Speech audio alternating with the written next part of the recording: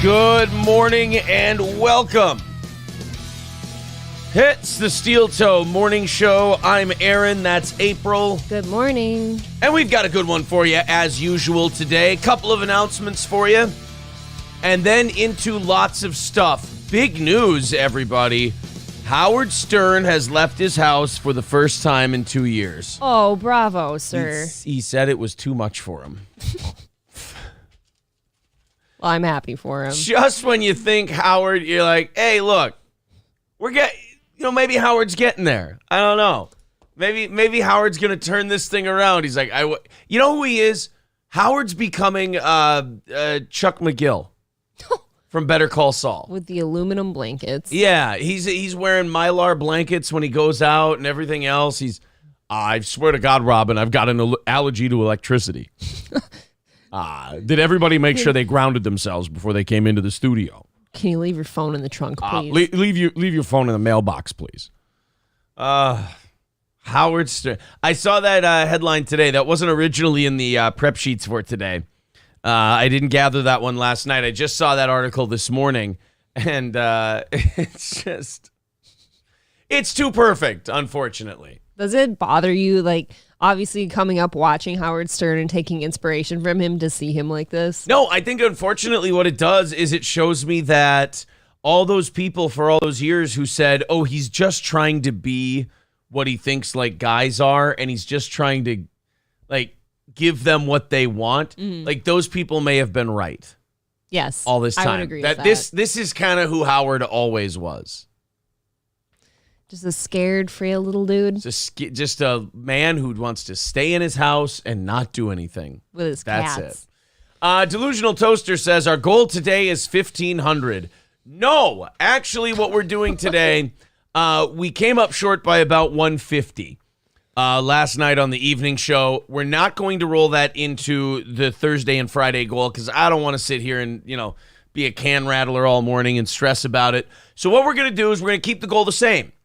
And we may do this permanently now. We're going to keep the goal the same. And then if we hit overtime, if we want to knock out any part of what we came up short on Wednesday, all right, cool.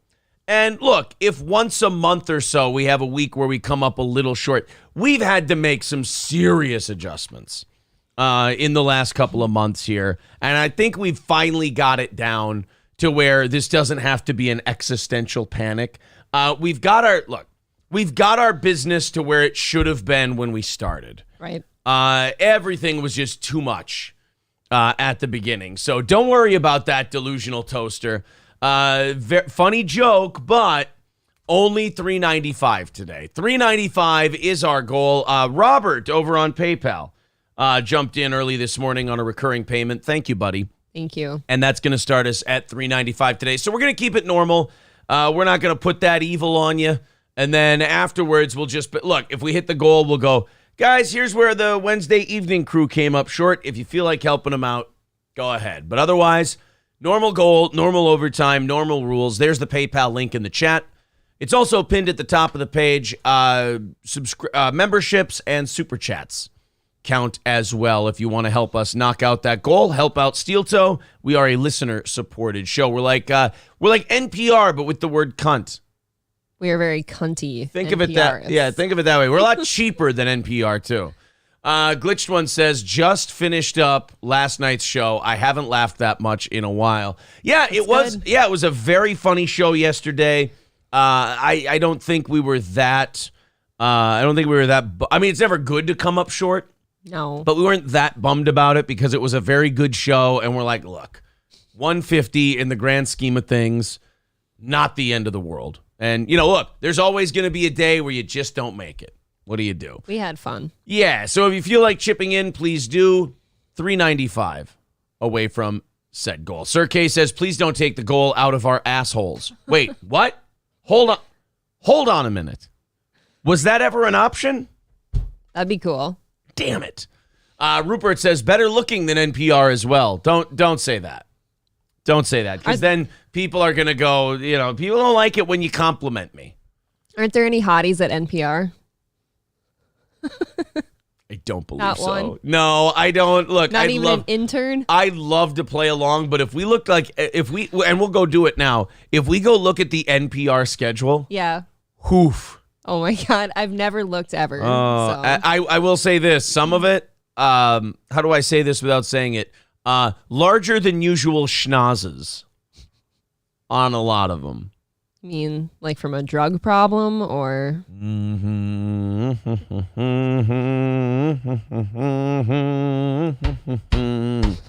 ever just get a song in your head randomly? Yes. Throughout the day? You ever just get a song in your head and you're like, oh, man, it's cone.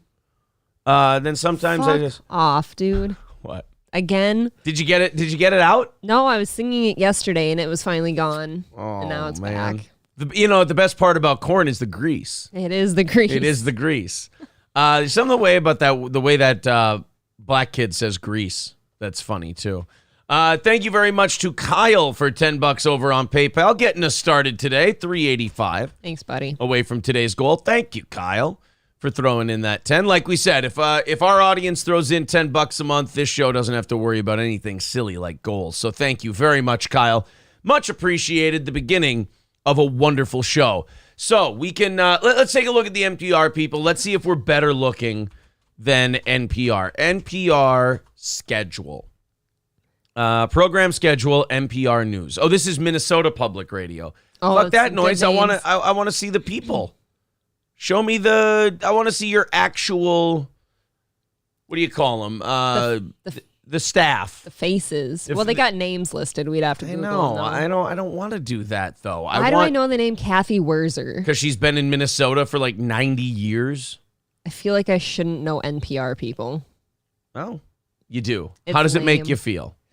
Like I live under a rock. How does it make you feel that you know NPR people? Yeah, I can't. God, this shouldn't be so difficult. They don't want to show they don't want to show their faces. They don't want to show their faces. Usually radio stations, they're like, oh, hey. Yeah, look up NPR personalities. How's that? People at NPR. Here we go. They don't want to load this page. Everything's broken that has their face on it. This is remarkable. Everything that involves seeing the faces of the people at NPR. Faces of NPR. Oh, here we go. Okay, this isn't as bad as I thought it would be. That's Noel King, host Noel. of...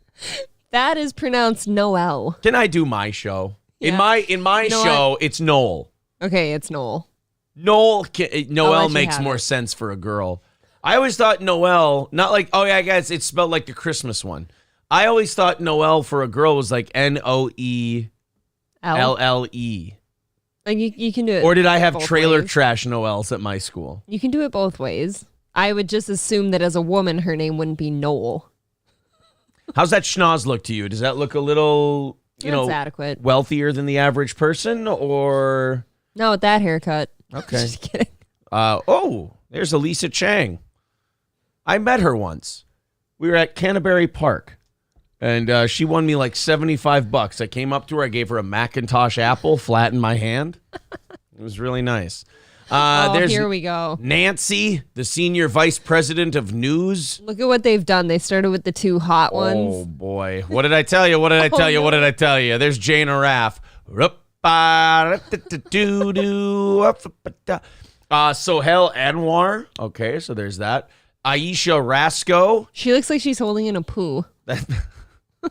That's I actually saw her dressed in a green suit on the subway beating the shit out of someone yesterday. I'm just kidding. We'll get to that story. Holy shit. I apologize to Aisha. She's done very well for herself. There's Aida Porasad. Porasad where? On my front lawn? Hot. And that so that's NPR. I didn't see Are we a better looking NPR? I would like to think I'm going to pick one person. I'm better looking than Nancy Barnes. I agree to that. I'm better looking than Nancy Barnes. Who do you want to pick out? You think you're better looking than all of them, don't you? No, those first two are attractive. I'm going What? to be... Elisa Chang's attractive? Okay, if we're grading on a curve like for politics, but for NPR, those two are very attractive. Are you just saying that because if you get caught in the event horizon of her breath, you'll get sucked in? Is that why? That's a big mount. considered it. That mount has its own gravitational pull. That is a Look. Again, we're that's a grading on large curve cake here. hole. I didn't see a Kathy Wurzer in this list. No, she's Minnesota Public Radio. I think I'm better looking than the dude. How's that? All right, fair enough. How about the Jewish lady? No, she's got me beat. Okay. Phage says April is an 11 compared to Noel. Noel. Yeah. Noel. Yeah, guys. It's Noel. It's Noel. Unprincipled Uncertainty says, meh, I'd still rather fuck Nancy. God damn it. I thought I was way more gay fuckable than Nancy. Cool Boy says, great job, guys. Thanks a million. Somebody, but she can suck a golf ball through a garden hose. She looks like she doesn't, though. That is weird that I had a very similar thought, though. She's got a big mouth, and I'm like, I think guys would like that. I bet she feels she's too educated and dignified to suck a dick. No. You don't think so? You're never too educated to suck a dick. That's what I always say. People look at me funny. I don't get it. Well, they shouldn't. It's Clay, shameful. Clay Combs says, hey, Aaron, Andrew Dice Clay wants to phone in. Oh, does he? Justin Time says, Aaron, you only look better if the lights are off. Now, see, that's hurtful. Now, that feels like you went out of your way to hurt my feelings. You look so slimming in the dark. Do you ever take those comments and think, I wonder how this makes Aaron feel? Of course you don't. Clay says, for real, Dice wants to phone in. He's got a complaint. All right, Clay. Gray Duckling says she can hold a sleeve of golf balls in that mouth. Well, I'll take him golfing and I'll lose them for her. That's literally your ball washer. Veldrain says Noel is a pretty name. Noel, definitely more of a 5 to 6 name. Okay. And for dudes. People are saying Chang is an NPR 7, but a real world 3. Really? See? But That's I was right. You have to grade on a curve, though, when you're at NPR. I think so. Somebody says, I bet Aaron has nicer, puffier tits than all of them. Thank you, somebody. That's really nice of you. Hey, Clay Combs, I'm sure your dice does beat Ant. You know, hey, just enjoy the show, buddy. It's okay. Maybe someday we'll use you. It's just, there's no reason to come in and, start sucking your own dick over your dice. It doesn't fit what we're doing right now. I appreciate it. I'm sure your Andrew Dice Clay impression is wonderful. I'm just not in the market at the moment. How's that? I'm getting better at those let him down easy moments. You are. I like Clay. That guy's crying now. No, he's laughing. He even said, ha, ha, ha, ha. Oh, the awkward, uncomfortable, oh, Dad didn't like me today. No, I like Clay. I think Clay's great. And I understand someone being exuberant about a talent they have. It's just that right now, I like Clay. As they once said on Opie and Anthony about Scorch, your pizza. I'm looking for hamburgers at the moment. Principled Uncertainty says, I didn't like Andrew Dice Clay doing Andrew Dice Clay. Oh, well, different strokes then, I guess. Kotod says, I almost want to hear how bad his dice impression is now. I know. Now he's got us curious. Now, would you like to hear Clay's dice impression? All right, Clay, listen. If you'd like to do your dice impression, you can either record yourself doing it and you can upload it. You can send it on Twitter or whatever, or you can call into the show. And I'm going to allow this. Would you guys, look, at this point, I feel like we're all curious. Pressure's on. Would you guys like to hear Clay do dice? Here's the number, Clay. I'm going to throw it to you right there. Coming in hot. There you go. There's the number, Clay. We're going to have Clay audition for us here. He could be our Andrew Dice Clay guy. This could be the thing the show was missing. Yeah. And you know what? Whatever, if it's good, here's what I'm going to do. If it's good, I'm going to go 50-50 with Clay. If we go over the goal today, I'll split half of it. Half of it will go to what we came up short on Wednesday. Half of it will go to Clay for his Andrew Dice Clay impression. What the fuck? Yep. If we go, did you hear that, Clay? You better call now. Once we hit the goal today, if we do, half of the overage will go towards Wednesday evening. The other half will go to Clay. Justin Time does not have a lot of faith in this. He says this isn't going to end well. Clay, I put the phone number in the chat. Don't let me down, buddy. Let's do this. Do you Yeah. think he's in the mirror practicing? Yes, he is. I was going to say he's definitely practicing. All right, here we go. Moment of truth. Call from Andrew Dice Clay. Dice! to accept. Hey, Dice, what's going on, buddy? Hey, how you doing, Aaron? It's good to hear your voice. Hey, Dice, you had something you wanted to say about the NPR broads? Well, here's what I wanted to say to you now. You know, you do a good show and everything, but here's the problem with you. And it's that you got the hole. And you know from Opie and Anthony, you can't have the hole on the show. It's just against the vibe. But you feel me? I'm over here now. I was over there, but now I'm over here. You know what, Dice? That I tell you what, with stuff like that, I don't know how they got rid of your old TV show. I thought they should have kept you, buddy. What you been up to?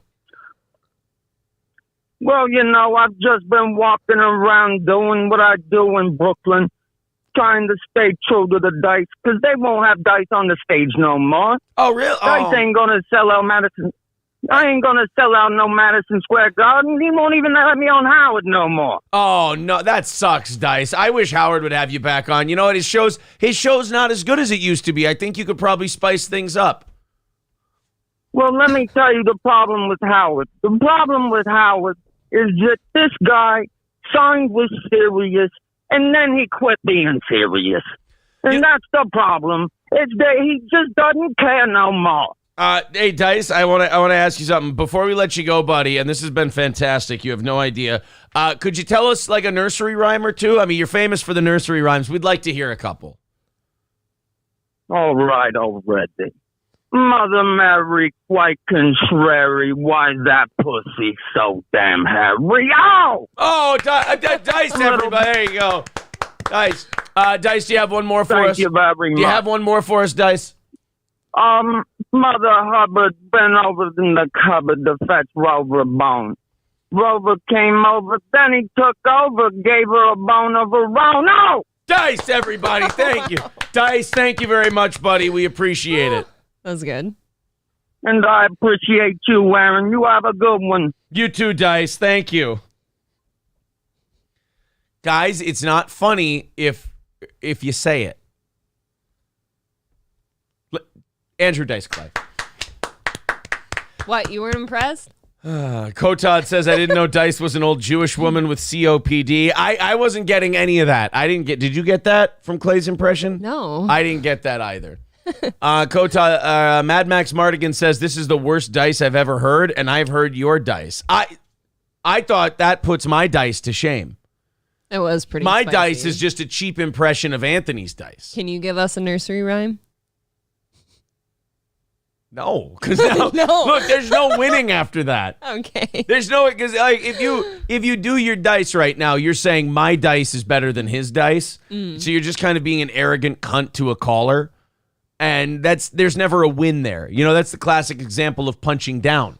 Yeah, you're really rolling the So dice there. I'm gonna say, oh Christ, It's almost like Oz is Jesus. back.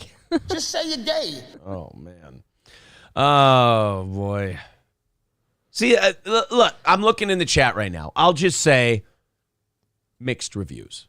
Very mixed. I would say half of the chat now does not want to hit the goal. Yeah, well, look, And split it with that guy. I will say this.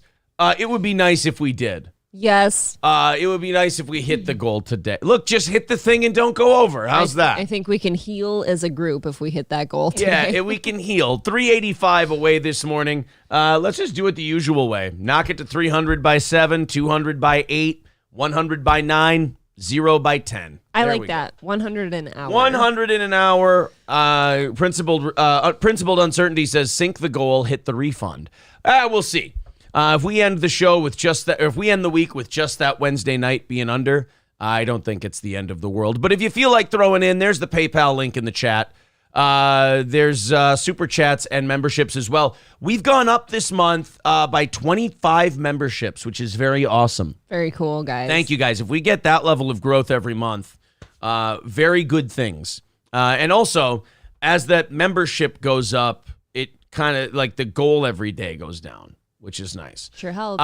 Kelly says you may not have the greatest Andrew Dice Clay impersonation, but your Jesse Ventura is spot on. Oh, well, thank you very much. Jesse Ventura is like the only impression I do where I'm not doing an impression of someone else doing it. Yeah, that's one. Sure? Yeah, that's one I've been doing since I was like in high school. High school, I remember being at a friend's house and their parents were dying laughing because I was doing Jesse Ventura. Okay. Yeah.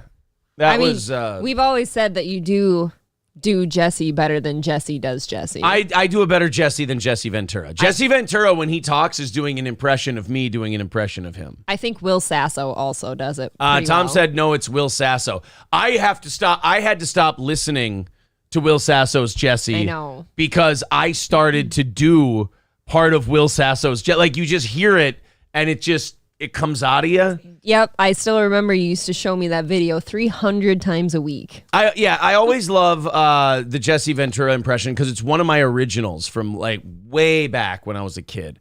Cody says, let's hear you do Ace Ventura. No. Why not? That seems like it'd be easy almost. Stevie J, I don't know why a Breaking Bad line made me laugh, but he goes, Jesse, we need to cook. Coltrane says, my favorite impression is your Gilbert Gottfried. People asking me what my best impression is. Boy, that's difficult. That's all relative, isn't it? Yeah. The Stone Cold is fun. The Hogan's fun. The Dusty Rhodes is fun. Macho Man. Macho Man is fun. That's Bruce Pritchard's Macho Man, though. Dusty Rhodes, yep. And Hitler is pretty good. And my Alex Jones might be my favorite. Alex Jones is fun. My Alex Jones, Lemmy says my Daniel Plainview is the best. I do like my Daniel Plainview as well. I think you've got better ones than that. Havel says you should do an Adam Sandler impression. Okay. Oh, give me a lot of money. I'll make the same jokes for $100 million. There. There's my Adam Sandler impression. Yag says your best impression is of a morning talk show host. That is true. That is a pretty good impression. Clay says you don't have to split. Oh, nonsense, Clay. I mean, for that level of talent, I owe. That's just the way it works. It was pretty good. Justin Time says, your Dusty is the best. It really sticks with you. Well, thank you very much, baby. Stupid. You do a Mike Tyson. I'm saying my Mike Tyson and Jay Leno kind of, they end up floating together. Damn it. That is true. They end up, yeah. If I start doing Jay, it veers into Mike. If I start doing Mike, it veers into Jay. Balls and Wiener says, I really like your impression of that kid with Down syndrome. It's just the way I talk. I like your Rainn Wilson impression. Thank you.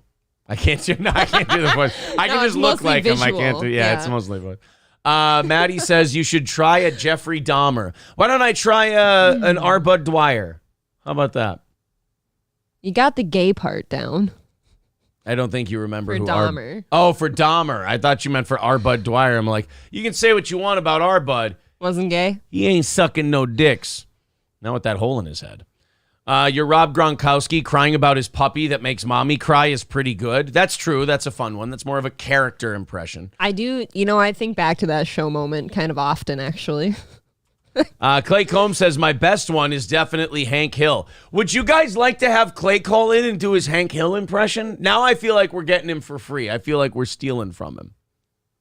Nah, you're splitting, right? You guys want to hear Clay do Hank Hill? He says his Hank Hill is better than his Andrew Dice Clay.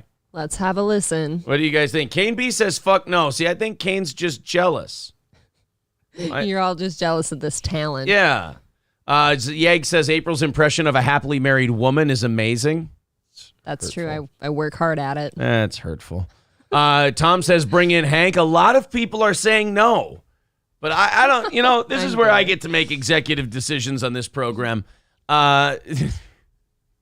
Your Richard Gere is spot on in the bedroom. See, now why so hurtful? He rolled over and basically called me fat this morning. Oh, he says, no, Hank can call another day if you guys have had enough of me. Do I sound like a guy who's had enough of you? Look what you've done now. You're doing a whole segment here. Yeah. I mean, I think everybody saying no secretly wants to hear Clay call in and do Hank Hill. Probably. And I've never interviewed anyone who does a Hank Hill. So that would kind of be an accomplishment for both of us. I think you do a good Gordy impression. I do. It's pretty All spot right, on. guys, let's continue on here. I don't think we're getting the Hank Hill. 385 away from today's goal. If you feel like chipping in, please do. There's the links in the chat. Let's knock that goal out today. Howard Stern has left his bunker for the first time in 2 years to have dinner with a bunch of famous people. Oh, that must have been hard for him. That's amazing. You know, he's been married for probably 15, 16 years now to Beth. You haven't left the house in 2 years, and that's not an exaggeration. He really is Chuck McGill in Better Call Saul. Yep. He hasn't left the house. He still gets mad at people who do. He got mad at Robin recently because she went to a concert. I can't even remember what band it was. I heard this on Who Are These Podcasts. She went to a concert and she took a picture with the lead singer, and Howard yelled at her for not wearing a mask. Look, we just talked about this yesterday. We saw someone with a mask around their chin, and I'm like, While they were driving. Do you ever look around and realize you're the only person doing something? Yeah. And think it must be you? So Howard yelled at, I want to see if this is on YouTube. Probably not. Howard, oh my God, how can I not remember her name? Robin. Howard Robin concert. Yeah, I'm probably, they're not going to have this up on YouTube. That's too bad. Oh well. Yeah, but he gave her a big lecture about how she needs to be wearing a mask, and now she's gonna die. Like he wasn't even being sarcastic. He was like, "You're gonna die. Like you're putting your health at risk. Why aren't you wearing a mask when you go to these concerts and this and that?" And even Robin, who's had cancer, I think twice. She was like, "No, I think I'm fine. I'm okay." Like if the cancer patient says, "Howard, I think I'm going to be all right here," I think you can let off the gas a little bit. I'll agree to that, but the rest of the pandemic, though, she had given him no reason to believe that she wasn't in direct lockstep with how he thought. Yeah. Because she seemed the same way. Veldrain says, Howard has made several attempts to leave his residence. Each time it was thwarted by his own American flag he forgot to put on the side of the house. I heard it was because he was standing under some electrical wires and he just started having a freak out because of his allergy to electricity. I thought that was it. I could be wrong. So the U.S. radio show host has been hunkering down in his Manhattan house since March 2020. See, I thought he was in Florida, but okay. I did too. Keeping behind closed doors throughout the COVID-19 pandemic. But on Friday, the 30th of September, so last Friday, he was spotted dining with Jennifer Aniston, Jimmy Kimmel, John Hamm, Justin Theroux, and Jason Bateman. Holy hell. Oh, at Laser Wolf, an Israeli restaurant in Brooklyn. So they had a nice Jews night out. Oh my God. Oh my God, that would have been... God, it's gross that all these famous people hang out together. I hate it. Jews night out. I like that. You know who I'd like to talk to about this? I don't know who. I'd like to talk to Hank Hill. Hank Hill, what do you think about Howard Stern going out for the first time in a couple years? Well, if you ask me, I think that the man needs to be a bit more of a man. That's actually, you know He's what? Definitely nothing like he used to be. That's actually... Yeah, dang, back in the 90s, I'm sorry, Aaron. No, Hank, I'm just really impressed by the fact that you're here and you sound so good. I'm sitting here with my son, Bobby. Do you want to talk to Bobby? No, I would like to actually talk to you a little bit, Hank, if I could. This is wonderful. Oh, well, I suppose so. Now, That works for me. Do you think that Howard's more of like a charcoal grill guy or he's more of a propane guy? I don't think he knows how to work a grill at all, Aaron. Oh, really? I don't think he's ever done a barbecue. No, he's a boy he's a Yankee. Oh. God dang it, they don't do nothing like that in New York. Where you from, Minnesota? Minnesota. You got grills in Minnesota? Absolutely. And you know what? I'll tell you this, and April can attest to this, Hank. We are a propane grilling family. Yes, we are. It's the only clean burning fuel. Yeah, absolutely. We even have a fireplace on our deck table, and that's propane powered. Oh, well, that is just clean and efficient, if you ask me. Absolutely. All right, well, Hank, I tell you what, since he's sitting right there, I suppose I could talk to your boy, Bobby. All right, I'll put him on the phone for you. All Bobby, right. Thank Aaron you, wants Hank. to talk to you. Hey, Aaron, how's it going? Jesus, Bobby, did you get cancer?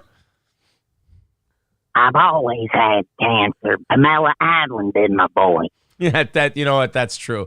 Bobby, what was it like fucking Louis C.K.? Well, he brought me up to his hotel room, and he pulled me in there.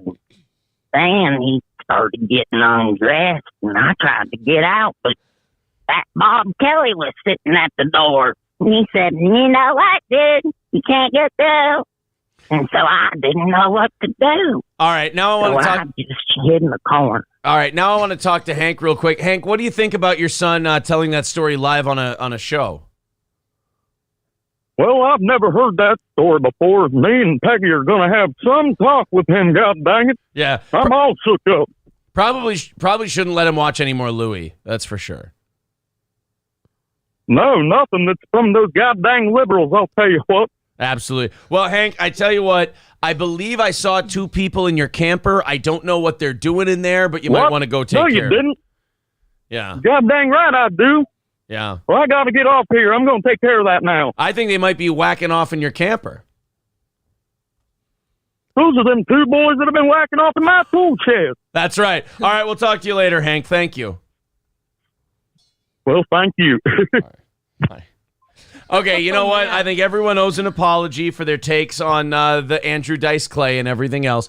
Clay's Hank Hill, very good. That was a very good Hank Hill. I do appreciate that. Thank you very much, Clay, for chipping in to the program today. That was nice. All right. So anyway, back to Howard Stern and his Jew date that he had. Howard last Friday went out. First time in 2 years, doesn't even go out with his wife. Isn't that something? Not his wife, not his kids, nothing like that. He's got to go hang out. He's got to go rub elbows with all his famous buddies. I'm kind of starting to think he doesn't like Beth.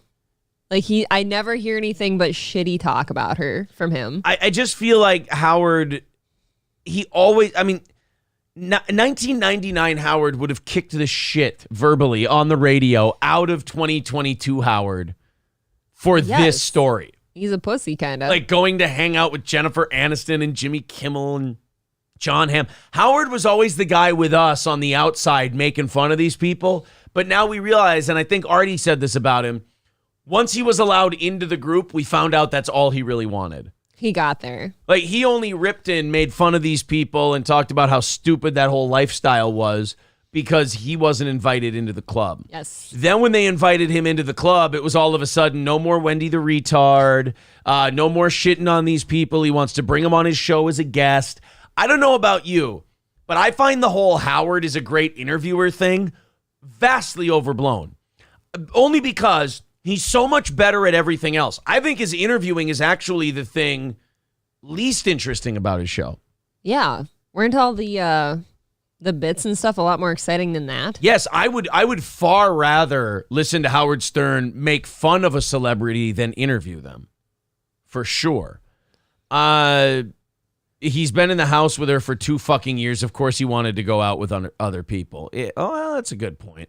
I guess, but she can't come with. So here's the picture. Oh, yeah. Look at that. Oh, Just a boy. fucking table full of famous people. How does this happen? Don't you people have families? Can you imagine you're sitting next to this table? Oh, my God. Yeah. Like, you know what? I lean over. I Hollywood's go. just right there. I go, psst, John, you're the only one I want to talk to out of this whole group. Oh, really? Just wanted to say, hey, yeah, I don't want to talk to any of the other ones. John Hamm's looking old, by the way. Good for him. He deserves it. He's looking real old. I don't mind. I don't know what happened. He's but kind of it's quick. starting to look like him and the guy who plays Negan are brothers. Like John Hamm and son of a bitch. He's got 3 names. I can't remember. Jeffrey Dean Morgan. John Hamm 2022.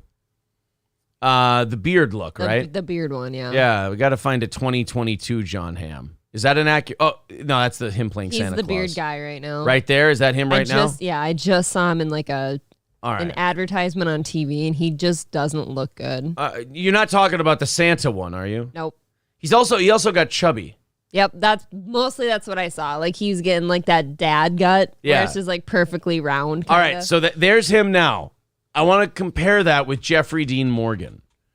They're looking like they could be brothers or maybe cousins. Oh, yeah. Yeah. Holy shit. Right? You weren't kidding. That's exactly it. Jeffrey Dean Morgan. So I think Negan is probably the older brother Okay. of John Hamm. Yeah, look at that.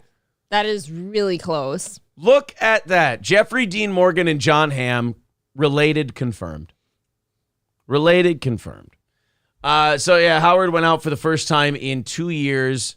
They all sat at a large table. Howard was seated next to Jimmy and also at one point seemed to be in a deep conversation with John Hamm. You know, there was a time where I would kill to have a deep conversation with Howard Stern, but now I feel like it would be exhausting. Now he's like covering up like his face and stuff when you talk and just lest one of your particles get on him. He's talking through his napkin. Yeah, that's exactly it. Stern told restaurant staff that this was his first night out since the start of the pandemic. Speaking on his radio show on Monday, the 68-year-old said it was all too much for him. God, you old man, Howie. Come on. You old man. Everyone else has moved on. I really had an exhausting weekend, emotionally, physically, he said. For the first time in 2 years, I ventured out of the house. It was too much for me. It was too much. I haven't been out in 2 years. I said to my wife, I don't want to go. I'm in a panic. I don't want to get COVID. Howard. Nobody gets COVID anymore. I was just thinking that. I don't remember the last time I heard someone got it. People get COVID because they like licked a toilet seat now. Like you have to really go out of your way to get COVID. It's mythical. It's like getting the flu. Nobody gets the actual like influenza. Right. They get like, they shit, they puke, they get a cold, they get flu-like symptoms. That's not fun, though. But nobody ever gets like the flu. Same thing with COVID. Nobody's getting COVID, Howard. And by the way, Howie, he's so like sucking the dick of vaccines and all that. Go out with no fear, Howard. You're vaxxed, you're triple boosted, you've got it all. You're loaded. Fine. He added, I know our president has told us the pandemic is over and everyone is walking around without masks, but I still just don't want to get COVID. Do you think he wore a mask to the restaurant? I think he wore one to the restaurant. Oh. And I think he probably had one on when everyone joined him at the table and they all made fun of him and he took it off. I don't know, man. They say that Trump broke a lot of people, and I don't think Trump broke Howard. No. But COVID finished him off for sure. COVID was the end of him. COVID broke whatever was left of Howard Stern. Remember when Howard Stern was friends with Donald Trump and invited him to his wedding? Yeah, but all his liberal buddies in Hollywood would have disowned him if he said that he thought Donald Trump wasn't this terrible guy. So he had to, just trash the shit out of him and say that, oh, yeah, I just had him on for a goof. Oh, yeah, but why not dig that up from years and years ago and then throw that in his face right now? Yeah, I think it's perfect. That seems like a trend. Yeah, Garth Heritage says Howard Stern equals Ethan Klein. Get ready. Hold on to the sides. Hold on to the armrests of your seats. Ethan Klein is more bearable than Howard Stern at this point. Well, at least he's not crying about the pandemic and right. stuff. And he's a big fat shit, and he ain't crying about the pandemic. He's got some health problems. If anything, I would understand if Ethan Klein were scared of the pandemic more than Howard Stern. Yeah. Ethan gets COVID, he's fucking dead. He has gained a substantial amount of weight in the last 2 years. In like a really weird way, too. Yeah, like the way where it looks like you have a liver problem where you're just gaining like fluid on your stomach region. It looks like I could take a large hypodermic needle and just poke him with it and watch all the fluid just shoot out. Ew. Yeah. That's where that's my theory I'm operating on. Kelly Roberts says, I could not sit face-to-face with Howard Stern because I would constantly stare at his wig. Right? He's 68 years old. His hair doesn't look like that anymore. I wondered about that. No, it's a wig. Kelly also says, Howard is officially Don Imus. Yeah, honestly, at this age, Imus was cooler than Howard. Like Howard, at his age, Imus was still doing like Ebola song parodies with Rob Bartlett, and I don't know. He just seemed to have more of a sense of humor. Yep. How can you be a guy like Howard Stern and lose your sense of humor? That's what is amazing. Because I think you're right, and he just wanted to get to a certain level, a certain group, and then he just didn't care anymore. No. Garth Heritage said Ethan Klein takes a piss every half hour on his show. His liver is farked. You might be right. He shits a lot, too. I'm upset that I know this. by the way. Yeah, what do we think he has? Now we're speculating. Does he have Crohn's? Is he...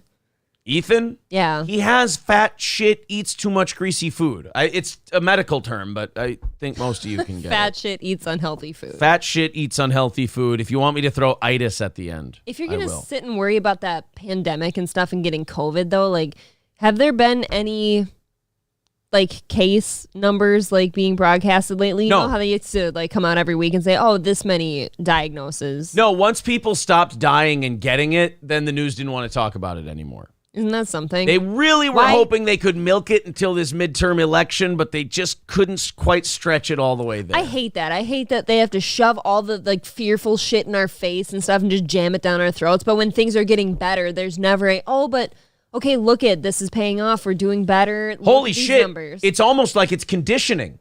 I hate it.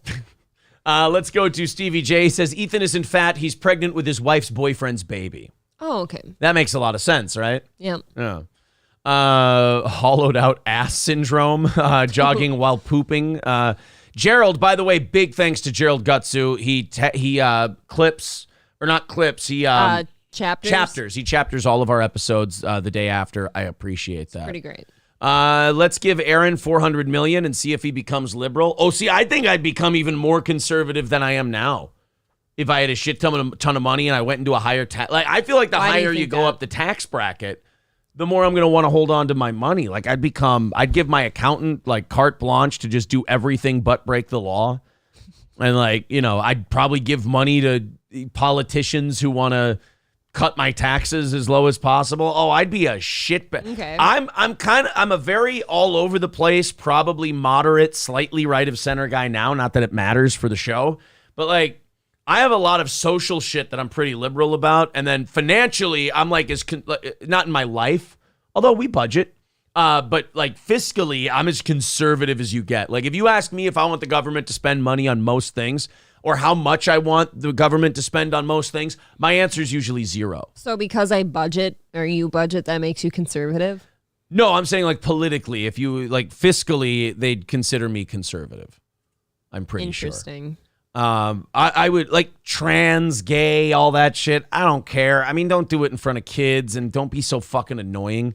But that's more of a, like my thing on trans and gay is more, it's not anti-trans or anti-gay. It's like, just don't be bothersome. Like, can you keep Don't it be to yourself? obnoxious. That's the only thing. But then the rest of it, it's just like, you can't find one thing the government pays for, aside from like maybe prison, that I would encourage them to spend more money on.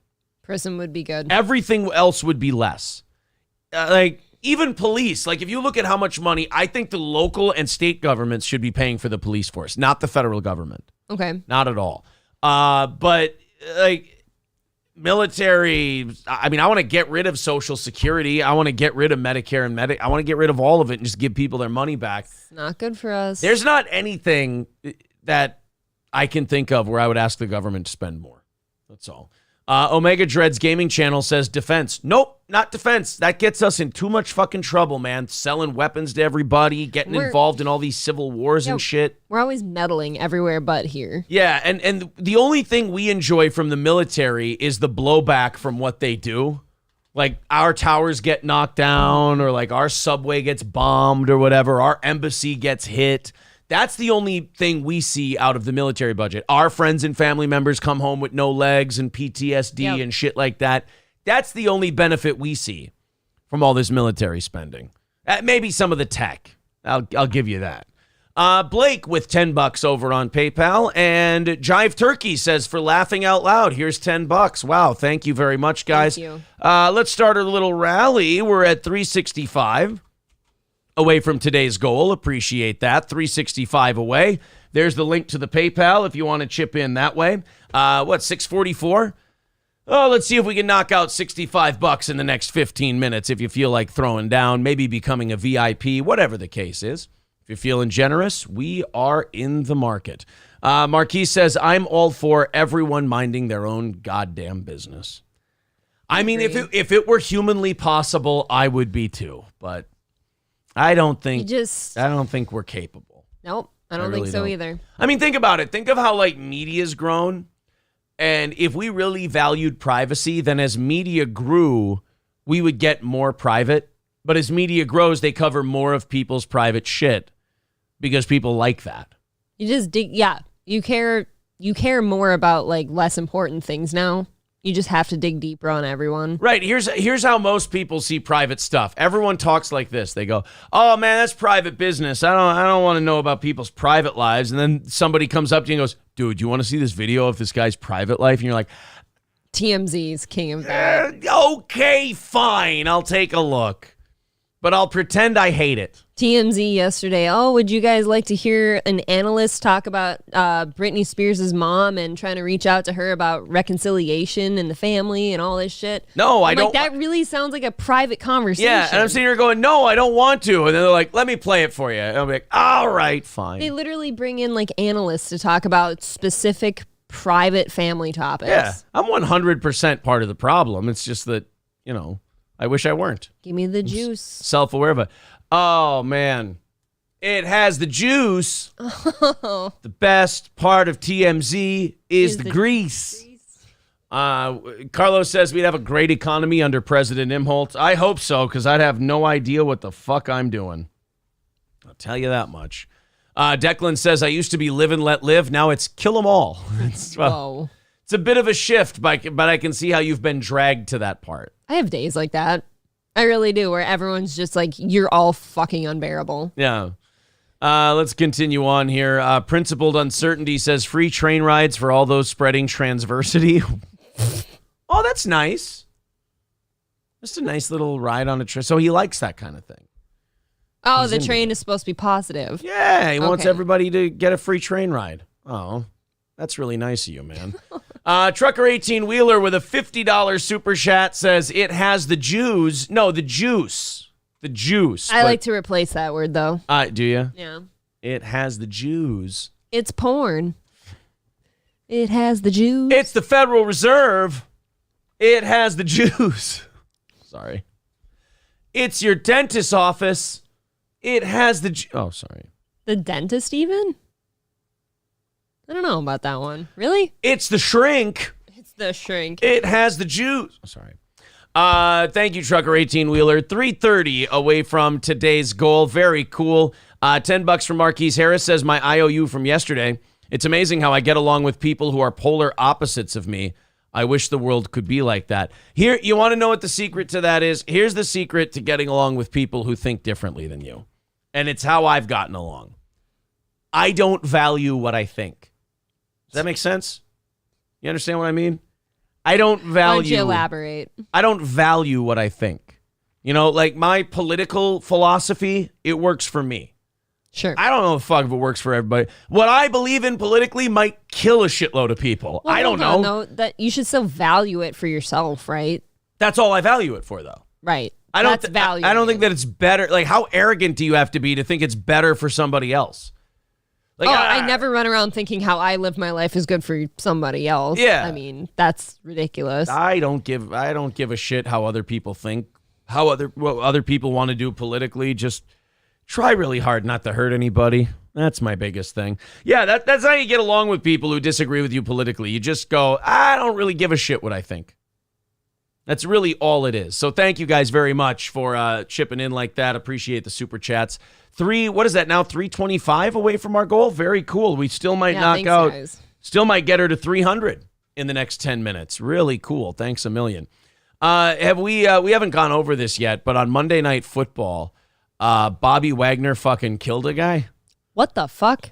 Some piece of shit ran onto the field with like a pink smoke bomb. Okay. As a form of protest from this group, Right to Rescue. I don't know who Right to Rescue are, but I refuse to type in their website just because they did this. But I'm guessing it's about rescuing animals, I would think. I don't know. Why would you be at a football game? Yeah, well, this guy decided to run on the field. And, well, if you haven't seen it yet, let's see how Bobby Wagner handled it. Bobby Wagner, by the way, playing for the Rams now. I, of course, remember Bobby Wagner as a Seahawk. Very good back then. He still might be good now. He can certainly hit a little twink who tries to run onto the field. I'll tell you that much, confirmed. And isn't that what you should do when somebody does this? We should be able to show that. See, that's what here you go. Here you go. Yeah, there he is. Look at that. Yes. Oh, yes. That's not even that bad. No, that seems like it could have gone worse. That's a Bobby Wagner 4. If that. If you're an asshole who's going to run onto a field, you should expect to be hit, right? Or taken out in some manner. That's how I feel. You're a threat now. Is that Bobby Wagner? That looks like it's too young to be Bobby Wagner, but let's see what. Bobby, I know you already asked. Oh, that is Bobby Wagner. Okay. On the field, but It's amazing how long you know of a guy's existence, but because he plays with a helmet on, you have no idea what he looks like. So young. I couldn't have picked Bobby Wagner out of a lineup. No, me either. I mean, that's true. Bobby Wagner's been playing the game for a long time, but he's still probably just 30. Yeah, he's young. For sure. You keep going, oh, these guys are getting old. And you're like, he's 33. We definitely take people that are athletes differently than normal people. Oh, man, that guy's getting old. And now I have to watch people say the guy's getting old and watch them be 2 years younger than me. People are like, oh, isn't Tom Brady old as fuck by now? Yeah. Oh, no, he's only 45. Yeah, he's old. He's old enough to be my cousin. Yeah. But he's not really that old, I don't think. also you filed a report to Santa Clara Police Department. Are you aware of that at all? Okay, so that's the big news. I'm getting ahead of myself here. The asshole who ran on the field and got tackled filed a police report against Bobby Wagner. I mean, as you do, wasn't that? I'm sure that was his goal. This little dickhead cunt for brains ran onto a football field during a Monday Night Football game to get attention for his bullshit website. And then when he got tackled, which is what should happen to you when you go streaking onto the field, he sues the big bad football player. I bet that was part of his goal, because now if he wins money from this rich athlete, like, it's going to bring, help for his, whatever his cause is. I'll tell you this. Football should be banned in California. We're just encouraging shitbag sociopaths like this to run out onto the field. California doesn't deserve... We just need to start taking things away from California slowly until they start behaving themselves. Fine. We need to start treating California like the small child that they are. We're going to take football, then we'll take like boxing and MMA, and then we'll take baseball. And if they really don't shape the fuck up by then, this is like a 10-year plan, we take away basketball. No more Lakers. No more Lakers? No more that Lakers. That one's going to hurt. I was going to say, like, the Chargers aren't that bad of a loss right now, are they? No, but the Rams, they won the Rams, Super though. Bowl. And then after that, we take away movies at the end. And we just make them all in Omaha. They're all lost. Yep. Was where everybody kind of told me, but... And then if in 12 years they don't shape up, we take away antidepressants. They're all going to eat each other. They will all kill each other. It is what it is. I don't really... It's behind me. Ain't really focused on it. I'm more concerned about the security guard that was hurt trying to chase him and the people that was, we don't know what that is, and you just got to do what you got to do. That's true. You see a guy running and he's got pink smoke behind him. You don't know if it's poison. You don't know if it's something that can hurt somebody or anything. That's what I'm saying. As soon as you take that asshole down. As soon as you're on the field, that person has to be neutralized. How about a man who can kill you with his bare hands and rip you apart in half is just such a soft-spoken, nice-sounding guy? I always find that really endearing about like a lot of athletes. They just are kind of like big teddy bears. Bobby, like, when you took that 290-pound lineman and you snapped his tibia in half, what were you thinking? Well, I was just thinking I wanted to be strong for my team, and anything we can do to grab some victories would be wonderful. Now, if you guys will excuse me, I'm late for a meeting with my accountant and my agent. I'll talk to you guys later, but I've got some investments I need to discuss and maybe some divestitures that I need to engage in. So pip, pip, cheerio, and till later days. He's Thanks, so boys. polite and normal. I know. Until you come running at him with some pink shit. No pink shit. Fucking drop you. No pink shit. Are you surprised how viral that video went? A little bit, because I didn't, No offense. Kind of a stupid fucking question. I never like these questions. Yeah. Like, it's common sense. Like, no, I was just getting rid of the threat on the field. Sports reporters don't like it when athletes go like, oh, that's a dumb question. But it's like, you guys, they say that a lot less than they probably should. Because a lot of these guys' questions are dumb. Bobby, are you surprised it went viral? If I were Bobby Wagner, I'd look at him and I go, and if I answer one way or another, how does it change a goddamn thing? It totally doesn't. It's just jerking yourself off about it. That's why I like Bill Belichick in press conferences. You like him? Yeah, I do. I like that. I liked Marshawn Lynch, too, when he would do his press conferences. Marshawn Lynch was good. Because they'll go to, Bill Belichick has to. It's contractually obligated by the league. You have to go and give press conferences after the game. Bill Belichick hates the press. So because they ask him dumb fuck questions and he has zero patience. So Bill Belichick goes up there and they go, Bill, are you surprised that it went viral? No. Bill, do you think that next week's game will be tough? Yes, every game is tough. Bill, do you have any plans for what you might do next game? We'll talk about it with each other. All right, thank you, Bill. Bye. That would be the lamest job appointment ever. Yeah.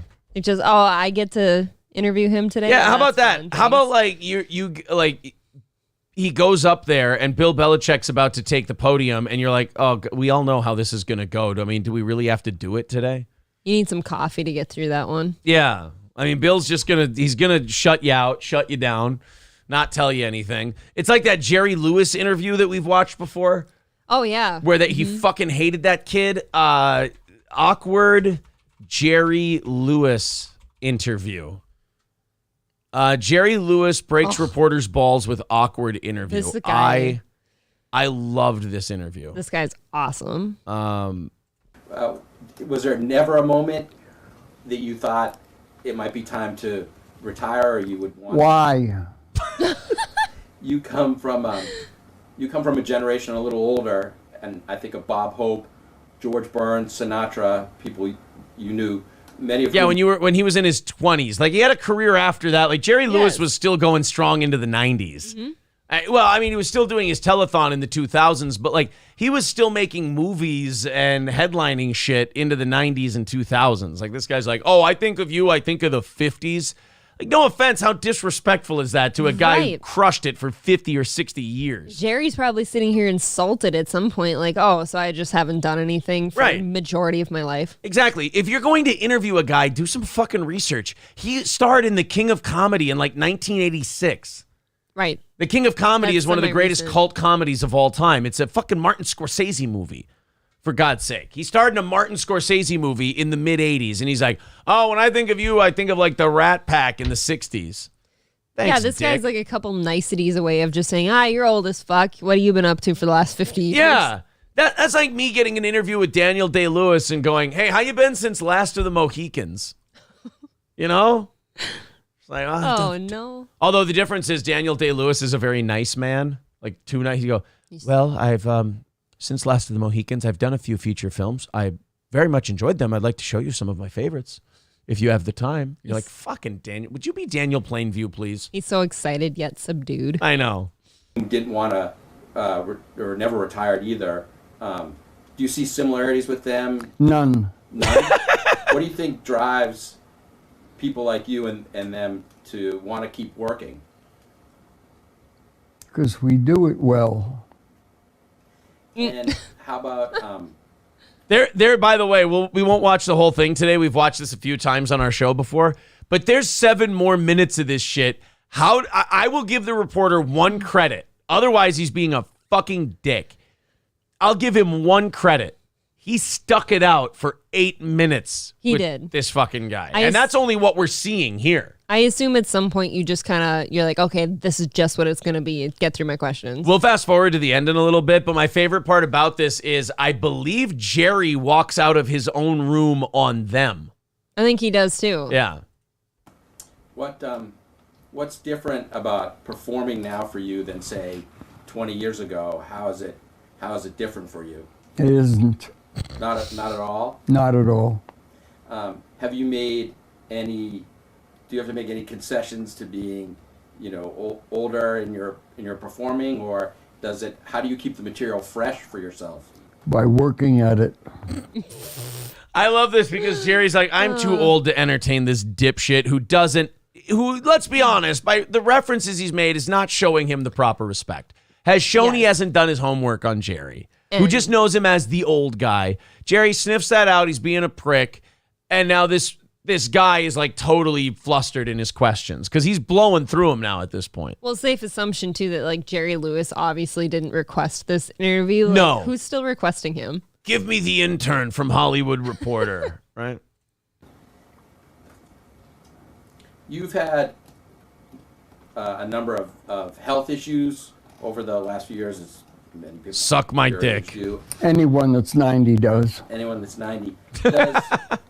Continuing to work. Can we say he looked great at 90 though? I think that's a good 90. He was awesome at 90. Does that actually help you get healthier? You know, does being sort of busy and engaged, do you think that's actually helps you get healthier? He's so nervous. No, Do you think it hurts? Like, Oh my God. no. That silence is great. This guy's like, oh, shit. The silence is just grating. It's so bad. What am I going to do? I've blown through all my Jerry Lewis questions. I should have studied.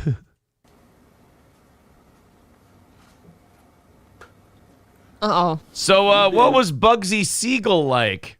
Dude, Jerry's just sitting here like, I could be fucking doing anything else. I'm 90. I'm dying. Like, you're literally wasting some of this guy's last time he has. Yes, this guy could die every night he goes to sleep could be the one.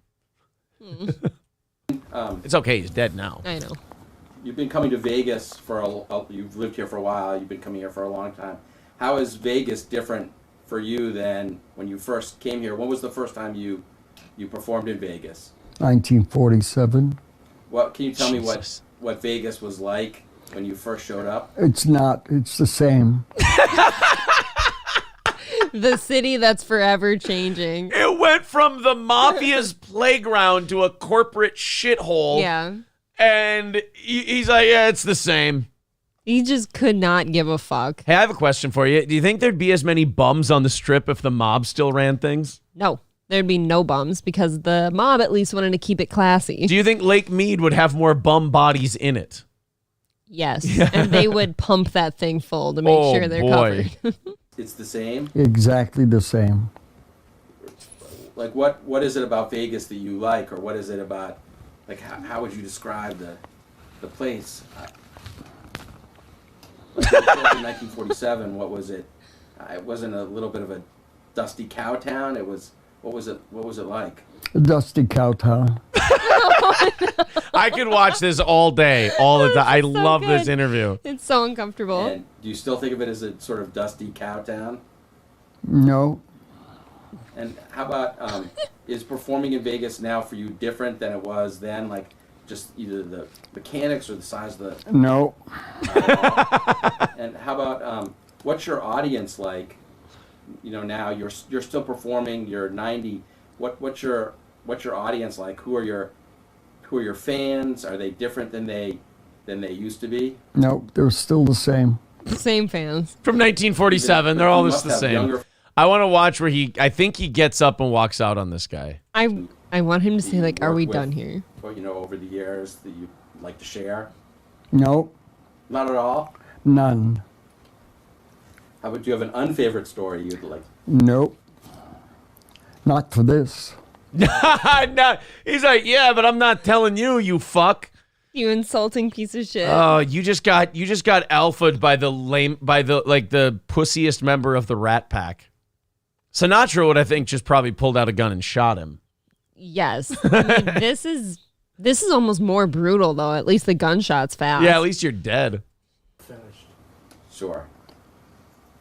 Anything else you want to? No. So we're finished. Sure. Thank you. Sorry. The interviewer goes, sorry. All right, clean it out of here. And then he gets up and leaves. Clean your shit out of here and leave. And then he gets up and walks out on him. God, that has to be, like, that's the worst day of your life as that reporter, is it not? Because now you've got to bring that back. Yeah. Like, that's not okay. What was that, the Hollywood Reporter? Hollywood Report. You brought that back to the office and everybody was like, oh, God, this is the greatest thing. And they're like, really? And they're like, not because of you. Everyone's No. like standing up, clapping, excited for you when you get back. And Yeah. he's like, no. What was Jerry Lewis like? Nope. He just stares into the void. They're like, what was Jerry like? And they're like, he was a fucking asshole. It's the biggest piece of shit I've ever met. I want that interviewer to talk like Jerry now. Like everything that he gets asked just, no. It's the same. This is horrible. Nothing. Any stories? Not for you. What is life to you? Nothing. Cancer. Gay. Pain. Bullshit. Cornhole. Gay F word. just throw out words they can't use in the interview and just make it completely unusable. Gray Duckling says the reporter probably has PTSD after that. A little bit Yes. of PTSD might be kicking in for sure. I don't think you ever want to interview again. No. Stoney's Bar in downtown Rockville. Go catch the Vikings game if you live in Minnesota this weekend at Stoney's Bar in downtown Rockville. Of course, at Stoney's, they have the world-class Bloody Marys, great pizzas. Go in, have a few beers, have a few cocktails, live music on the weekend. It's going to be great. You're going to always have a good time at Stoney's Bar in downtown Rockville. That's Stoney's Bar in downtown Rockville. People are asking us about the old Capitol thing from yesterday. Here's what I say. Keep calling, keep emailing. We'll throw you out some emails today so you can contact some of the city officials about the old Capitol patio thing and all that. We'll do a fun little email bomb today. It should be great. 325 away from our goal today. If you feel like throwing in, if you feel like chipping into the show today, please do. We were behind by 155 last night, so hopefully we can begin to address that at some point today. But right now, we just want to hit our goal, keep our company afloat, and do a half hour of overtime for you today. So if you're feeling generous, there's the PayPal link in the chat. Otherwise, super chats and memberships count as well. 325 away from today's goal. Let me just do a quick check here to make sure I'm not missing any thank yous. I want to make sure we get everybody all taken care of. Boy, they really are tight on the security here to get back in. All right, looks like we're bone dry. So 325 away from the goal. Let's see if we can get there, guys. We'd appreciate the support. Let's go to this story. This was on the New York City subway just before an early Sunday morning assault. So this is Saturday night. A bunch of people, I think, women, dressed all in like green screen costumes or something. This is the oddest thing. This is something out of A Clockwork Orange. A bunch of women dressed in green shit found a mark, to say the least. Let's go to this. This is the subway in New York City.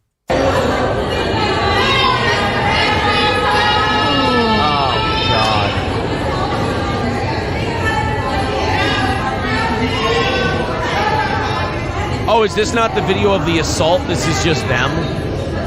Just hanging out.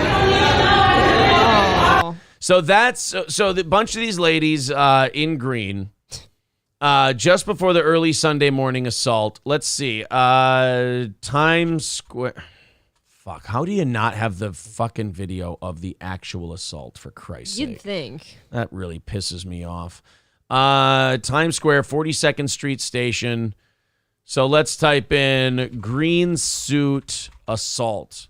Nothing more classy than twerking in your green bodysuit in the subway, though. Right. The mother of a 19-year-old girl who was brutally assaulted on the New York City subway by a gang of neon green bodysuit-clad women says she is furious over the incident. Well, I hope so. Yeah. Here we go. Here's video of the actual assault.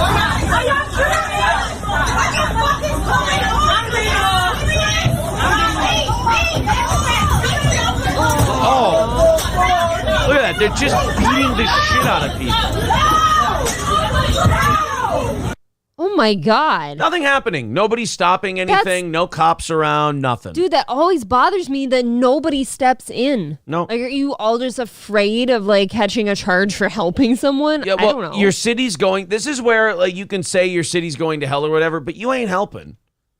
No, if you're not stopping the bad shit, you're just enabling it. Right. Like if you aren't going to step in and help people, then you certainly can't sit there and complain. Like if it just happens and you weren't there, there's nothing you can do. I get that. Yep. But if it happens right in front of you and you don't do anything to make your city a little bit better, then it's kind of on you that it goes to shit anyway. Funniest part about this this story, this girl who was beaten. You know how they number, or not number, they give a letter to each train in the subway? Yeah, yep. Anybody want to guess what train this took place on?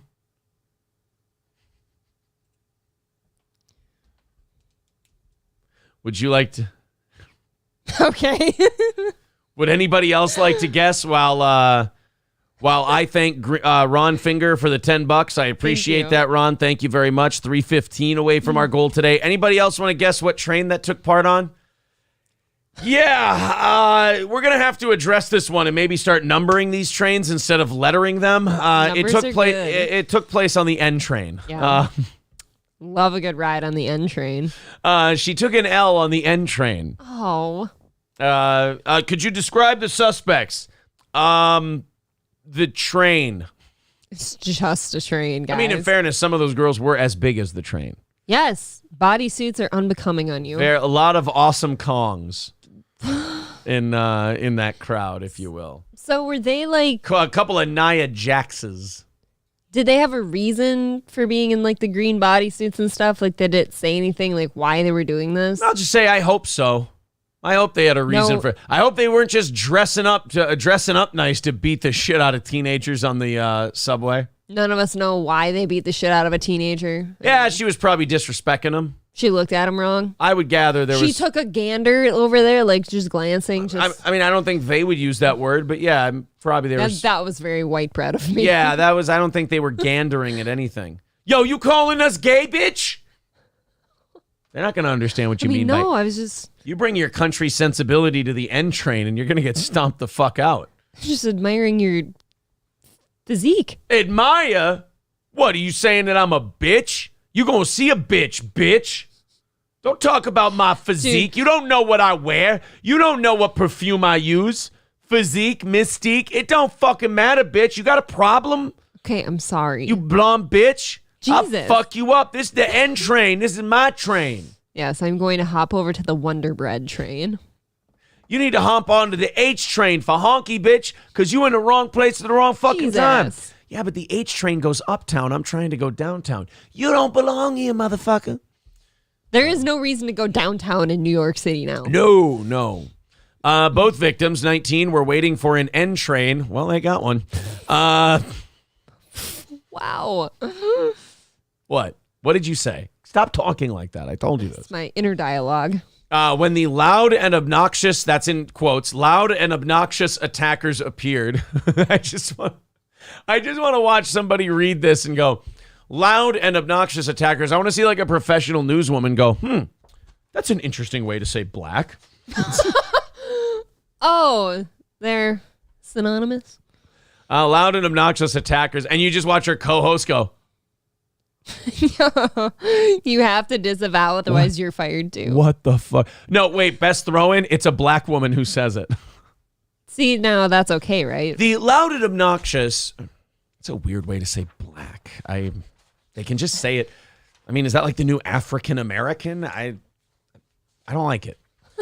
Attackers appeared. The mother said, in police footage I've seen, you could see that my daughter and her friend were standing on the platform and talking and laughing. They bumped my daughter and her friend, like strong-armed them. Though the 19-year-olds tried to move out of the way, the attackers just jumped, the mother said. My daughter's words were, they bum-rushed them. I asked why. Did you say something? She said, I wish I did, because then there would be a reason for what happened to me. By the way, you are slowly watching a racist get made.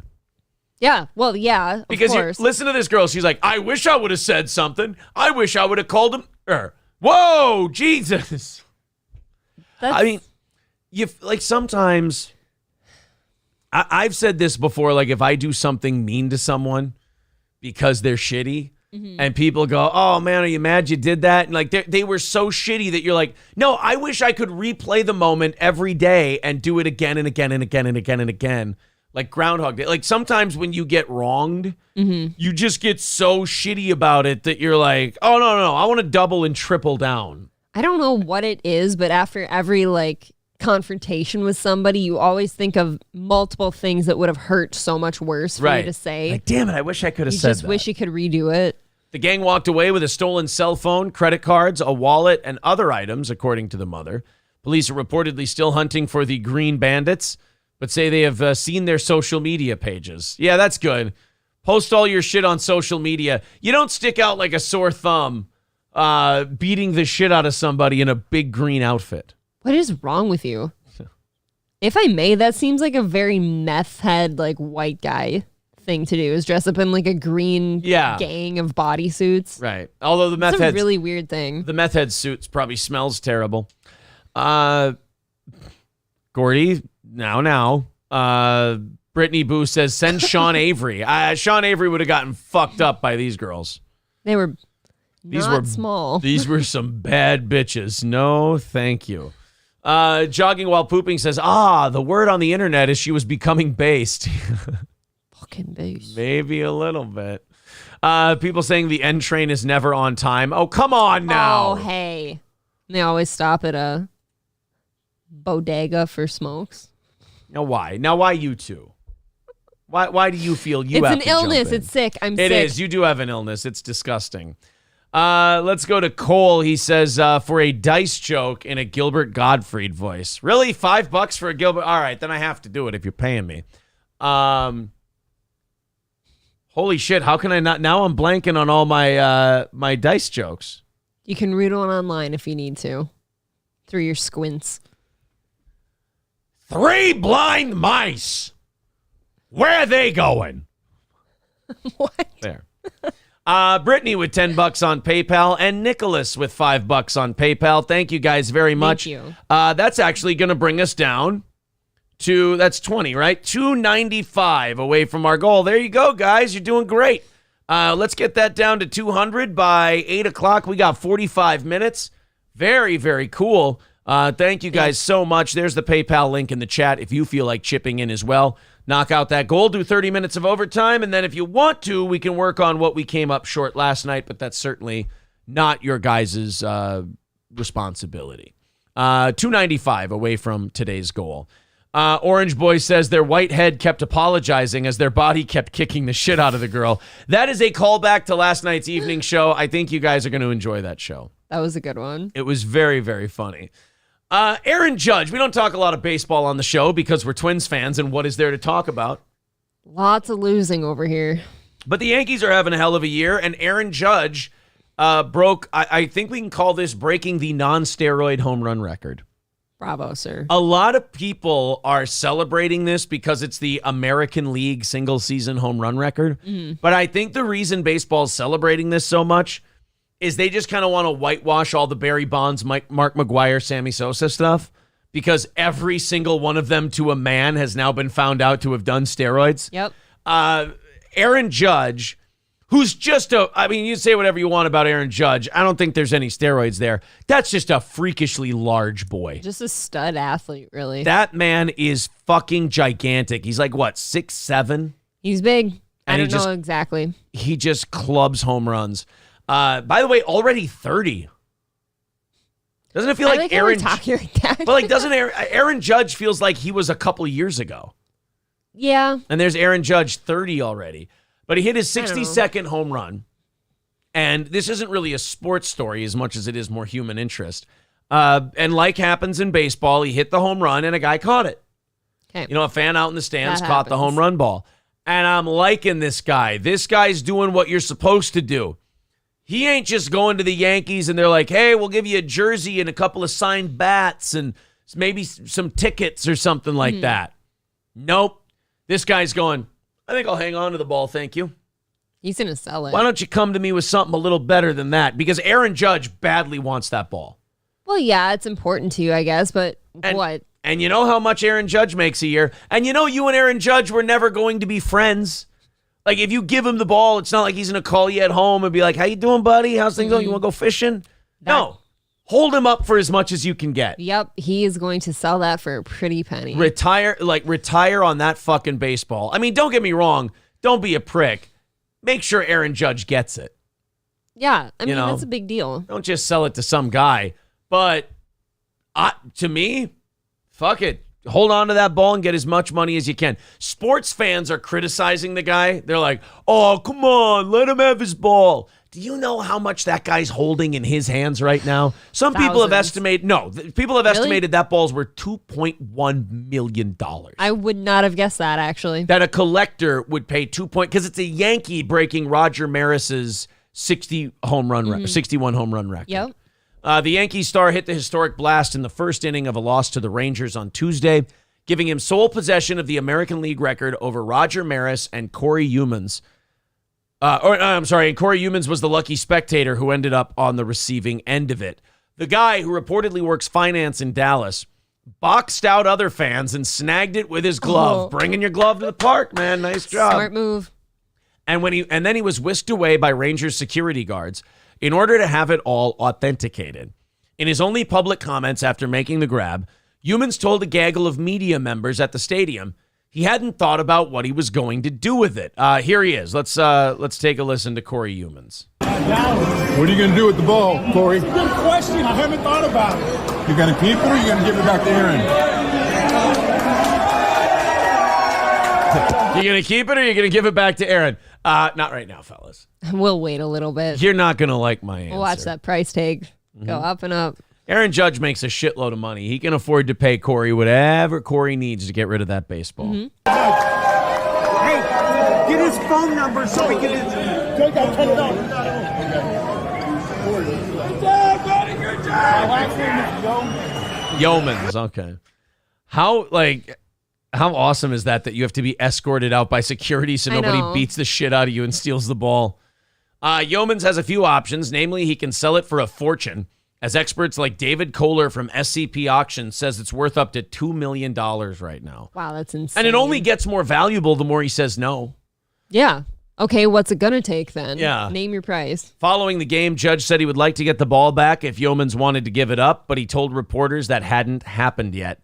The 30-year-old said there are no hard feelings if Yeomans didn't return it, saying it'd be great to get it back, but that's a souvenir for a fan, so they made a great catch out there, and they've got every right to it. I see no reason why you can't hold on to that ball and also make sure Aaron Judge gets it eventually. Yeah, I'd say that's not quite a souvenir for a fan. It's a payday. Aaron Judge net worth. How much is he worth? Only $20 million bucks? All right, so $2 million might be a little bit of a kick in the dick, but he makes $19 million a year. There's some guy out there though that'll pay that, I bet. Like a collector. Oh yeah, for sure. He'll get that. I mean, look, this guy's going to get paid. Yeah, that sucks though if you're this Yeomans guy and you don't get that ball back to Aaron Judge someday. Wait, the fucking Yankees can't write a $2 million check and then just give the ball to Aaron Judge? They're the Yankees, for Christ's sake. Yeah, but then I don't know, if you're the Yankees as a whole, it's like, is it really that important? You know what? Also, I'm sure if you get started, the idea that you will pay for memorabilia, where does it stop? It doesn't. Yeah, so there's that part as well. Nick Steven brings up the point I was going to make. Don't be a dick like Mark McGwire was. So when Mark McGwire back in, was it 98, I think? In 98, when Mark McGwire broke the home run record, when he hit 62 home runs, it was a race between him and Sammy Sosa to get to 62 first, and Mark McGwire ended up winning. He ended up hitting 70 home runs that year. Woo. Juiced to the fucking gills. Yep. Have you ever seen Mark McGwire? I'm sure I have. Okay, well, here, just for a refresher, you tell me if this guy was on steroids. Mark McGwire, 1998. You tell me if this looks like a guy who may or may not have been on roids. No roids there. You don't think so? Oh, check out that one down there. You don't think those forearms are Jesus Christ. What do you mean, that lack of neck because it's all trapezoid? He looks like the Incredible Hulk. It's remarkable. Look at his fucking forearms. That's disgusting. That is gross, actually. I mean, you think that guy did roids? Yeah. So he hit 70, and then a few years later, Barry Bonds hit 73. That's insane. And that's when baseball went, all right, look, we got to do something about this. Like we have to get these steroids under control. Oh, and Roger Clemens would keep taking like half the year off and then come back for the last half a year. Mm-hmm. And he was like 42, throwing 98 miles per hour. And they're like, all right, we got to do something about these steroids. See, in my opinion, and I know steroids are like awful for your body, you've either got to allow everybody to do it so they're all doing it, or you just not at all. You want to see Mark McGwire's rookie card? Oh, just a little wiener dude. He's tiny. So there's that guy. And now he looks like The Rock. And now here's that guy. It's not the same guy. Yeah. I don't think those are the same guys. No. So, but anyway, what's his face? Where Mark McGwire was a piece of shit. So he hit that 60-second home run. Yep.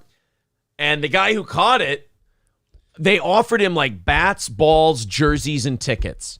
Way less than what the ball was worth. And the guy said, if I could meet Mark McGuire and, hang out with him for just like 5 minutes, just like I want to meet Mark McGuire. That's it. Okay. Fucking Mark McGuire said no. I don't know. What? It's all that roid rage. Yeah. Oh, man. What a fucking asshole. Like, because I'm not sure if McGuire wanted the ball or if Major League Baseball wanted the ball to put it in the Hall of Fame. Yes. But somebody wanted the ball, and the guy's like, I'll take this, I'll take that, I'll take this. And the kicker is, I want to meet Mark McGuire. And they went to Mark, and hey, good news, Mark. The guy's not going to sell it for millions of dollars. Just wants tickets, bats, balls, and he wants to meet you. So let's go. And Mark's like, I ain't meeting that fucking guy. Imagine that. They went, wait, what? Mark, the deal's done. We're going to get the ball. He's like, I'm not meeting that stupid fuck. Oh, no, you piece of shit. Do you imagine not, like, that's like a make-a-wish to somebody, like, to meet, like, the athlete and just being that big of a piece of shit? The retarded kid with cancer? No, he's going to die anyway. It's just going to bum me out. Yeah, what's he going to do? Cry? You tell that cancer kid, if he can promise me he won't cry, I'll go. But I'm not going to have some weird weepy session with a fucking dead kid. No thing. What do? You just meet him. I guess you show up like a total dick. He's crying, happy to see you, and you're just like, fucking okay. And you all just right, take it. Kid, relax. All right. I'm not the Pope. I can't fix your cancer. Or diddle your butt. Jesus. 60-second home run ball. So the guy, as a fuck you to Mark McGuire, he sold it. Okay. $3.05 million. Okay, which one made you happier, meeting Mark McGuire or the money? Yeah, $3 million is going to make you way happier than meeting. Mark McGuire can suck my dick for $1 million, and then I'll keep the other 2.05. How's that? There, deal. Didn't want to meet with the guy, so he didn't get his home run ball. Jesus. Yeah, at least Aaron Judge seems like he's being a little bit cooler about it. Well, yeah, it's just no hard feelings, whatever, which... Look, that's a cool souvenir. I think Aaron Judge also realizes he's a fan who came to a baseball game and he's sitting on a $2 million lottery ticket. Like, if I were him, I wouldn't give it up either. That's usually the kickers. Like, you know what you would do in that situation. Yeah, imagine you get that $2 million and now you only work because you want to. Yeah. It'd be awesome. King Kong Dong says, my make-a-wish is to have lunch with Aaron Imholt. I would do a make-a-wish so that no kids want me. That's why I'm mad at the cancer kids. I like how you think you're that big now to do like make-a-wish. I want to do it. I got 5,000 subs on YouTube, kid. Fuck Robert Downey Jr. Got some clout over here. Yeah. Michael B. By the way, we're already at like 5,250, I think. So we're on our way to 6,000. I know. That's insane. Nice. Michael B. says that is why John Cena meets cancer kids. He sucks the last bit of energy from them. They're going to die anyways. That's how he stays so youthful looking into his 40s. Right. His muscle mass is because he sucks the essence out of young cancer kids. He steals it from the cancer children. That's got to be steroids, right? That's not gym stuff. He admitted that he's done steroids before. That guy, in anything he's in now, any movie, he's just ginormous. Looks like you pumped him up with like a basketball pump or something. He looks like Mark McGuire. Worse almost. 295 away from our goals, guys. 295 away from the goal and overtime today. We are 30 minutes away from the halfway mark. Let's see if we can knock that down to 200 by the halfway point today. We're behind by 155 from Wednesday night. Let's try not to fall behind anymore. If you feel like chipping in, there's all the links. Go ahead and click them. Throw in a couple of bucks or super chats or become a member. That's a great way to do it. Some perks to becoming a member as well. Kanye ain't stopping, bro. What did he do? Kanye's fighting with everybody. He's White Lives Matter, saying Black Lives Matter is a scam, the whole deal. Hanging out with Candace. Owens. Kanye is just, I love that Kanye just spins around in circles with a machine gun. I do like that. Now he's going after his ex-family, the Why? Kardashians. She got rid of Skeet for you. Well, he says that he's now accusing them of kidnapping his daughter.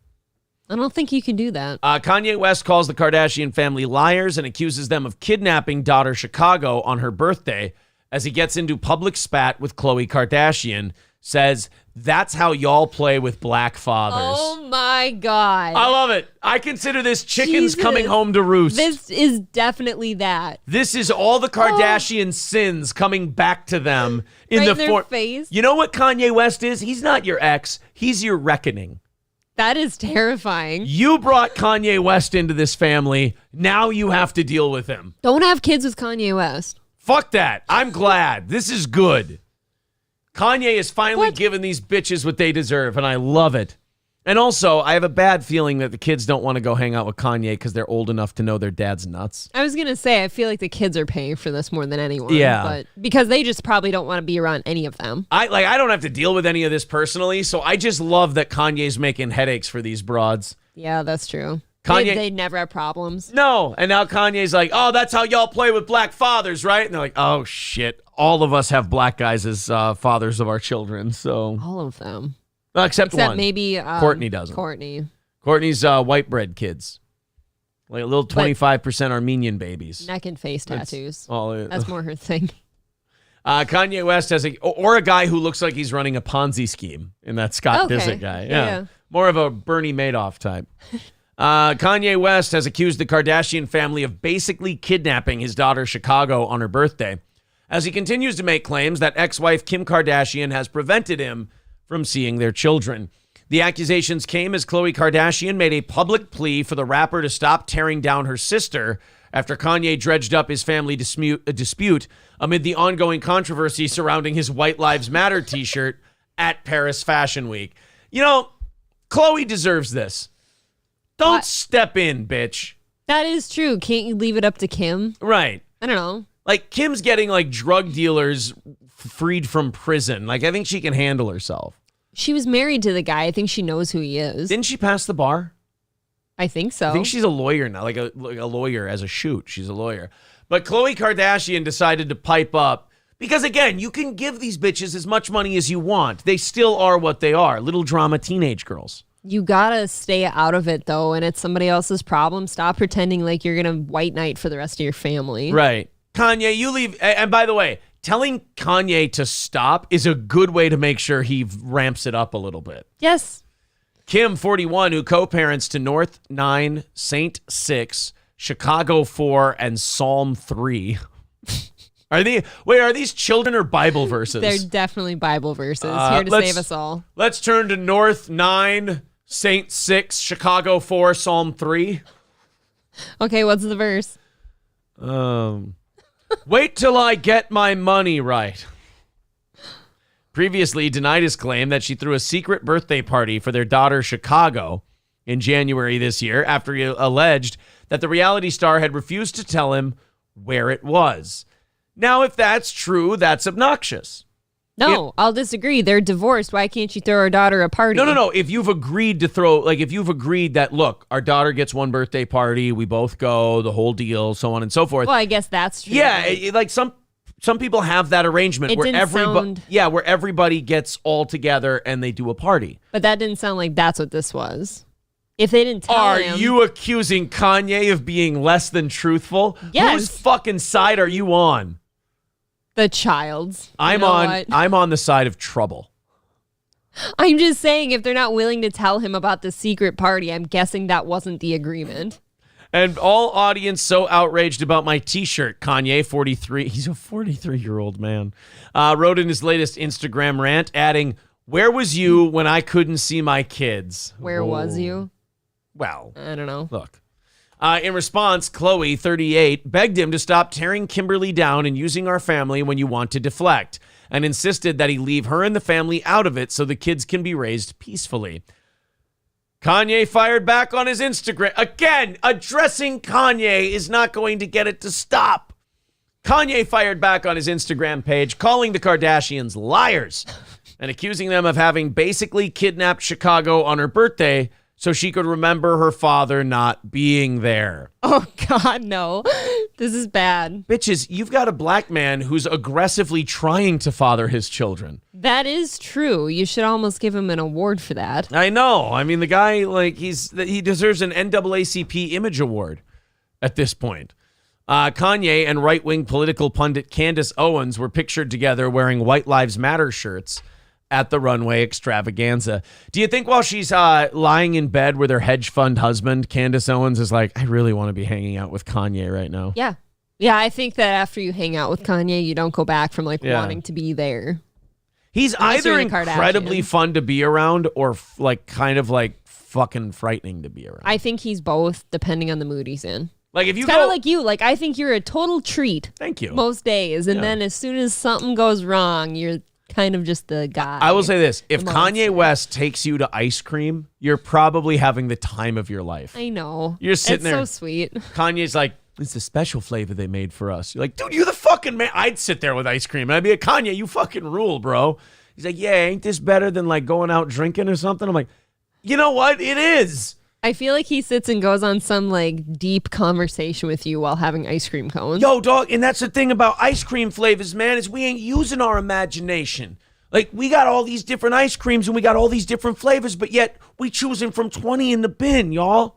Like, we ain't using our imagination when it comes to these ice cream flavors. That's why I always tell them, Aaron, I'm the Walt Disney of ice cream. And you're sitting there eating your ice cream like, fuck yeah, Kanye. Absolutely. Like, you've got a ice cream high and you're like, shit, yeah, I hear you. Why are they confining us to the bins? We should be serving that shit out of slop buckets. Troughs even. Yeah, I think you're right, Kanye. Absolutely. Figures Chewbacca Kardashian is used to enforce the family rules, says Shane F. I mean, what she said, though, wasn't very controversial. I mean, I think she's just sick of seeing all the drama. But it's not. I don't think it's her place, but Look, it wasn't very it's not spicy. going to work. Yeah. That's the problem. So I guess Tara Blackman Down actually having a different opinion. Where was you when I couldn't see my kids? Khloe Kardashian wrote a big paragraph. Yay, I love you. I don't want to do this on social media, but you keep bringing it here. You are the father of my nieces and nephews, and I'm trying to be respectful, but please stop tearing Kimberly down and using our family when you want to deflect. Again, with the birthday narrative, enough already. We all know the truth, and in my opinion, everyone's tired of it. You know exactly where your children are at all times, and you wanted separate birthdays. Right. See? I have seen all sorts of the texts to prove it. And when you changed your mind and wanted to attend, you came. Like you have pointed out yourself, she is the one taking care of your kids 80% of the time. Please leave her and the family out of it so that the kids can be raised peacefully. I come from a place of love, and I am happy to continue this conversation privately if you wish. I always hate that shit, too. Like, no, I doubt you love him. You're sick of the bullshit. Yeah. Stop saying, oh, I love you. You and don't. Hearts and love. And no, you don't think in love private? that Do you think in person. private they talk about how much they love him? No. No. They hate his guts. They would come up with any scenario ever that he's not the father of those kids. Right. They're dramatic bitches who have probably said terrible shit about him in front of the children. Yes. Without even knowing they're doing it. You don't have to sit there and, do all the heart emojis and then, oh, let's do this in private and I love you. And, Yeah. This is where a guy would be much better in this situation. Yes. Because he'd be like, like Pete Davidson was good at it. Mm-hmm. But no more Skeet. No more Skeet. Skeet is gone. Skeet got his tattoo removed and everything. Those two are finito. Don't worry, Tom Brady's going to be on the market soon. I think that's the couple. I think it is too. I saw that coming. I think for a little Brady bit. and Kim Kardashian is the way to go. I think there's a perfect storm where Tom's getting divorced right now. She just broke up and said she wants a good guy. Yep. I mean, she could have just said white. But look, I'm not here to judge how people talk. How about the fact that I'm not the tone police. Skeet, Ye, and Tom Brady could all be tunnel buddies. What a great country. What a weird I thing. could save America. It's wholesome. Do you think Ben Affleck is holding Jennifer Lopez a little tighter these days? Yeah. Now that Tom Brady's about to hit the market? No, I don't see her going for a Tom Who's Brady. wetter? Women in the Florida area right now? Fuck yeah. Or the NFL the last time Tom Brady hit free agency? Who's got a bigger boner? That's a really tough one because one of the Famous first women. thoughts... Okay, famous women everywhere. Like, what's a hotter market for Tom Brady? The newly single market or the free agent market? That newly single market. You think right so? now. Oh, that was one of the first thoughts I had is like every woman ever is flocking to Florida hoping for a chance. Yeah, Tom's probably, he doesn't even have to go dating anymore. He probably just has to go, bring in the next one, please. Right? He's choosing. Yeah. Oh, hello, wonderful. What's your name? I'm Jennifer Aniston. Oh, hi, Jennifer. I think I've heard of you before. When were you born? She says her birthday. He's like, Ooh. look, you look fantastic. But I'm 45. As you can see, I'm wearing all of my Super Bowl rings. It's why I can't lift my hands above my shoulders. Quite heavy. And I don't think it's going to work. I mean, you got a lot of miles on you. I mean, you look great now, but what's going on under the hood? That's all I'm saying. Guys, next one, please. In comes Kim Kardashian. Just, oh, Dreamweaver. Dude, he's asking for everyone's credentials, though. Yeah. Because he gets He to makes do all that. these bitches bring a resume. And he's like, let me see. Bridget Moynihan. I thought we've done this before. Ugh. I Don't would go back to Bridget Moynihan. I wouldn't mind. No, why? Lily Sobieski, you're not even famous anymore. This is bullshit. Guys, I said people with a resume. Come on. Joyride was like 20 years ago. Why are you pro Bridget Moynihan? Why do you want that? Because it's like the Ben Affleck, Jennifer Aniston thing. It's just, these things come full circle. You're just into them getting back with their exes? It's just fun to watch. Like, why would you do it again? Let's see if it works. Fuck it. Okay. I hate it. Tom sits there. He goes, all right, let's take a look at this. Says here you were in an off-Broadway production of The Wiz. The fucking nerve of you to waste my time. He throws a drink on bitches. He's like, get the fuck out of here. I said good resumes, god damn it. You're all fired after this. All right, next. Fuck. Jennifer Lawrence. What is it, 2014? Get her the fuck out of here. Can you imagine how excited you are if you make it through the first round of screening? Yeah. Okay, you get visitation. Yeah. One time. Who are you? I'm Demi Lovato. You still on heroin? No, Tom, I'm clean. Get her the fuck out of here. She'll never be good looking again. By the way, I think she's starting to come back around. What do you mean? I saw like a promo for a new album, and she's not quite as piggish anymore. Oh, is it because she finally decided she was a woman? Yeah, she decided she's a she, her again. So I think she's gotten better. I do love that we're in a world where it's like we get to choose which day. Yeah, I don't know. Oh God, look at these pictures. I don't know which. I think this is her. I think she's still doing the short hair, but as you can see, she's not a pig anymore. She still can't pull that off. I don't think she's attractive You know what? anymore. She needs the hair to frame the face. Like, look at this one. That hair frames the face nicely. She's almost got like a Megan Fox thing going on when she does the hair. But, I mean, you would have thought it would be heroin that wrecked a person, but for her, it was gender identity. And sugar-free cookies. Yeah, it took a harder toll on her than the heroin did, for God's sakes. Oh, boy. All right, guys, 295 away from that goal. Let's see if we can get going on that. 20 minutes away from the halfway point. 295 away. If you feel like chipping in, please do. There's the PayPal link in the chat. We are a listener-supported show.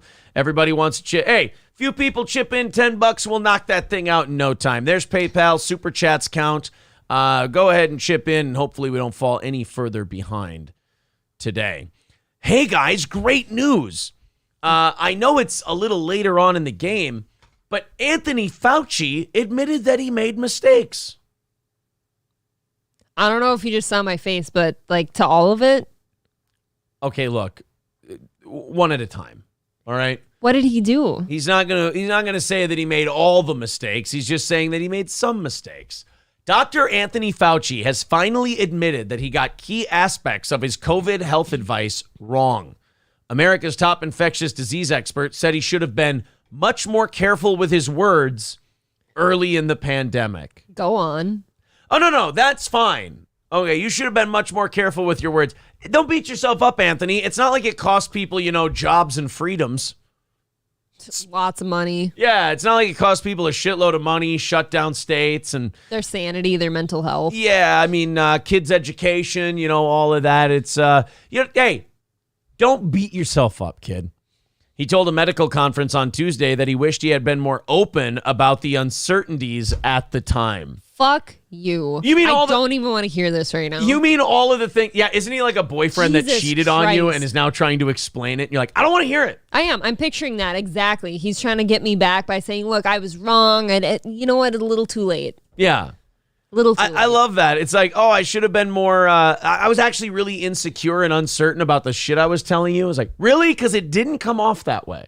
No, you seem confident enough. It came off as if we disagree with anything you're saying right now, we're conspiracy theorists and we need to be silenced. This is tough. Meanwhile, you were having the same doubts in your own fucking... That's the craziest part. All of us got called kooky and crazy and nuts while this guy was thinking the same shit. Right. You couldn't just empathize with us and just be like, no, we clearly don't know anything about this right now, so let's just all be scared together and figure this out. Yeah. You couldn't say that? No, he's not humble enough. Like he couldn't do that because he's like, oh shit, then maybe people won't listen to me. No, Because this guy got off on the control, man. This guy got off on the people listening to him. This was a fucking nerd who lived behind the shadows since AIDS, and he was back in the news, and he's like, I'm not letting this go again. I hate this kind of thing. I know you're very much the kind of person that's like, oh, well, they finally said it at least, so you got to give them credit for that, whatever. But this really fucked a lot of people. Derek, and I don't want to hear it. Derek from Midland Armory says, okay, what's he trying to deflect from now? Yeah. More beagle puppies being eaten by flies. Maybe they found more beagle puppy faces that have been chewed off by sandflies. That could be it. But he's behind the goats in that river. Oh no, Fauci's been cutting off goat heads in where was it? I don't know, Missouri? Somewhere, yeah, it's down south somewhere. See, so it's either Fauci or Jake Hudson. Louisiana? I don't know. Sounds like a Louisiana Doesn't matter. thing. There's dead goats with no heads. Oh God, they're bringing Bray Wyatt back as the cult gimmick. I knew it. Dr. Fauci was heavily criticized for flip-flopping on face masks and exaggerating the herd immunity target to encourage more people to get vaccinated. So he was saying we need way more than this to have herd immunity just so more people would get that vaccine. By the way, guys, no need to look into how much money he may have got from Pfizer and Moderna. Oh, he wouldn't tell you anyways. Pumping up the numbers so that more people got vaccinated. There couldn't have been a financial goal in that whole Rand thing. Paul has a hard-on for this right now, or is he pissed? Which one? Rand Paul keeps a scrapbook of all of this shit. Are you kidding me? That's funny. Rand Paul threw this back in the... He's got a gallery in his Yeah. house. He's got the red string being tied to different shit all over his house for Fauci. Yeah. King Kong Dong with $5. Thank you so much for chipping in a little bit, King Kong Dong. Thank you, sir. He says, so he's saying the quiet part out loud, the government's hand was up your puppet hole. Yeah, I mean, it's nice to hear. I just love that he was having the same insecurities that the rest of us were, but we were all pieces of shit and assholes and being disruptive for saying it. Yeah, I didn't see him losing his job. That's exactly what this is. This is his own self-hatred coming out. He hated that he thought those things, so he hid them from us. And then when he saw us openly expressing them, it made him scared shitless. Yes, he didn't want to hear that the rest of us felt the same way he did. Oh, but he also quashed discussion about COVID's origin and denied virus tinkering experiments went on at the Wuhan facility at the center of the lab leak theory. This is the thing that all of us asked for over a year ago. Dude, this is like one of those deathbed confessions. Jesus Christ, man. And it is. It's because he's fucking old. He's out of the game now. In December. It's over. In December, he's out. Yeah. So he can say this now because it's all over anyways. It doesn't matter. Like, part of you just wants to look at him and go, dude, you don't have to do this. Just stop. It's over. You won. Don't do this. Don't start revealing all the stuff you feel bad about now because there's nothing we can do to change it. It's absolutely the confessional before it's over. The outgoing White House medical advisor was speaking at the University of Southern California's Center for Health and Journalism on Tuesday. When asked if he wished he had communicated better during the pandemic, he said, "The answer is yes. I mean, my goodness, no one's perfect. I certainly am not." You made us trust you. Time the fuck out. I'm certainly not perfect. Chat, correct me if I'm wrong, because I don't want to be one of these hosts who just flies off at the handle and expects you to buy all my bullshit. Correct me if I'm wrong. Is this not a direct quote from Anthony Fauci? I am the science. Oh, that's direct. Is that a direct quote? Yep. Or did I dream that?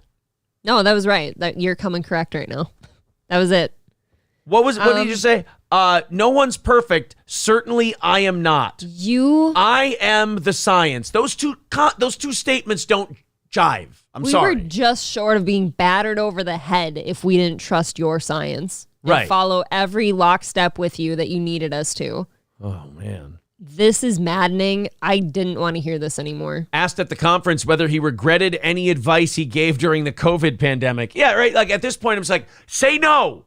Just say you don't. Say you meant it all. He said, the answer is yes. When I go back in the early months, the months that shut down everything and kept things the most locked down, I probably should have tried to be much, much more careful in getting the message to repeat, to get across the uncertainty of what we were going through. Wait a minute. You were trying to express to us uncertainty? Then yeah, you did a pretty shitty job because it came across to us like, believe what I'm saying or we will fucking lock you in your house. Oh, and forget social media, by the way. We were all supposed to be the dumb little sheeps following the big shepherd that has he knows the way, the path to health again. Yeah. This is like taking 6 hours to complete a 20-minute drive, and at the end, once you're done and in the hotel and you're ready to go to bed, the driver goes, you know, guys, I feel like I did take a left-hand turn the wrong time, and I probably added about 4.5 hours to our drive. I'm thinking I probably did that. You had a great analogy. This really is. It's the bad ex-boyfriend coming back to you, and everything you had accused him of or questioned him on at the time. Yeah. He's coming back and telling you were Again, right. man, it's the deathbed confession. And he called you crazy back in the day. Yeah. He called you crazy, and now he's coming back begging for your heart and saying you were right. I'm cheating on you? That's disgusting that you would even think such a thing as a condom's hanging off his dick. And then like 2 years later, he comes back and goes, baby, you should come back. I cheated on you. You know, I wanted to tell you, but I didn't know how. I was scared. I was just insecure and thought you wouldn't understand. Oh. You have to Fuck you. You have to be careful, he said. This is Fauci now.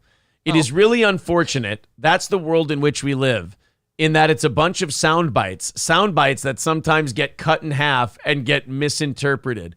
Oh, I'm sorry. What part of I am the science did I misinterpret, dickhead? Someone could always make mischief by clipping out a few words. Dr. Fauci will leave his official post at the end of the year. Wow. So crazy that he's saying all this stuff now. But by mid-March, the Trump administration was urging Americans to limit their international travel, and states were starting to move into lockdowns. But, you know, we're finding out that all this time while that was happening, he was very insecure, you know. Dude, I seriously, I would have never thought we'd see the day where he actually admitted to anything being wrong. You know, like he did anything wrong. Right. And I had just kind of accepted that and moved on. I didn't want to reopen that wound and hear him say it. Here he is. Dear Butch, thank you very much for renewing your membership for a 4th month. He says, LOL, more than a month, just solid. Well, thank you, buddy. I think we're 285 away from our goal today. Let's go on a run, guys. If you want to chip into the show, please do. It's the only way we keep this show going. So please do. 285 away from said goal. Clay Combs says, Aaron, feel free to fly off the handle. You're more down to earth than almost every host. I love these new viewers. I know. These new listeners who come in here and they're like, boy, this is really great off the bat. Thanks, buddy. But you'll find in the future that I can fly off the handle just fine. My God says it feels like when Walter White apologizes to Skyler. Yeah, it's all self-serving. Too late. Yeah, it's all. You did that for you. You're just pointing at Fauci and you're like, for once, just say you want this. One time, say it. Say you want this. I liked it. Fauci, if you tell me you did this for the country one more time, I did it for me. I liked it. I was having fun. Thank you. I was in control for once. I was in control for once. Yeah, I'm not in the medicine business. I'm in the empire business. Thanks, Anthony. Here's your fucking check from Pfizer, you cunt. Riz Digga says, once late night hosts started putting Fauci action figures on their sets, he saw that money. Those I will never forgive. Fucked. To me, late night television was ruined. I mean, it was damaged by the Trump stuff, that when they all got obsessed with that. Yep. But it was ruined by the pandemic. When James Corden was singing to a flag of Fauci and Stephen Colbert was dancing with a bunch of needle puppets and singing. That's my least favorite. And singing Vaccine to the tune of Tequila, which doesn't even work syllable-wise. Oh, that was it. Look, we did get a banger out of Fallon and Grande, so. We did get, we'll be in line for a booster. God. A booster. I still hum that sometimes. It's a catchy-ass song. Cerberus, our newest VIPs with $5, says, been up since 2:15. I want a nap. Here's a $5 for now. Thanks, buddy. There's the PayPal link in the chat. It's also pinned to the top of the page. 280 away from today's goal. We'll get there, guys. We didn't put what we were short from last night into the goal today. We didn't think that was fair to you guys. The way things are going right now economically and whatnot, we just want to hit our goals, do our overtime, and have a good show. That's it. So we thought that putting an extra $75 on the next 2 days would just be a detriment to that. Yep. So if you feel like chipping in, please do. Yeah, White Mojo Wolf nails it. Trump broke late night TV, but COVID was the death knell. Absolutely. COVID was the death of Howard, too. That's kind of a theme today. It was kind of a great generational whitewashing, Yeah. wasn't it? All the leftovers of the 90s and 2000s just... All went to hell. And the only one left standing, Chris Jericho. Oh, yeah? Jericho's the only one who came out of the pandemic stronger than he went in. Well, God bless. Jericho's still the last remnants of the 1990s. That's still giving us some good stuff. Who else? Name me one other. Britney Spears has gone nuts. Yeah, she's not doing any better. Howard's crazy. Fauci's a dick. Jimmy Kimmel's gone. Colbert's gone. Kanye's fucked. Well, I still love Kanye, but you're right.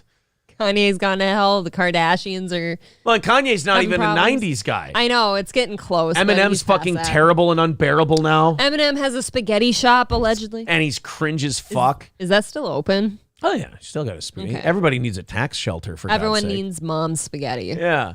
So I think you got Jericho. That's it. Undertaker's retired. Ric Flair Right. almost died in a wrestling ring this year.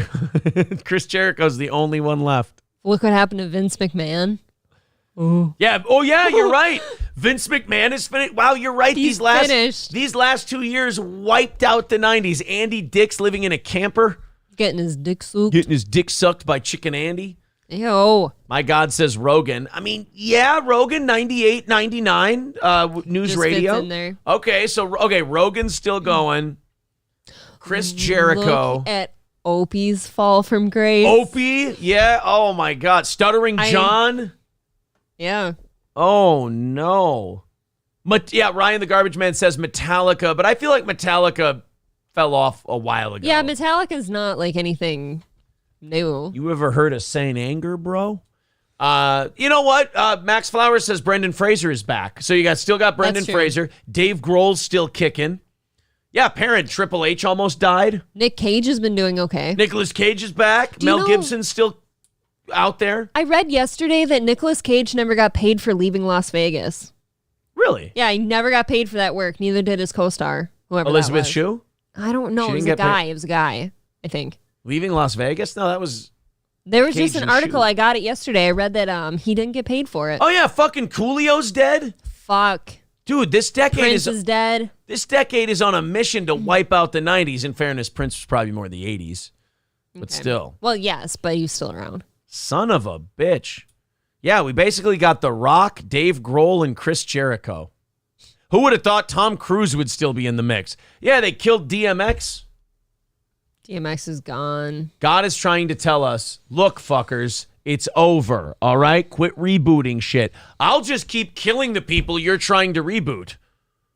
It's all gone to hell. Yeah, Will Smith, Bruce Willis, Betty White, Bob Saget. They are trying to tell us something. Betty White was a bad one. She deserved it.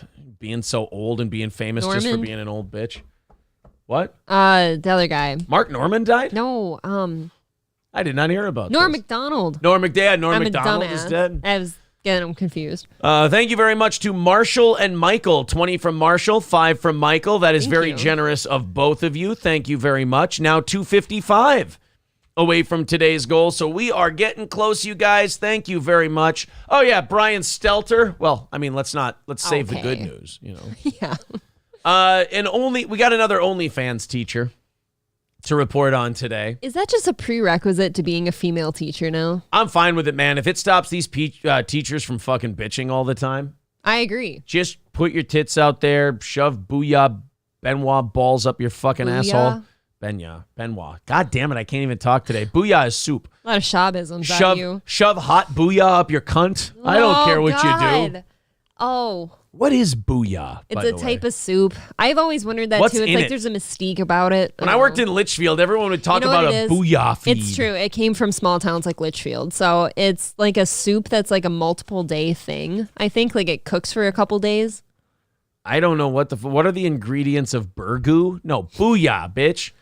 Booyah, also spelled booyah or bouja or booyah or booyoo, is a thick stew believed to have originated in Belgium and made throughout the upper Midwestern United States. Okay, so that's like just an us thing. It's like our hot dishes. I've never eaten it.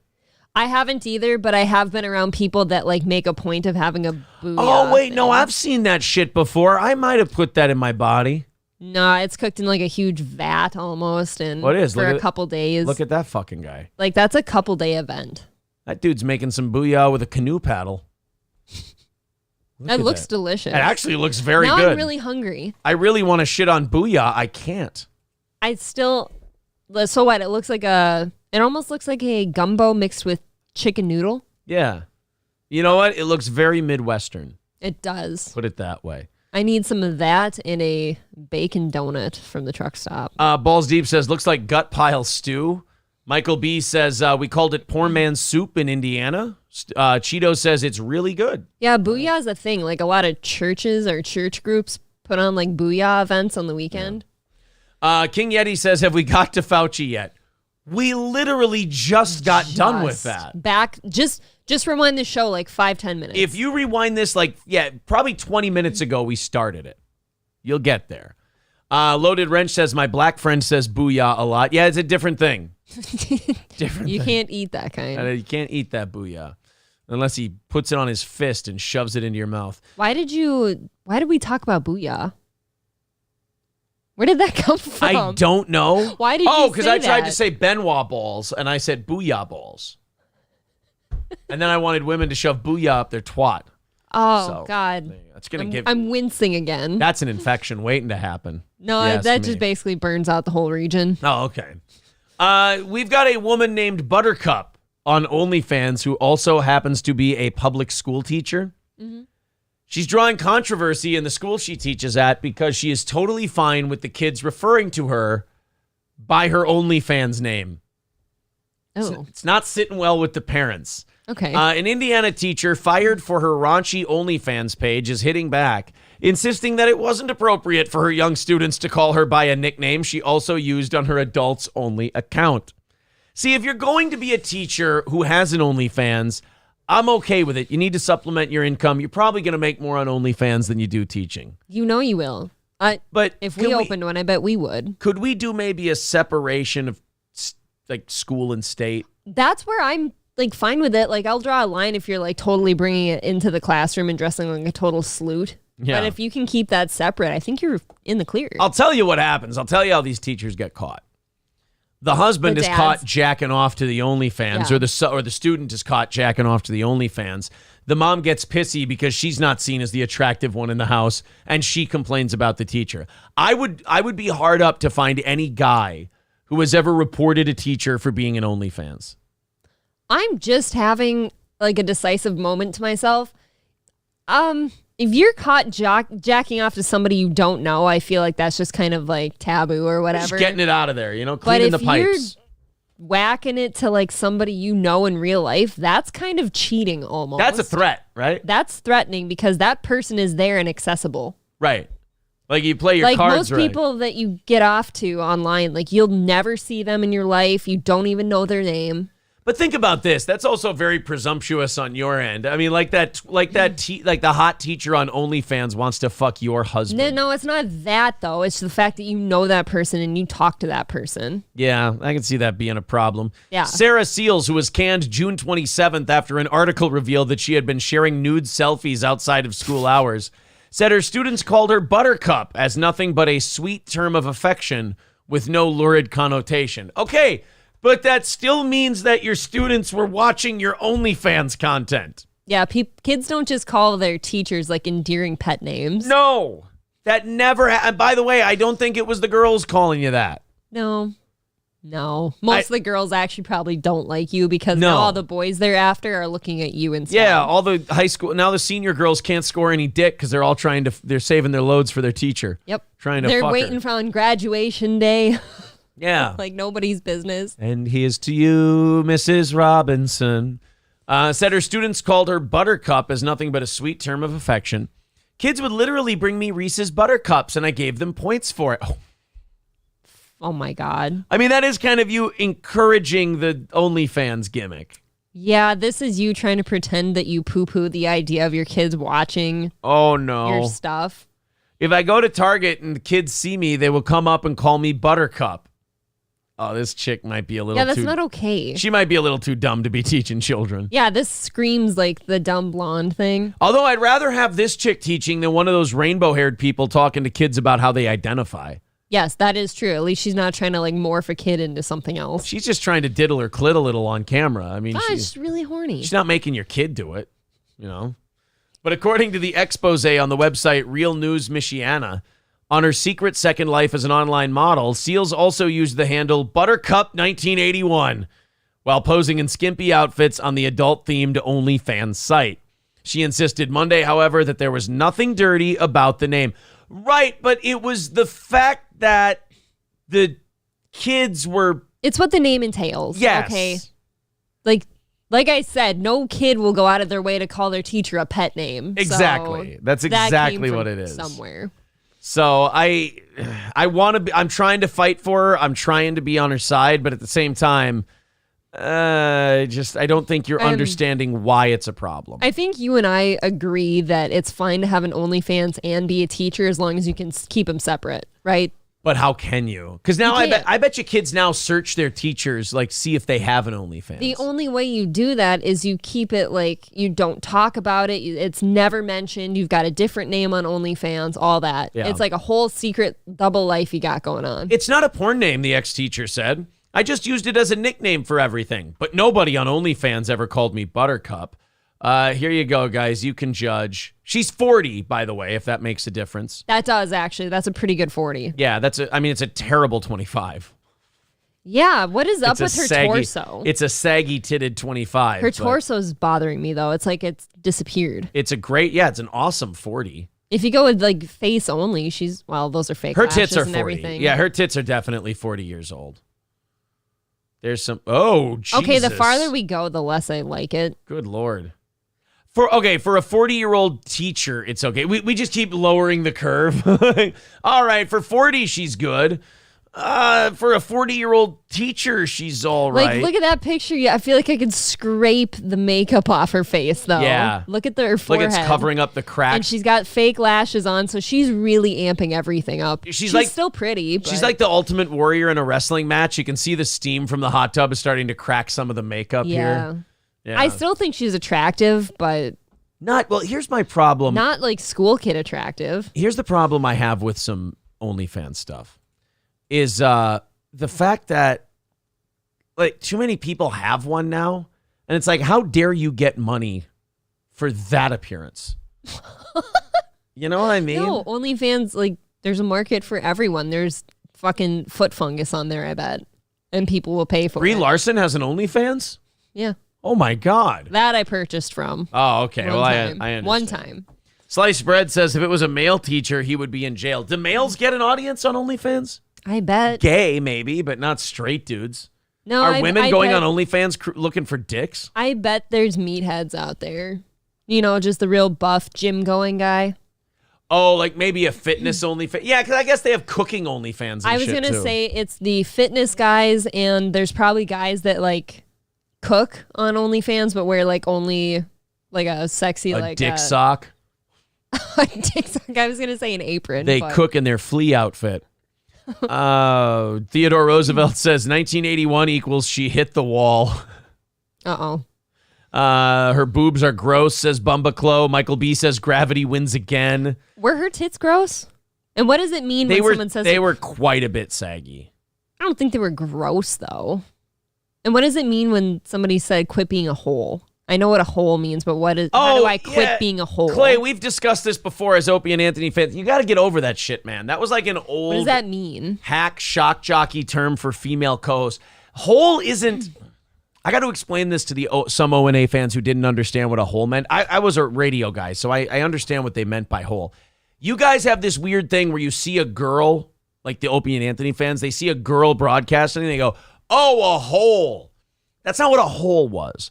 A hole was a girl co-host who did the, oh my God, guys, or A hole was a person who put a stop to everything. A hole wasn't a woman in broadcasting. So don't do me a favor. Don't use the word hole because it makes you look cringe and like you don't know what you. The term hole is like kind of left in the shock jock era, if you will, because radio's so then, dead. In this example here, why would he say that? Clay's trying to repeat something he heard on a show he really likes. Okay. So that's, it's a cute phrase that kind of went out a while ago. Yeah, Bumbaclo says a hole is an opie.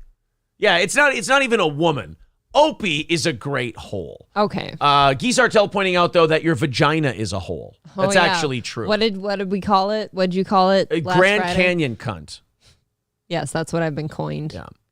Clay says, no, bro, it's when she does the thing where it's too much. What's too much? No, Clay, again, a hole is the stop sign on the... Guys, do me a favor. Stop using terminology from a show that died 8 years ago.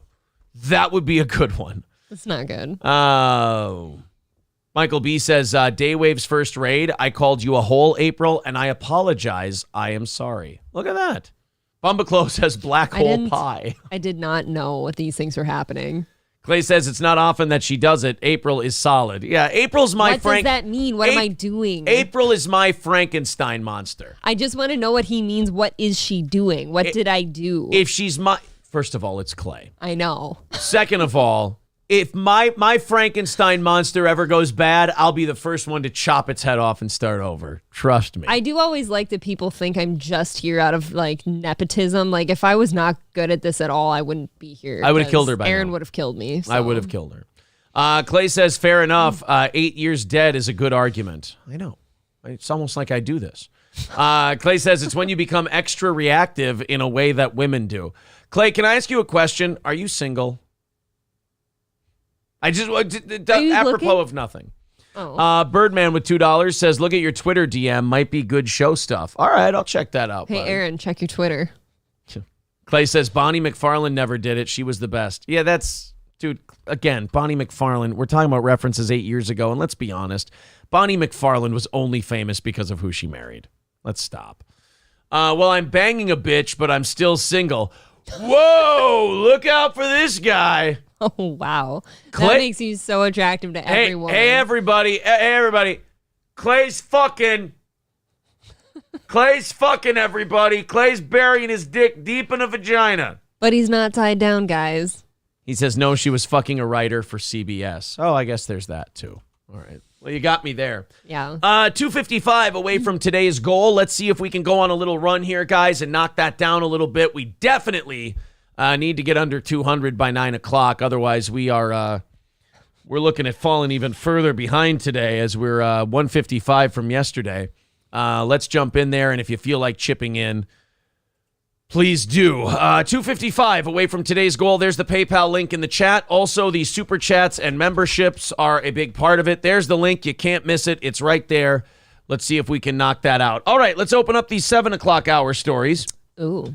If you will. Also, while we're at it, let's talk about All Care Towing, 320-253-5203 for our friends at All Care Towing. Again, that's 320-253-5203 for All Care Towing of St. Cloud. If you get in an accident, you go in the ditch, you have any of those types of issues, All Care Towing. Again, 320-253-5203 for All Care Towing of St. Cloud. All right, we could, I do have, by the way, a little Opie checkup here. That wouldn't be a bad idea. We could, you know what? We'll do the Opie stuff later. I had it planned for later. We're kind of running into that era. What do you want to do? You want to go into, you want to talk about a gay couple? You want to go into that, or you want to go through the Opie stuff we have today? I have some Opie copes. Well, it looks like we're going to do some Opie copes. All right, we'll do some Opie copes thing. This is Opie talking about Howard Stern. This is Opie from Opie and Anthony, by the way. Still doing YouTube videos, still talking about the Opie and Anthony days, even though I believe we're on, 6 weeks now since he said he was done? He was so done with the Opie and Anthony days. By the way, I think he's been done for 8 years now. He said that he wants to move on. It was the What did he say? It was the best day of his life when that show ended? The best day of his life. Apparently. Can't stop talking about the best day of his life. Here's the Opster talking about Howard Stern. Now, here's the sad thing to catch those of you who weren't Opie and Anthony fans. Opie's still a fun watch. Like, April wasn't an Opie and Anthony person. Likes the Opie stuff because it's just you're watching a delusional old man who otherwise has a great life, but just cannot come to grips with the fact that it's over. He seems a little in denial sometimes. He just can't seem to bring himself to believe that nobody wants Opie anymore. Opie also always had this obsession with Howard Stern. And no offense to my fellow Opie and Anthony fans, but I'm a fan of both. Howard didn't give a fuck about Opie. Howard could not be bothered by Opie. And Opie always had this paranoia that Howard had it out for him, and Howard was thinking about him and this. It's kind of that the scene from Mad Men when the Jewish guy is in the elevator with Don Draper, and he goes, "I think that's just sad. I think you live a sad life." And Don Draper looks at him and goes, "I don't think about you at all." You know, that's kind of Howard to Opie. Opie's like, "I think you're jealous of us. I think you're coming after us." And Howard's like, "Who the fuck are you?" That is always like a kind of a weird, powerful statement. It's like, I don't even know your name. Yeah, I don't even know who you are.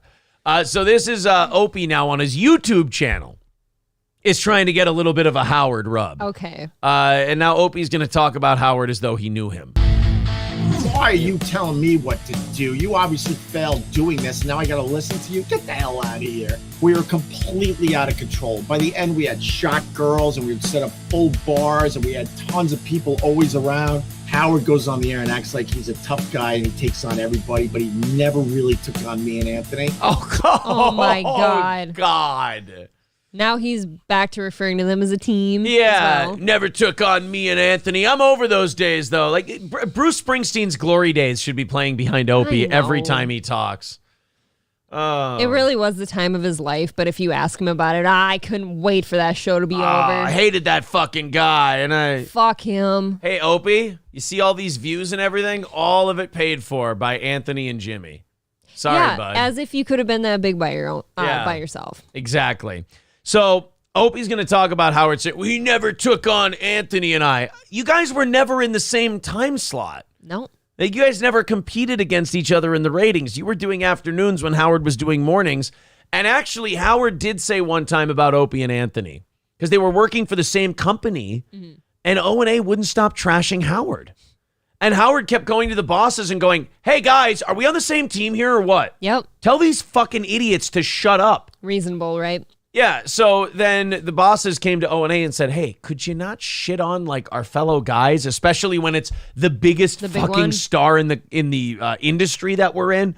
Could you not do that?" I'm sure Opie didn't like that. It's like you're working on a movie with Tom Cruise and you're a supporting actor and you just won't stop shitting on Tom Cruise. And then when Tom Cruise tells the director to let you go, you're like, "Why? What did I do? Why you're so angry? Was Tom Cruise just a pussy? He can't take it?" It's like, no, we're working on the same movie and you're being disruptive. What do you want from me?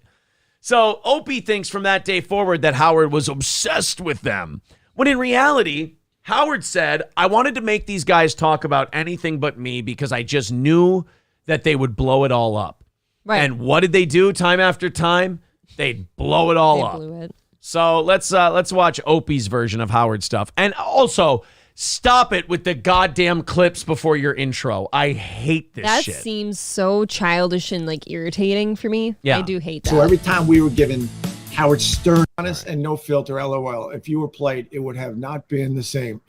True, but, you know, it made for some awkward days after the mics were off.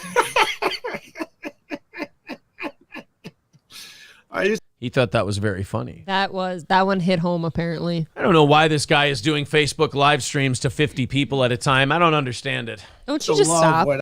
What? Wouldn't you just stop? If you're him, like, can't he stop at this point? Dude, in his mind, I mean, I'll give it to Opie. In his mind, he is killing it. I think he just wants to be relevant. The next clip I'm going to play you guys after this, you're going to leave going, the fucking nerve of this guy. I would just beat the crap out of bosses because I thought I really truly believe to this day that if you're a manager in radio, you're just a failed radio show host because they make way less money. And I'm like, why are you telling me what to do? You obviously failed doing this, and now I got to listen to you. Get the hell out of here. I can't imagine why people don't like Opie and why he doesn't get along with all the people he used to work with. Yeah. I mean, it's almost like it's not like he shits on them for everything they've done. It's not like it sounds like he treated them like shit the entire time they worked together. I can't imagine. This is my favorite part about Opie is the delusion. Like he lays out the answers chapter and verse to all of his questions. Why don't people like me? Why am I alone? All of these things. And then he goes, yeah, everybody I worked with, if they didn't know as much as me, I'd say, get the hell out of here. What do you know? It's like, I don't think that person's going to want to come hang out with you, bro. So in this last little bit, did he just finish up saying that, like all these radio people get paid less and that Howard failed at? No. He's talking about radio managers failed. Okay. There's a few exceptions to the rule. Tim Sabian was absolutely amazing. Eric Logan was absolutely amazing. The ones that still talk to you, those guys were great. Yeah. I think that's about all I could say. Early on, Bob Buckman was amazing when I used to work at WBAB. Opie, but what's for the going most on part, over here? these guys stink. And you'd go on the air and just rip them a new one, and then the show's over, and you see them in the hall, and you're like, oh, fuck, awkward. But you knew the audience ate it all up. But then you had to walk around for the rest of your time at the radio station feeling very uncomfortable because they heard every word of it. And wow, look out for this Opie guy. He's dangerous. Dude, management didn't look at you and get all Opie has this idea that he was this guy that people feared, when in reality, he was a douchebag that they couldn't stand. You're just kind of a weasel and everyone doesn't like you. Yeah, he thought that he walked around going, oh, these managers are all looking down at the ground because they're embarrassed at what I said. No, they're like, oh, God, here comes that fucking guy. Everyone sees you as the guy who thinks his shit doesn't stink. Yeah. Oh, right. God, here's that obnoxious douche who thinks he's as talented as his co-hosts. Oh, this fucking asshole. They wanted to scold you, but they would get the ratings and see, especially me and Anthony at the time, where the ratings were just going, wait, I could do it this way. We're just going up, up, up, up, up. So they knew they needed to just leave us the fuck alone because if our ratings were good, then their job was also secure. All right, this clip is boring the fuck out of me. I do like how he talks about him and Anthony, like in the good old days type of way. I'm done with Opie and Anthony. I'm done talking about Opie and Anthony. I've had it with this shit and blah, blah, blah. Oh, you wouldn't believe what Anthony and I used to do and blah, blah, blah. He's literally just sitting at a VFW telling war stories at this point. Yes, and longing for the days with Anthony. Yeah. He won't say it, but he's saying it without saying it. All right, let's go to, God, do I hate this. I'm skipping his intro every time. It's so stupid. This is Opie. Get ready for this one. Opie doesn't go on other people's podcasts because he has a bigger audience on his podcast. Yeah, seems that way, huh? We'll go and check the stats on I this think in a we second. should. How does Sam get his? I don't know. I mean, they're not setting the world on fire. That's for sure. There's a million podcasts out there that are doing way better than Jim and Sam. Few people. These guys all trash me. I try to leave it alone, but they all keep trashing me.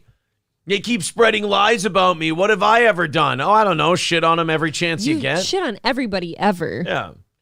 I mean, if people shit on you and you acknowledge it and you fire back at them, that's fine. But if you take your shots and then when they do it back, you go, oh, these guys are obsessed with me, then you're just a delusional dickhead. That I still, I know, maybe I shouldn't. I got it now. A few people that I still keep in touch with. You like the hacky radio trick there? Oh, maybe I shouldn't say anything. Motherfucker, you made up your mind 5 minutes ago that you were going to say it. Everything about him right now is just hacky and kind of gross. And then he's got this beautiful view and he looks like a pile of shit. Like he can't clean up at all. No. There's a bunch of us, we just don't go on that show anymore because we have a bigger audience on our podcast. He has a bigger audience. Now, look, I'm not saying Jim and Sam are doing a good show. By all accounts, It's not very good. It's pretty boring. But I have a feeling that more people on SiriusXM are tuning in to Jim and Sam's show than Opie's Rise and Shine Hudson River podcast. 50 people. Yeah. Good morning, Hudson River. They're like the old days when we went on Opie and Anthony. We went on there because you guys had such a huge following, and we knew on the other side of it that we would get more people listening to our podcast or more people going to our gigs. And now just going on that show is a complete waste of time. We get nothing out of it. What a shitbag. Wow. I really don't like who he's become. Like, I've seen plenty clips from the Opie and Anthony days, and that was good stuff, and he's just kind of miserable. But, he doesn't go on these other podcasts, not because he's not being asked. He doesn't go on these other podcasts because he has such a massive audience. And he won't get anything out of it, right? There's nothing to be Right. gained. He's not going to get anything out of it. I mean, let's take a look. Opie's last live stream this morning, 331 views. Now, I usually can't dick stroke views on people, but come on. I think we're at 20,000 in the last 2 days, which is not a huge number, but compared to the Opester. Comparative, yes. Yesterday's show, 826 views. Very nice, Opie. I really have to wonder what it's like to be you, where you looked up to these people and you looked up to Howard and stuff, and now you're kind of on the other side of where they've been. You're in a good spot and you're growing, and they're kind of not. Posterior attention says 500 live right now. Get the fuck out of here, really? Wow. Right now? Holy shit. There's no way. Thanks, guys. Appreciate it. Have we hit 500 live on YouTube yet? No. No. It's awesome. The numbers are going up, Is that though. right? I like that. Well, thanks, guys.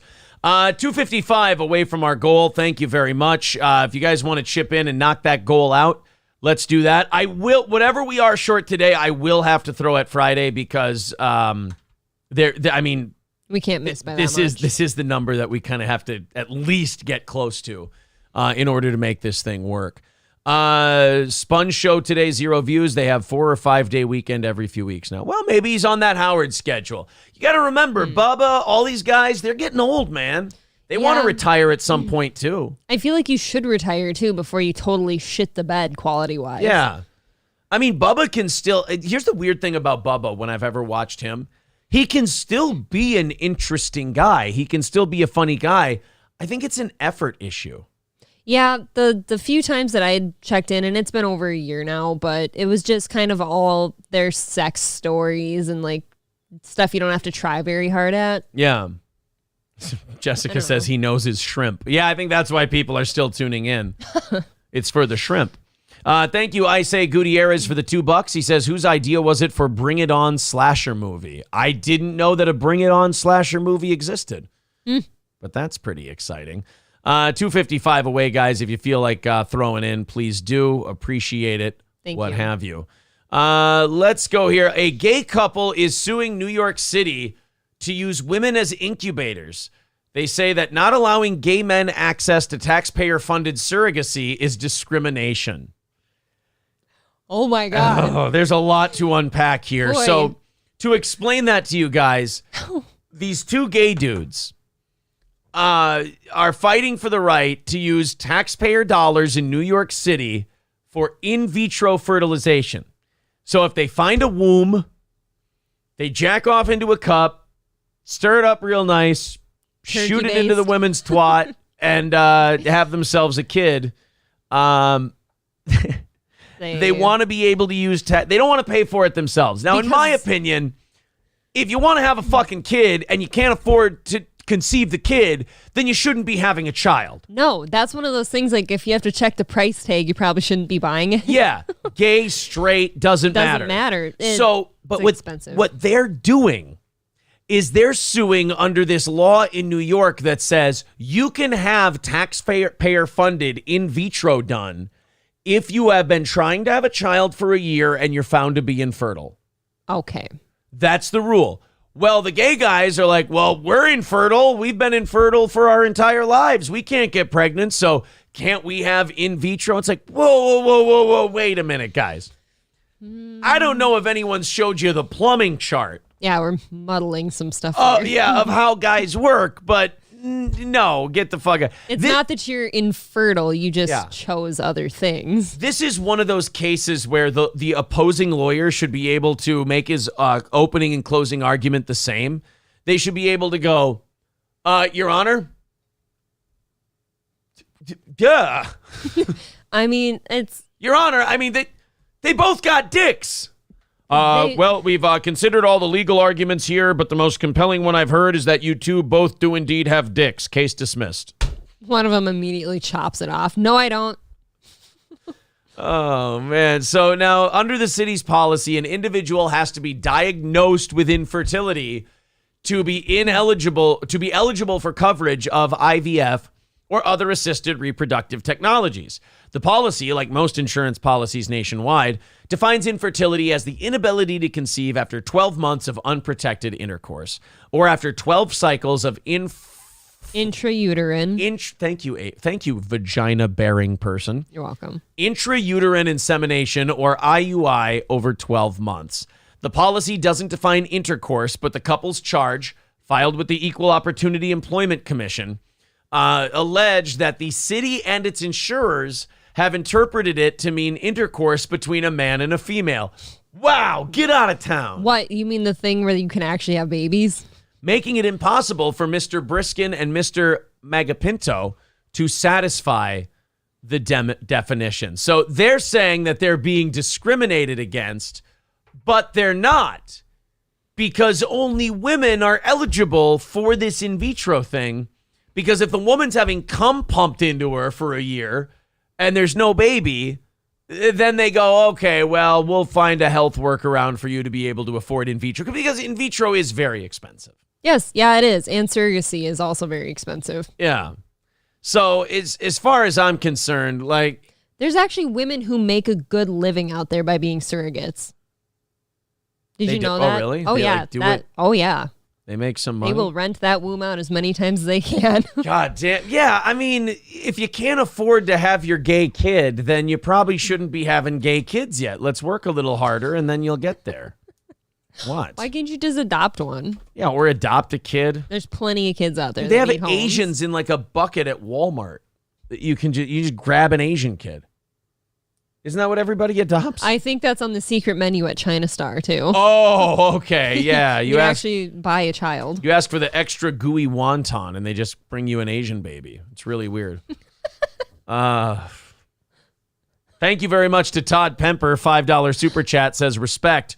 Thanks for the laugh, guys. Thank you, Todd. Thank you. That brings us 250 away from our goal. An hour and a half left in today's show. Let's see if we can go on a run on PayPal or on YouTube and knock out that $250 goal. Thank you very much to Nate for $10.69. Appreciate the $10, buddy. Thank you. That's going to knock us down to $240. And if we get a handful of people chipping in here, we should get this to a manageable rate, if you will.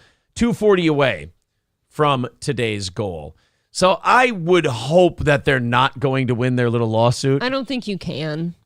I don't think it's New York, though. How many times have we been caught underestimating shit like this, and then it passes through, and you're like, oh, I guess we're a little further fucked. And then suddenly the laws just all change to include, gay couples and stuff.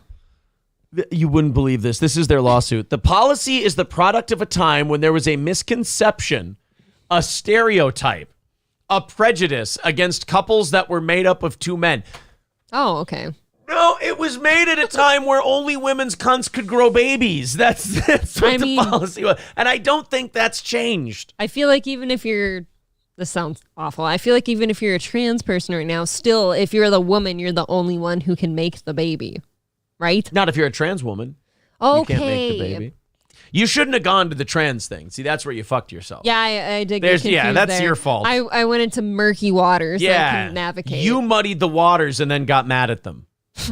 That's what you just did. All uterus-bearing people. There you go. Does that fit? We're going to start.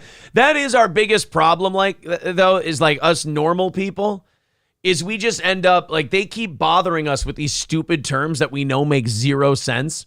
But then we finally just go, all right, fuck it. I'll say it. It's not important enough to me. That's where this kind of battle is being lost, is that the rest of us don't care as much as the people bothering us. So they're going to kind of end up winning. You know what's weird is if I decided I wanted to have a baby and I got pregnant and I decided to identify as a man, I could literally say, I was like, oh, I'm one of the first men to have a baby. And if somebody were to lash out at me publicly about that, I could sue them. No, I think you're allowed to kill them now. You're And allowed I to get just- away with it, right? Yeah, stab them with a pitchfork and claim self-defense because that's violence. Thank you very much, Rex Dart, for the $5 super chat. 235 away from our goal today. Thank you to those of you who have been so generous this morning. 235, hour and a half. Let's knock that goal out today. What do you say? So they're that they are not capable of raising children because there was no female figure in that relationship. They're not criticizing your ability to raise a child. They're just pointing out the fact that you can't have one, and from the day you were born, you weren't going to be able to have a child. I'm sorry if that's inconvenient. I don't like that people make these outrageous claims on the thing that wasn't even being discussed. Like, Right. stop bringing everything else into it. It's just you can't literally bake a child in your body. Most I'm critics sorry. were willfully missing the point of their case. It's about access to in vitro, an equal right to employment benefits, not their right to surrogacy. But in bringing a fertility equality claim that took eventual surrogacy for granted, they had unwittingly stumbled into the line of fire of one of the great culture wars of our age, whether anyone, but gay men in particular, should be able to pay to use a woman's body. If you have a woman and she wants to do it and you want to pay her, absolutely fine. But that's also a choice. You shouldn't get taxpayer money for that. Here, I'll take a controversial stand. I'll be the bad guy for everybody. I don't think an infertile woman should be able to use taxpayer money to get in vitro. How about here? Let's settle this lawsuit. You know, in a lot of these equal rights cases and these equal access cases, they go, well, so-and-so gets to do it. I'm not the parent, the cultural parent who says, oh, well, then let's make it fair and everyone can do it. I'm more likely the parent who just goes, all right, fine. If you're all going to bitch, nobody gets it.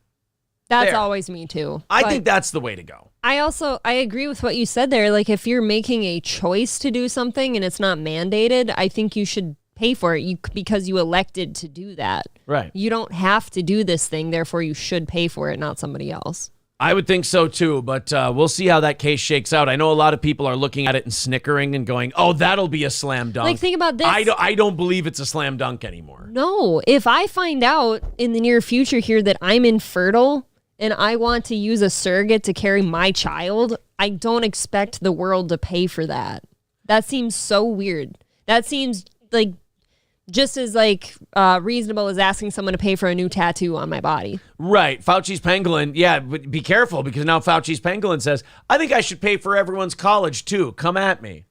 We're talking about doing that now too, is paying off everybody's I've debt. always stated I think that is not a good idea. My God says maybe the gay couple should find a lesbian couple that also wants children and they can trade services. Boom. That's true, but then there'd be nasties going on. No, one keeps one kid, one keeps the other. Each one of them. That's not what I meant. Knock them up the old-fashioned way. That's what I'm talking prudes. about. They're not for that, okay? They're gay. Come on. So you're gay. You can stick your dick in a pussy what do you do? one Say time. you the whole time? Oh, ew. Oh, but for the kids. I don't know. Just make a baby with a couple of lesbians. You guys can split it. How do you decide who gets which one? That's a good question. You know what? You got to just flip a coin and you do a draft. The thing I'm envisioning is the two chicks that are knocked up now, the lesbians just keep the kids. Here's what you do. It's an interracial gay couple, and the woman says, I'll take the black dick, you take the black baby. There. It's all settled. What? What did I say? Omaha. No? Omaha. I was just trying to make a deal. That's not racist. No, of course not. Just trying to, I think you're a very reasonable man. All I'm trying to do is square a circle over here. You have answers. That's all. Yeah, I just have answers. I mean, at least ideas. Thank you very much to Casey. $25 on PayPal. Wow. That's incredibly generous of Thank you. you. Thank you very much. 210 away from today's goal. Thank you guys very much. Seeing some new names. For paying for this dreadful entertainment that we provide you on a daily basis. We're just a couple days away. Thank you guys. 210 away from that goal. If we're under 200 by 9 o'clock, I think we're looking pretty good for making a run at that goal today. Fauci's Pangolin says, does anyone want a show dog or something? I have a checkbook. What the fuck? I don't understand. You remember that story we did a couple of nights ago? I think it was, or maybe it was Johnny and I who did it. It was the football team. It was Monday. It was Johnny and I. Do you remember the football team that got their season canceled because they had a slave auction? Yep. Well, we found video. Oh, somebody did film it. Yeah, Thank God. somebody did film it. And I'm not trying to play into a stereotype our audience has of me already. I 1,000% don't believe these kids should have had their season suspended. Oh, so you're on their side. I'm on You're on the side I'm on of I'm on the auction? No, I'm on the side of the football team. The slave auctioneers. No, but I'm on the side of the members of the football team, and I'll tell you why. Okay. Do tell. I'll show you guys the video. You guys will see what I'm saying here. Nobody was like coerced into this. Everyone was having fun. I think sometimes us older people don't realize that younger people don't take the shit seriously that we do. And that maybe We're projecting. Yeah, and that maybe some of this stuff is because we're worried other people might see us a certain way if we don't step in and do something about it. I don't know. But these kids seem to be they happen to think that it's really funny. I don't know if you've all forgotten or have short memories or something, but when we've had stories like this before, I've reminded you that my high school did something like this. Remember? Like, was it organized by the students or the actual school? Both. It was students and staff, like student council and the school board. And it wasn't like actual like slavery, but it was called the elf auction or something like that, where you got to be somebody else's, like, their bidding. Okay, but wait a minute. For money. Was this white, black, and Latino students, or did you single out a certain group? It was Litchfield, are all white. Okay. That's where you're going to differ from this one. Okay. Look, I'm not saying these kids aren't stupid. I'm not saying they didn't do a dumb thing. They absolutely did. But their entire football season is over now, and I think it's unfair because I think they played a joke that everyone was in on. But get ready to watch a video that... look, I understand how I'm about to look here, okay? That's what I'm trying to say. Whoa.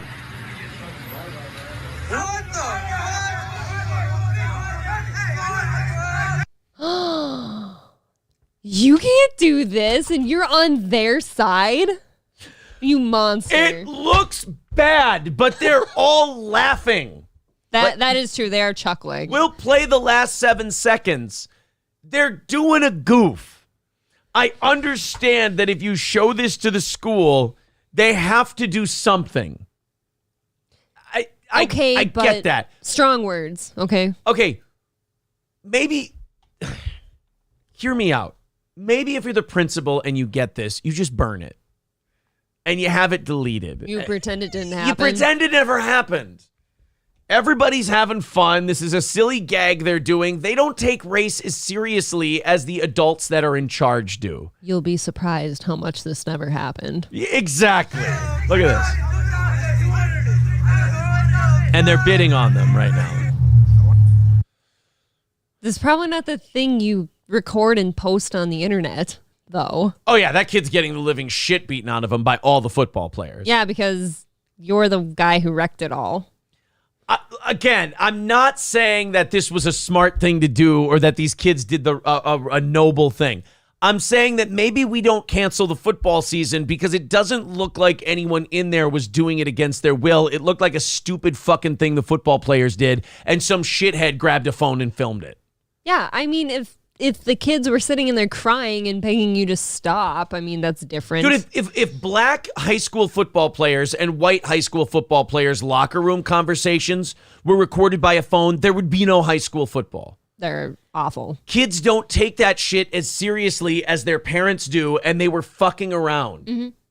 If one of the black students came forward and said, I can't believe they did this to me and it was terrible, then yes, fucking ban all these kids from You know what I playing think they football. should be doing? I think those black students that were standing there being auctioned off, if they had no problem with this because it was a goof, Right. they should be coming forward and saying, like, you guys just wrecked our entire football season over a joke. Yeah, like what if they say that? What if the black kids that were part of it were like, yeah, guys, we were fucking around. It was a joke. We weren't actually auctioned off as slaves. I Like, don't know if you know that. We don't actually think that's a good thing. Right.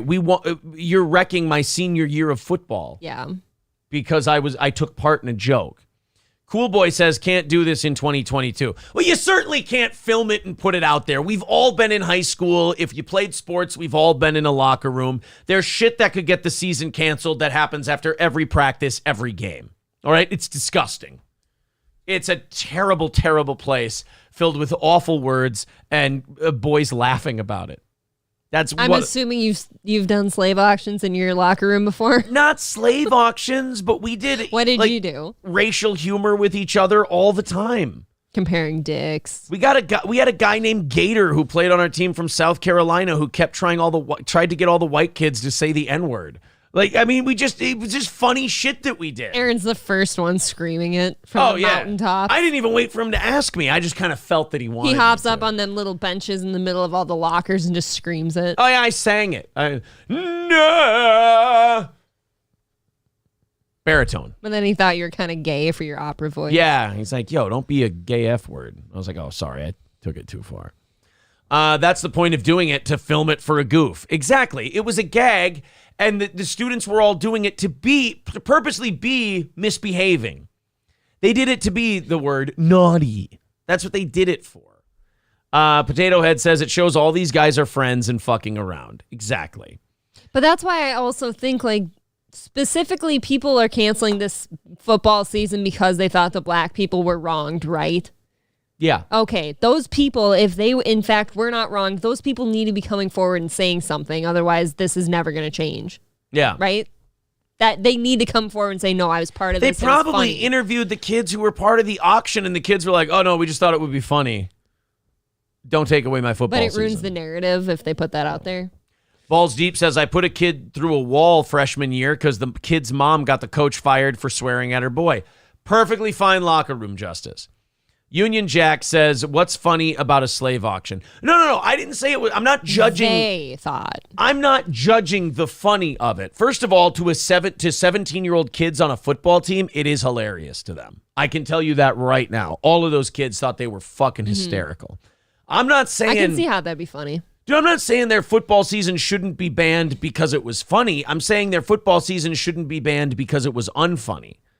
I'm saying that the funniness of it doesn't matter. They all were taking part in it willfully and making a joke. Yeah, no one was holding those kids there. They weren't restrained. They weren't crying. Well, it looks like they might have been. Were they? I thought they had something tied around I thought they were just standing there like this. Oh, were they just standing I there? thought Okay. so. Yeah, Theodore Roosevelt says, it was a historical reenactment. That's all it was. Sure. How about the fact that the school will cancel the football season because some kids on the football team made a joke, a private joke, but they won't bat an eye at a trans homecoming queen. Isn't that something? Our priorities are totally fine. Well, that's just like what I was saying on last night's show, too. This Texas mom's griping about, like, unleashing hell by letting your kids watch Hocus Pocus. But she was, like, totally won't speak out against kids being at drag shows. Right, exactly. Are you kidding me? My God says, optics-wise, they should have had the white kids be auctioned. I thought the same thing, actually. I bet they still would have been banned. Just for doing the slave auction thing, I think they still would have had it taken away. I actually think that would have been reversed. You know why? Let me tell you. Because white conservatives are so fucking dumb that they'd see it in reverse, and then all of a sudden they'd be the cancel people. They'd be like, oh, so now all of a sudden it's okay when black people do it to white people? Like, that's why cancel culture survives, is because both sides play the game. They see they happening to someone on quote-unquote their side, and then so when it happens to someone else, instead of sticking to your principles and not wanting that person canceled, they go, oh, well, it's okay when they do it, but not when we do it. And then they try to get that person taken out. That, like the Kathy Griffin thing. Yeah. Oh, yeah. She should have been allowed to do that. Should have been allowed to do her show. I think it was extremely tacky. It was unfunny, but yeah, she should be allowed. I'm about to give someone credit I don't want to give credit to because they're so cringe, but they are consistent on this, and that's Tim Pool. Is actually pretty consistent on the canceling thing. He was caught on a hot mic after Rogan's broadcast didn't shut off. Okay. With the Twitter CEO. And the Twitter CEO was saying, hey, the name of that account that you were mentioning earlier that was sending death threats, that's more liberal than conservative. Because he brought that up as an example of Twitter favors liberals. Yeah. She goes, could you tell me the name of it? And he goes, no, I'm not into doxing. I don't want to get anybody canceled. I want less deletion, less banning. I don't want more. So I'd rather not give that to you. And she pressed him. She's like, well, I can do something about it. And he said, nope, I can't do that. And that was, he didn't know the mics were on. He didn't know that was recording. So that was genuinely him. So I did respect him quite a bit for that. The rest of it, I just kind I of. like to hope most people are like that. Yeah, well, Me too, but I don't have a lot of faith. Agree, Poole presents himself well. Michael B says that. Oh, yeah, that's also why the Rogan podcast isn't live anymore. They used to go live, and now after the Tim Pool thing, You want to know what, though? they don't go live. I don't think a show like that needs to be live. People are going to fucking check in anyways once that's posted. Clearly, the Rogan show is doing just fine. Yeah, you don't need a live show for that. All right, guys, $210 away from our goal today. Let's see if we can go on a little rally here. We got about an hour and 5 minutes until we do the offering plate segment at the end. Let's see if we can get this within setup shooting distance by that time. 210 away from our goal. There's the PayPal link in the chat. If becoming a member is your thing, you get an extra show every Sunday night, 7 to 8. We also enter you in a $100 drawing every month for being a member. And you get access to all those emotes and whatnot. So membership has its privileges. Also, if you want to become a VIP, people, they rave every time they get their VIP packages.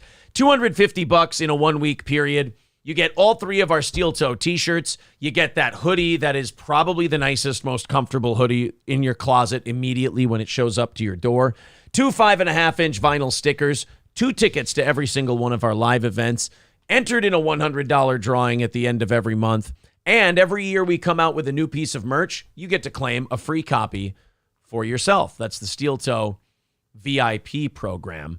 And that's available $250 in a 1 week period. Thank you very much to Joe Smash for renewing your membership for a 5th month. Appreciate that, buddy. Thank 205 away from today's goal. So again, we are getting there. There's the PayPal link in the chat if you feel so inclined. Also, super chats and memberships count as well. Clay Combs says, Aaron, what do you think of Tim Pool's band? Ugh. It is so bad. Unfortunately, that's what I'd say to most like celebrities that try to come up with a band and think they're good. That's not the thing you were destined to do. Except Kevin Bacon's cover of the Korn song. That's been a long time since I've heard that. You haven't seen the Kevin Bacon? No, I have. It's just, it's been a long time. It wasn't as good as the Black Kid singing it. The Black Kid does a way better job. Oh, shit, no. Yeah. Oh, I know what you're talking about. Yeah. That was pretty good. Sorry, I took a second. I was really confusing that and another cover song. I was literally going with the Korn band, like a cover of a Korn song. You thought Kevin Bacon did a cover of Korn? And I was confusing it with somebody else who'd done a cover of another song, but then I got back to, it's Korn. And it made sense.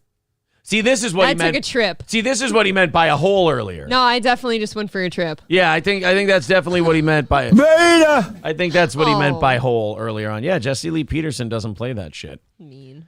Six String Man says Kevin Bacon is an American treasure, even when he's playing the invisible rapist. Have you ever seen Hollow Man? That I haven't seen. It's fucking bad. I mean, that is one of the worst movies. If that has good reviews on Rotten Tomatoes, I'm going to be very upset. Thank you very much to Mick Surley for becoming a member for his 3rd month. Now we're at the $200 mark. Thanks, guys. We're at the $200 mark for today's goal. We're going to do that last hour rally, and we're going to knock that thing out. What was I going to look up? Rotten Tomatoes for which movie? Hollow Man. Hollow Man, Rotten Tomatoes. Oh, thank God. It's at 26%. Good. Audience score, 28%. That was a not real good. Oh God, was that movie dog shit. Box office gross $73.2 million. So can I feel okay skipping this one? No, because it's so bad Why? you might want to check it out. Oh, good. It cost $100 million to make and it made $72 million. So Good. it was a loss. That took a Jesus. big time bath. Fantastic. That's exactly where that movie belongs. Well, guys, you want to watch Peter Ducey against Corinne Jean-Pierre, or do you not feel like watching someone get their brains bashed in defenselessly? This is a hard one because I used to like it when Pisaki was there with Ducey because at least they'd rumble, get bitchy to each other. Yeah, they wanted to fuck. She's kind of cunty, but you can tell she's losing this one. She's not cut out for that job. Yeah. Like she is definitely, I remember when they hired her and they were going, oh yeah, she's the first female black LGBT press secretary, and you're like, oh yeah. shit, she's not going to be any good. Yeah. Not because she is those things, but because that's what they're touting.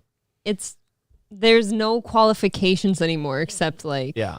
If you tell me like the press secretary, if you go, oh, they're coming here, they were the PR director at Goldman Sachs and like some big firm, and you're like, oh shit, this person's a player. Right. Yeah. But if you go, they're black, a woman, and LGBT, you're like, oh, they're going to fucking suck.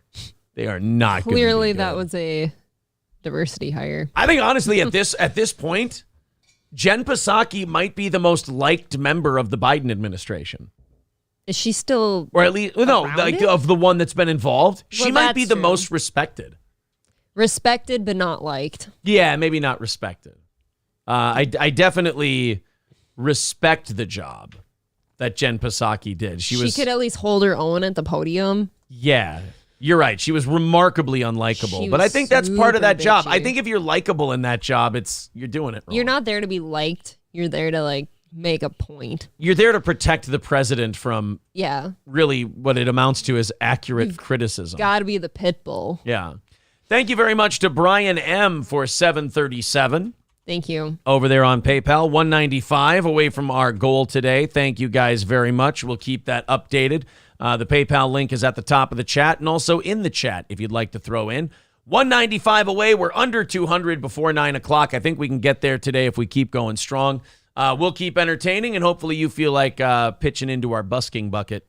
Let's watch Peter Doocy with Corinne Jean-Pierre. I think somebody said it in the chat. She's just too nice for this job. She is. She wasn't cut out for this at all. He's going to ask her about gas prices. Uh-oh. Now, remember, the Biden administration was sucking their dick when gas went down to like $3.30 here in Minnesota. You know, it went up to about $5. And then it dropped down, and they went, no, it's been 52 days of gas prices dropping. And we all kind of went, yeah, it's still $1.50 higher than it used to be. Yeah. Do you remember those days of $1.79 a gallon? I certainly do. Fucking hell. You know, when we used to let people drill and we weren't shutting down pipelines? $1.34. And by the way, this is why your climate change bullshit never works on any of us. Because you're pushing it. But while you're pushing it, you're shutting down what we have, making that way more expensive. And all it makes us do is beg for you to produce more of the thing that we use. We're never going to be on your side when it negatively affects our wallets. And now Saudi Arabia and OPEC said we're slashing production by 2 million barrels a day. Our strategic petroleum reserve release is ending in November. And then in December, most of the Russian energy sanctions kick in. Woohoo. So get ready. Here we go. Buckle up. This piece of shit and the people who control him will never open up another pipeline. In fact, they're bombing pipelines, in my opinion. They're never going to open up another pipeline. They're never going to allow more drilling, or they're going to make it financially difficult for anyone to do so. Guys, we've got 2 years left of this, too. I don't know if we can afford it. I don't think we will either. I think both financially and Civil War wise. I don't think we can afford 2 more years. People are going to mentally snap eventually when they can't afford anything. When they can't afford everything, and people are still saying, do you guys have time for me to talk to you about acceptance of trans people? And you're like, now's not the fucking time. Because if there's one thing the LGBTQ community doesn't do well, it's read the room. We're going to start shutting doors on them like the Jehovah's Witnesses. Yes, people. Exactly. Do you think I should be on the swim team? Watch your dick. No. All right, let's watch Peter Doocy talk to Corinne Jean-Pierre about gas prices. Thanks, Corinne. You've said the president was responsible for gas prices coming down. Is the president responsible for gas prices going up? Uh-oh. Yeah, you'd think the opposite would be true, right? This is why you don't caulk off about shit that you don't have total control over. Right. Like, if you start caulking off about gas prices, you better be damn sure that you're doing everything in your power to bring them down. Keep them down. Because remember what inflation was. It was the Putin price hike. But when gas was coming down, Biden was like, hey, how do you like me now, huh? First of all, when you're bragging about $3.50 a gallon gas, you're fucked. But now Peter Doocy asked the obvious question. So wait a minute. If he was responsible when they went down, is it his fault now that they're going up? So It's a lot more nuanced than that, right? Peter, you Shut know up. this. There have been global challenges that we have all dealt with. When I say all, meaning other countries as well have dealt with since the pandemic. There's been That's amazing. So when it's raining shit on you guys, it's remarkably nuanced. When it's going well, it's time to spike the football. I like how pretty she tries to make every negative sound. Well, that's her. In fairness, that's her job. It's just, I know. She is good at that. That part I don't fault her It's for. just nuanced. It's I mean, what's she supposed to do? Oh, yeah, it's raining shit all over us. It sucks. pandemic, and there's been Putin's war. And Putin's war has increased gas prices at the pump. We have seen that over... Yeah, you know, Putin's war that we put $100 billion in weapons sales towards, or Putin's war that we inspired by telling Russia in the 90s that we would never spread NATO's borders past Germany, but now are knocking on the door of Moscow. You know, Putin's war where he said, hey, I'll drop this whole thing if you promise me Ukraine's never in NATO. You know, Putin's war. I'm sorry, but the Putin war is 50-50, like almost every conflict there is. Yeah, of course it is. Something started it. We've both been playing tug of war over Ukraine, and the rope snapped finally. The past several months. And what the president was able to do, he took some historic steps. When you think about the strategic... Closing pipelines, putting more regulations on opening up new drilling lease permits. Look, I will say that. Encouraging people not to drive as much, pushing wind and solar and other less efficient forms of energy. Expensive. You're right. He's done a lot. I wish he wouldn't have. Strategic Petroleum Reserve, and making sure that we were able to do everything that we can to bring that cost down for American families, give them a little bit more of a breathing room. And we saw that. We saw that every day this summer, saving American families over $1 per gallon. And so saving, it went up to $5 and you brought it down to $4. There was markups first, woman. Right. That's like the Patrice O'Neal sneaker analogy. Sneakers went up to $200 from $100. Now they're $125. We saved you $75. That is how everyone spins stuff too, yeah. But you know Such a what? great deal. There's enough stupid people that buy it. Like you go on Twitter and shit and all the liberal check marks, they buy this shit because it's either that or they have to admit that they got it wrong. Exactly, and then they have to face reality. Yeah. That is what the president's going to continue to stay focused on, our American consumers. How do we continue to keep prices down? That's why we did the Inflation Reduction Act. That's why we talk about the CHIPS Act. All of these things are going to help Americans here in this country. When? The money for this Inflation Reduction Act is out there. By the way, you don't stop inflation by printing $1 trillion. I've never heard this before. Nope. And there are consumers now in California paying $6.41 a gallon for gas, Nevada $5.51, Oregon $5.46. Who can afford that? And we understand that. That's why the president worked so hard the past several months to make sure that he did everything we can to bring gas prices down. We have seen that. Well, it didn't work. That's what he's trying to ask you. Why didn't it work? Why are you failing? If you're trying to say that you're doing your best to bring gas prices down, you're failing at it. Answer that. Why are you failing? What's next? Could you drill more? Could you build pipelines? Do anything. Could we up the production maybe? I know you're pulling out a couple of areas across the country, and I get that, and we understand that there's more work to do. A couple areas, dude. It's going up everywhere. Yeah, and those are huge areas, by the way. Yes, lots of people. There's probably about 100 million people in the cities he just mentioned. Yes. We were done here. We have always been very clear that there is more work to do, but we have seen, the reality is we have seen the fastest decline in gasoline prices in over a decade. That's because of what... That's because they weren't going up in a decade ago. The quickest rise in gas prices ever.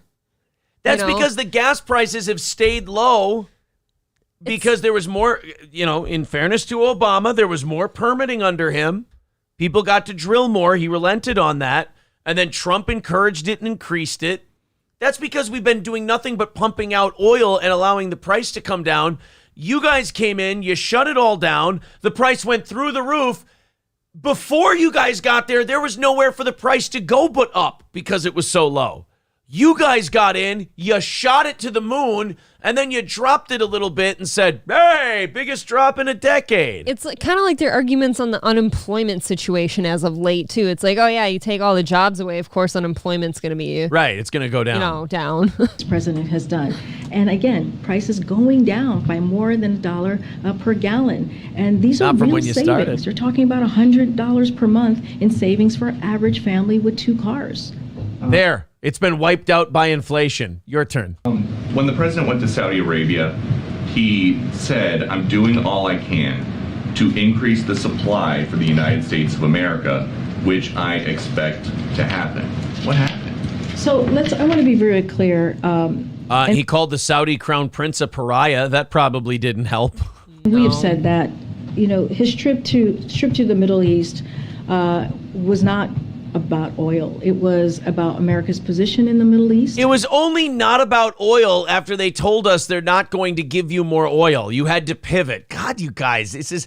You know what? I don't even blame them. What are they supposed to do? Say that they're doing a shitty job? I blame anyone who buys this horse shit. We're having an oil crisis here, but he's going to go to the oil capital and it's not about oil. Right, exactly. I always liked that. Hey, our gas prices went to $6 a gallon. Why are you going to the oil country? It's not for oil.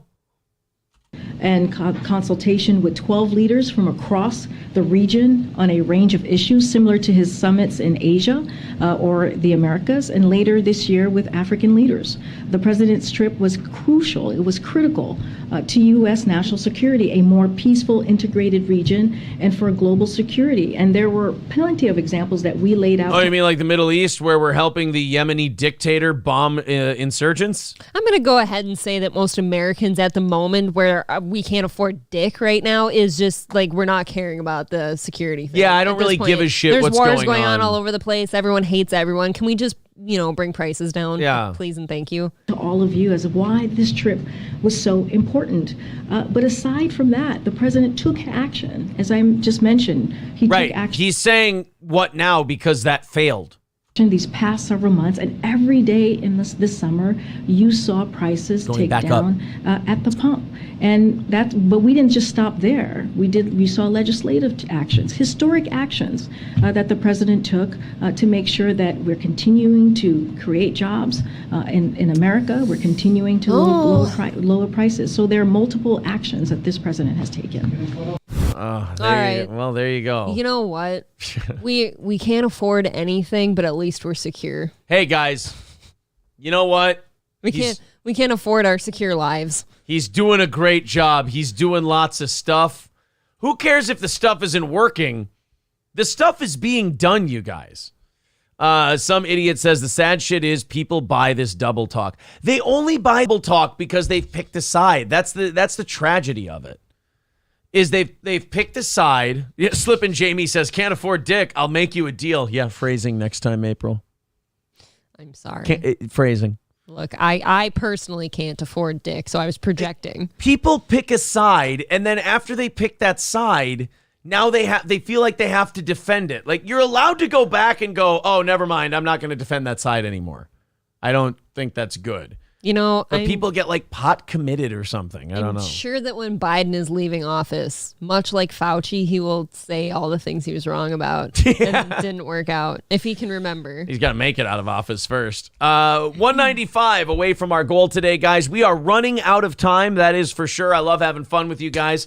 But we missed by 155 last night, and that is not tied into today's goal at all. That's sitting off to the side right now.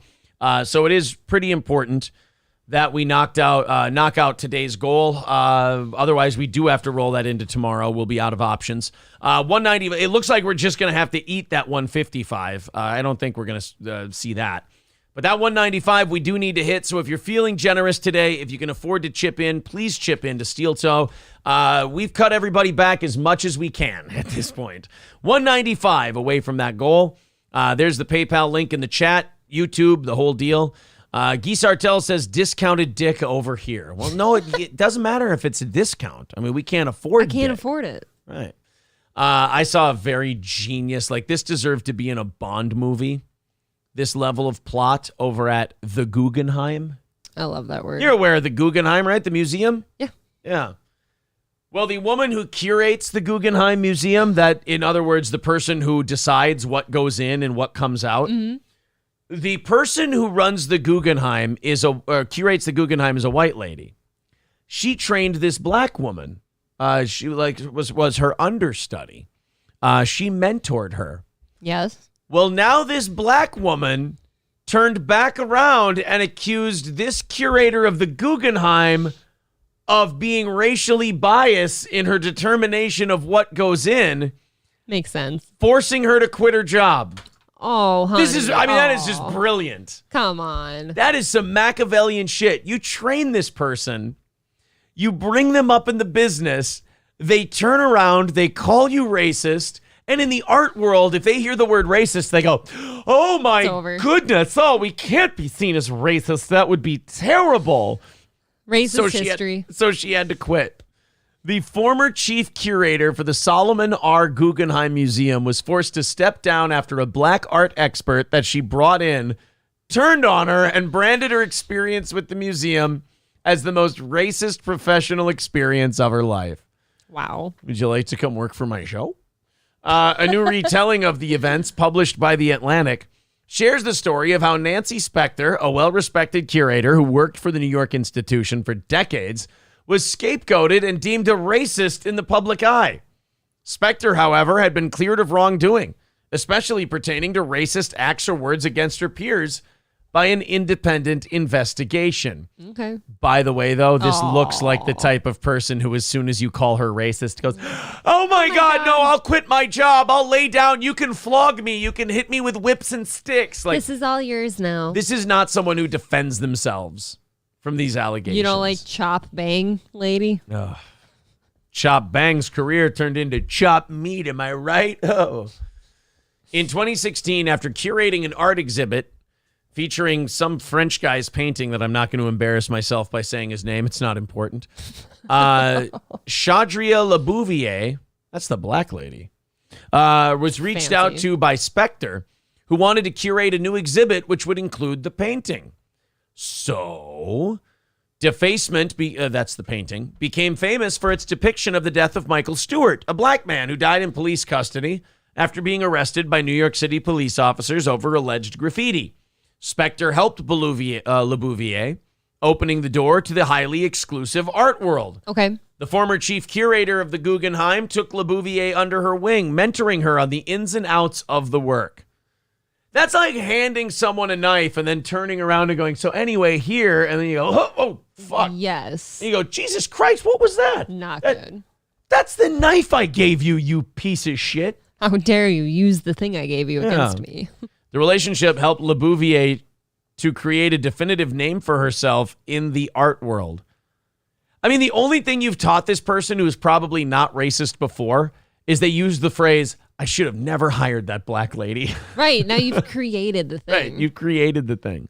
And they did an investigation. They said, this lady has in no way been racist whatsoever. Yes, it's just art. Less than 5 years later, however, Spector was out at the Guggenheim and Lebouvier was referring to her as Amy Cooper, the white woman dubbed Central Park Karen for calling the police on a black man who was bird watching. Oh, my God. The real issues began when Lebouvier submitted an essay proposal for the exhibit, which Spector and members of her staff said was not up to par. So it's not because she was black. It's simply because they looked at the work and they're like, no, not good enough for the... Imagine not being good enough for the Guggenheim and then deciding, well, the Guggenheim must be racist. It can't be their standards that I didn't meet. I think that's the go-to now.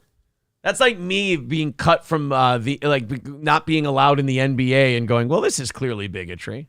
Yeah, what? White man can't play? Spector told her that major chunks of the essay would need to be revised for various reasons.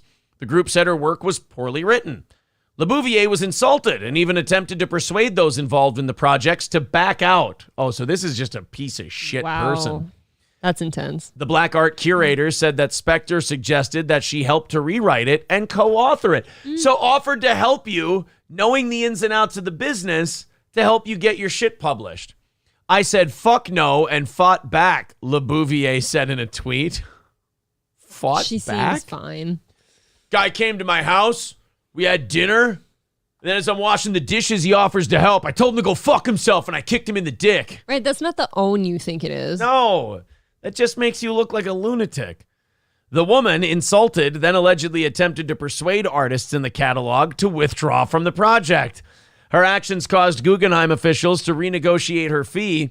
The museum also ended up giving her sole credit. So you bitched, you race baited, and then you got what you wanted. Yep.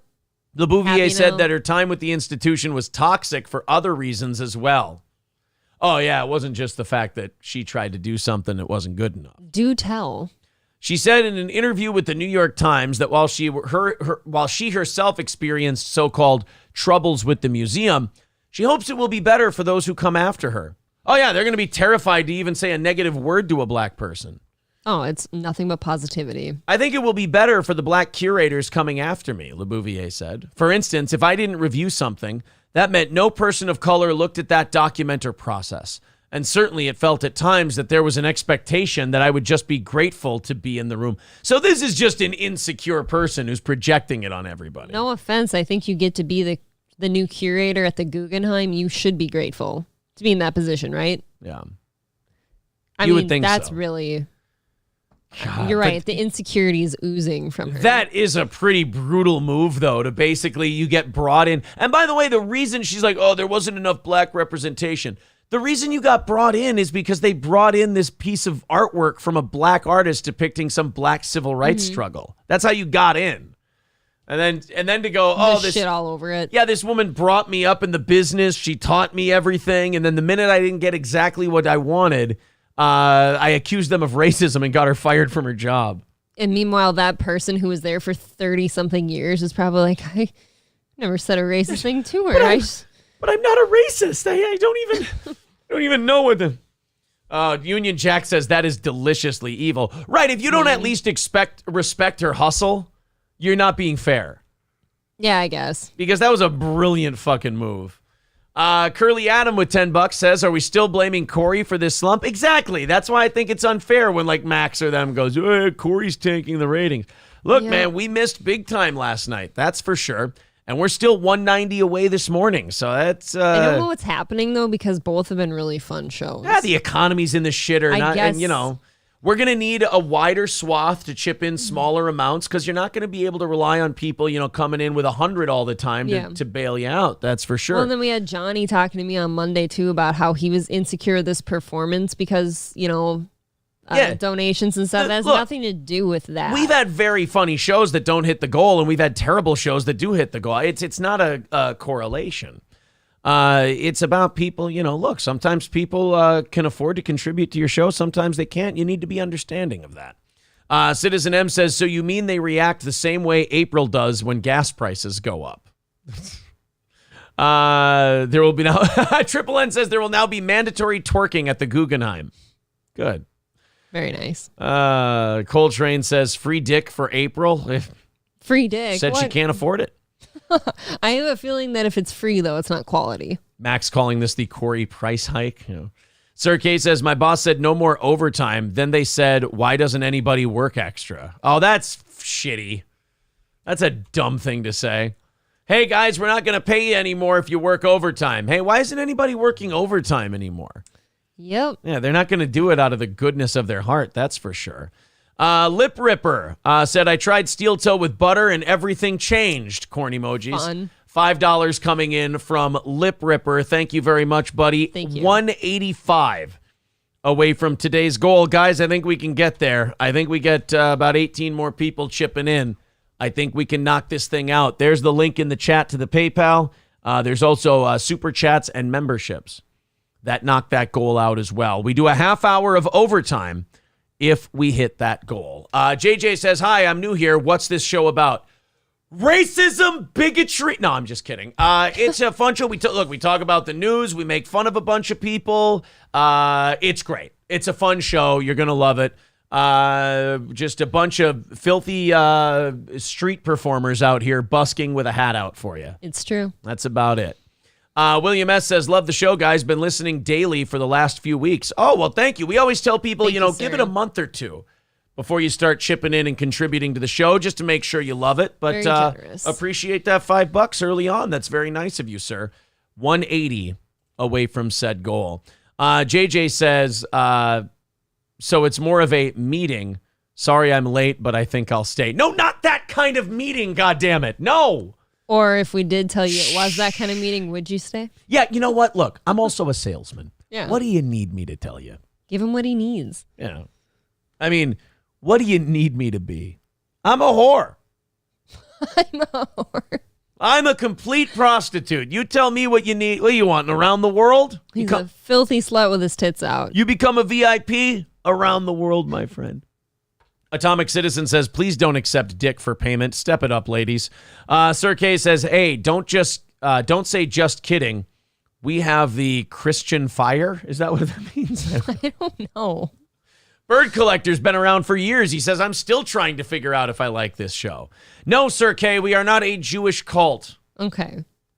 Unless JJ wants us to be a Jewish cult. I am happy you cleared that up. I started telling somebody about it the other day. In which case, oy vey.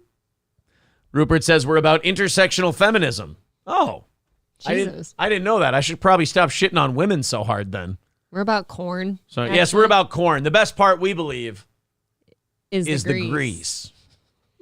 Shut the F up. Karen says, oh, sorry. I mean, we're a clan of people having fun. Guys, I told you, creates too much confusion when you use the word clan. We got to step away from it for a little bit. That's clan all. Is one of those words where it's just anything. Told you guys to stay away from the clan word. If you're Aaron, too, you can't hear that anyone spooked anything. No, he gets nervous. There's no spooking.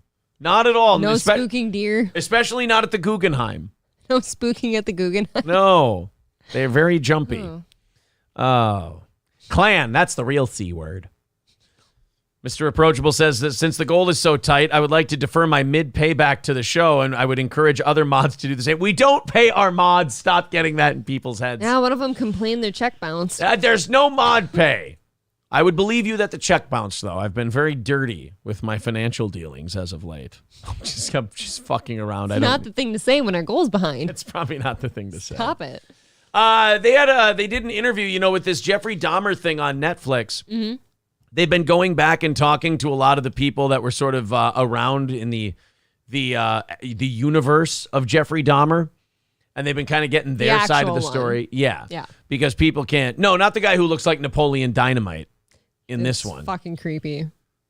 That whole Jeffrey Dahmer thing. I hear him talk, and I look at him. I'm like, holy shit! It's like if John Heder played Napoleon Dynamite, but as Jeffrey Dahmer. And I don't like, Aaron said that one night as I'm watching an episode, and he said it's like Napoleon Dynamite, but a killer, right? And then the thing shows up on my phone as like a movie printout of that. Not the only one who made it. It's really scary. Catherine with $5 says, I wish I could give more. Oh, don't do that. Just Thank you. Do what you can when you can. Otherwise, just hit the like button, hit the subscribe button, suggest this show to others. That's all. We're 175 away. I think we're going to make it. If we can grow this show and a whole mess of people were able to give $5 a month or become members, that's great. For example, we got 325 members right now. As that number goes up, the goal comes down. We'll get there. It just takes time, guys. We're going in the right direction. We're having growing pains where our numbers are getting big and it's just the economy sucks a dick. Our numbers are getting big and people need to hold on to their shekels. Lord knows I get it.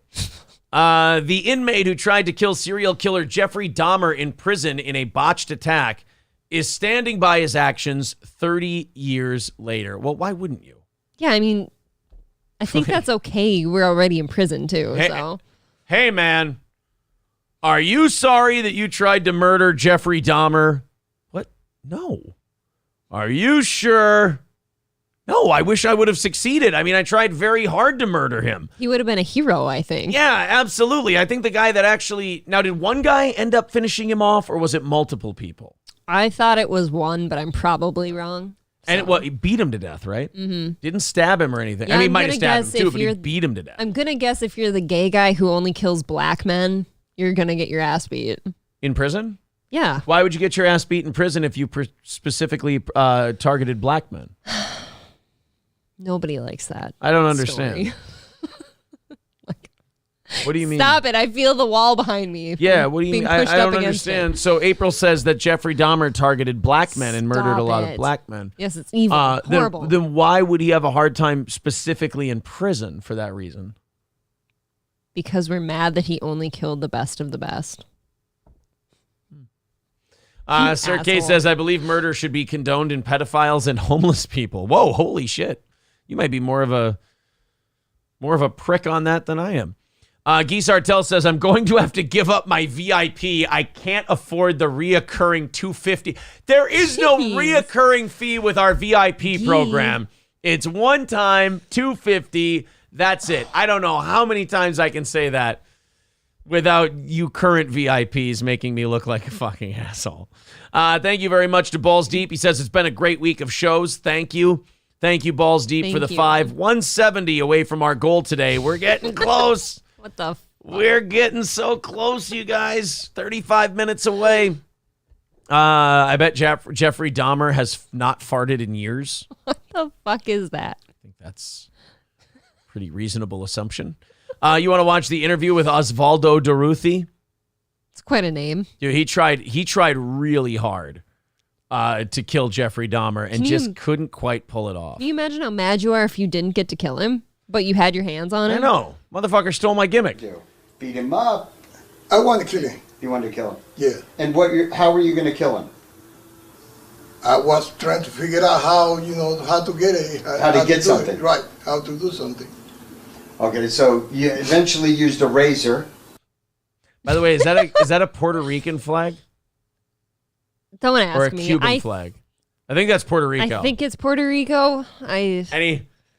Anyone else want to comment on the irony that the Puerto Rican wanted to stab Jeffrey Dahmer? No, nobody. Anyone want to comment on the fact that the guy who wanted to stab Jeffrey Dahmer happened to come from... Well, you know what? It's not important, guys. Yes. I guess you get shavers, right, in prison? Yes. So you get shavers, and then I guess you take them apart. And then you use that.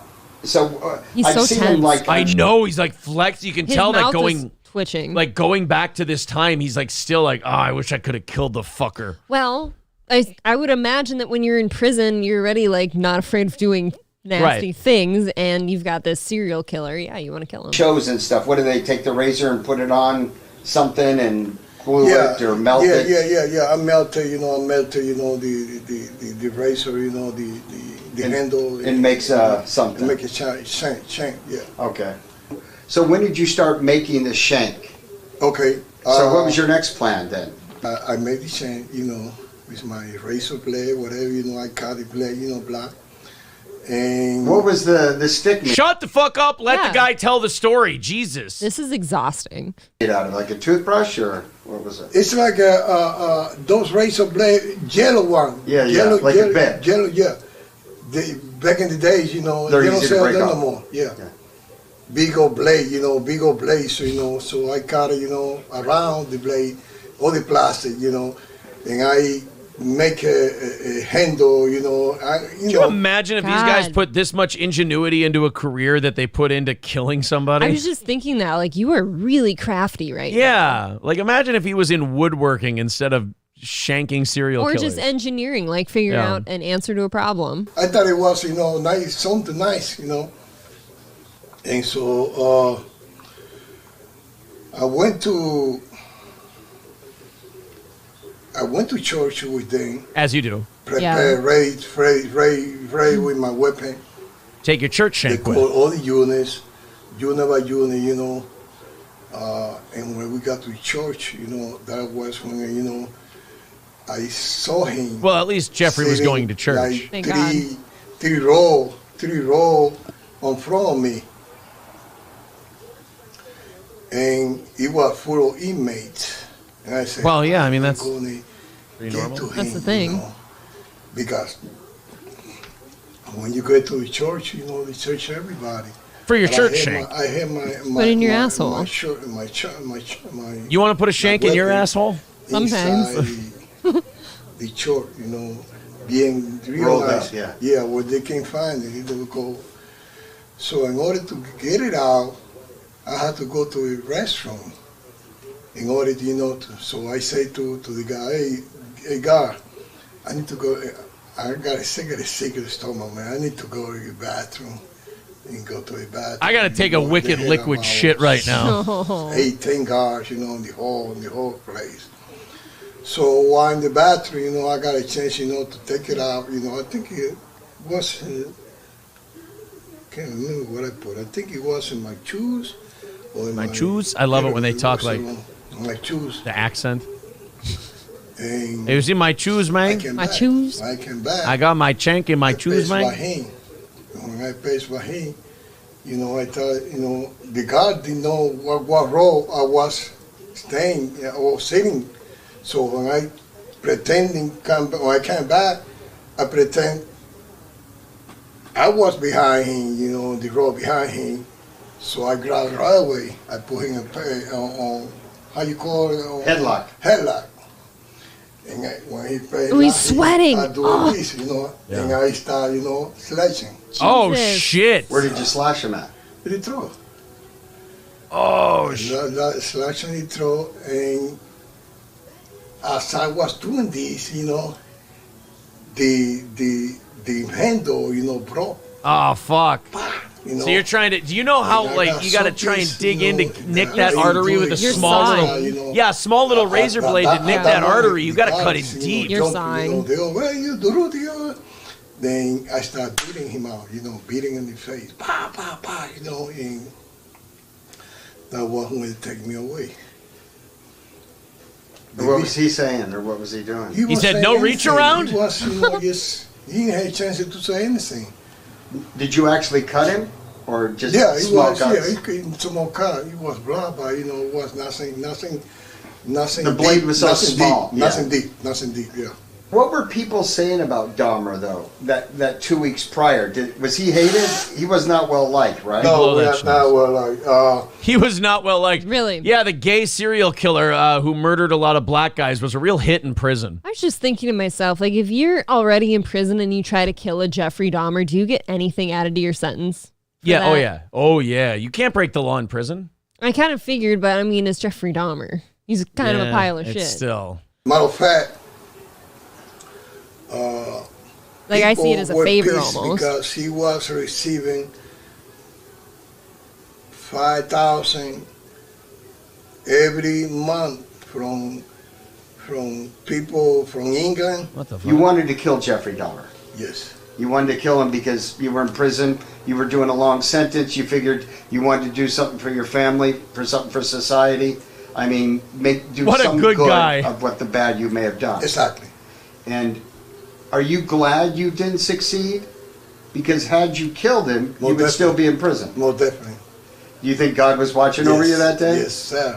Oh, so he's glad he didn't end up killing him because he would have gotten a lot more trouble. But still, at the same time, to be the guy to knock off Jeffrey Dahmer, That's what I mean. You're almost doing a favor to society. It should be a guy who's already got a life sentence. He's not getting out. Right. Just be that guy to be like, hey guys, let me do this one. Yeah, I'll take one for the team here because I ain't getting out of here anyway. Fuck it. I'll take out Dom. That would almost, if you're a murderer already and you're non-apologetic and you're already there for life, it'd probably be fun. Yeah, it's almost for sport at that point. But they once you do it once, they probably keep you away from everyone. James J. Weed says, going to give him the $1.50. Rupert with $9.99 says, my SO got the warts. Significant other. Oh, my significant other got the warts. Now it's a big lumpy knob and it's got the juice. Oh, I thought he was doing Triple N says this dude looks like Yoel Romero's dad. Oh my God, he does. He does look a little bit like Yoel Romero. $9.99 from Rupert. Thank you very much. Thank you. Trucker 18 Wheelers says $50. Some more shekels for Führer Aaron. Wow, thank you, Trucker 18 Wheeler, carrying the load today. That's for sure. Thanks, dude. That with all that combined, that's 50 off the goal. 120. Oh, we're there. Much better. 120 away from our goal. A half hour left in the show. I think we're gonna make it today. I'm feeling pretty confident. So in that vein, I think we've done something similar before, but if, let's say, you're serving a life sentence in prison already and somebody, an evil person, came into your prison, who would you most feel honored to knock off the face of the planet? Oh, it would have to be one of those white-collar, Ponzi scheme motherfuckers. Is it really? That's what you'd want? Yeah, Bernie Madoff's dead, right? I think Bernie Madoff died. I don't know. But Bernie, I would love to, if I, you're saying if I was in prison for my life, and I could knock off a guy. You're not getting out. Bernie you Madoff. can take out anyone. Who you doing? Bernie Madoff would have been the one. Death. Yeah, I think he's dead. Died in April of last year. Okay. Wow. So Wow, you want a white collar guy? Yeah, I want one of those white collar criminals because they're not afraid of anything. You know? Okay. They're not afraid of anything. They just got their little cush prison and, you know, the whole deal. I don't like that shit. I'm not going to fuck around with some guy who could kill me back. Like, if it goes wrong and I lose my element of surprise, I'm a dead man. I don't know, because look at the amount of craftiness that guy had to go through, and, like, nobody hurt him back. And he failed. So... Yeah. And that was a serial killer. Jeffrey Dahmer was kind of a pussy, though. Like, he couldn't fight. He drugged people and then killed them. And he was pretty physical. A lot of them tried to get away. With and he little had fucking twinks. I mean, yeah. If you're beating up fucking Macaulay Culkin, yeah, you're not exactly still a other badass. men. I'm sure not everyone in jail is a big beefcake. Oh, I bet you he got... I mean, look how he died in jail. He just got the shit beat out of him. It probably wasn't that tough. Sean Avery says 35 towards the goal, not 50. No. With the other $10 super chat and the membership, that in total, that's 50, Sean Avery. Hey, thanks for looking out for us, buddy. But we got it right. We're okay. Thank you, though. Appreciate that. There's the PayPal link in the chat. Super chats and memberships count as well. Only 120 away from today's goal. Looking forward to knocking that out. And look, if we knock off some of the Wednesday stuff, that would be cool too. But certainly not looking that way. Not a problem if we don't. We're fine with eating that this week. Let's open up the 8 o'clock stories, and then we'll have plenty for overtime, too. I got some Brendan today. I've got some Theo Vaughn talking shit about Brendan today. So I've got some of the gossip stuff a little bit later. So we'll have plenty to discuss. I'm seeing some interesting titles for this next hour. If we end up doing overtime today, I think we're gonna have plenty to talk about on today's show. So let's see if we knock that all out and do that extra half hour. Sean Avery says, "You better get it right, or I was going to knock you the fuck out." Exactly. Yeah. Did people come up with their people that they would kill if they were in prison? Aaron thinks white-collar criminals go to the same prison as killers. Yeah, that's true. I laughed at that, too. I probably wouldn't have seen Bernie Madoff. No. If I went to prison. You're right. Like somebody said Epstein. I don't think... He's dead, but... He's already dead, but he wasn't in Gen Pop either, right? So... Someone hands you a shank and they say, "You're the king around here if you kill Bundy." Do you kill Bundy? If I'm in for life already? Yeah. Yes, absolutely. And they're like, "Dude, we're paying tribute to you. You know, some candies in it every week. Duh. A little toilet wine. Nobody's gonna fuck you in the butt." Who would be like the most honorable, like, killing of a serial killer in prison? Which one is most important? Gacy, because I bet he annoyed the shit out of everybody. He's just a prick. Yeah, I bet you people fucking hated Gacy. Yeah, where at least Bundy was kind of smooth. Yeah, but still, I bet you he got fucked a lot. He probably did get fucked. Yeah, a lot. he probably was besides that unibrow, he was a pretty boy. Unless they had him locked down to the point where nobody could get to him, I bet you they turned old Ted Bundy into a windsock. I sometimes don't like that, like, especially for serial killers. They had the nerve to kill a bunch of people, but you're going to protect them in prison. Yeah. No, you leave them out. Who cares? I don't think so. Michael B says, "I would kill Jodi Arias. I already know what her asshole looks like." I don't know how much that means in terms of killing someone, but I thank you for providing us a reason. We never said and why, but thank you. I don't mind the and whys. Phage Live says, "I got a stupid question. If you order anything off your merch show, do you get a tracking number?" Do you get a tracking number? God damn, I don't know. Do you get one? I don't know. Yeah, we order it. There's no way to do that. We order our shit once a month at the end of every month, right? Yeah. And then it probably takes about 2 weeks to get in. So if you order it, like, say, at the beginning of this month, it'll probably show up mid-November is the best we can do. You can always ask us where it's at, too. We always know. And usually once we mail it, they're there. Well, once I mail it, they're there in 2 days max. Yeah, unless you live in Australia. Yeah, well, that might be a minute. They told me that's like about a month. Oof. Month and a half sometimes. Rusty Grammar says white-collar prisoners get 200 TV channels, VR golf, swimming pools, and actual food. Oh, shit. Tennis courts. JJ says he would have killed Lori Loughlin in prison. Ooh. She wasn't in there for very long either. The Jared Fogle one I get. Yeah, I feel like pedophiles don't last long. Curly Adams says, just ordered a sweatshirt. Worth it. Thanks for the plug, buddy. Appreciate that. Thank you. 120 away from this morning's goal. Very important to hit it. Let's see if we do it. About 15 to 20 minutes away from the can rattling segment, so we'll see if we can knock that down before we get there. This is a really quick one. I really thought this was funny. Some Latino kid posed with Beto O'Rourke. Oh, yeah? Beto's running for something else again in Texas. I don't know why they keep throwing this fucking guy out there. He makes an ass of himself all the time. He's melodramatic. He loses everything he runs for. I think he went after Ted Cruz last time. He got his ass kicked. I think this time he's going after Greg Abbott. Okay. He's like the Stacey Abrams of Texas. Everyone holds him up as a hero on that side, but he's never done anything. I don't think you're beating out an Abbott either, right? Isn't he kind of liked down there? Yeah, I think Abbott's probably going to win.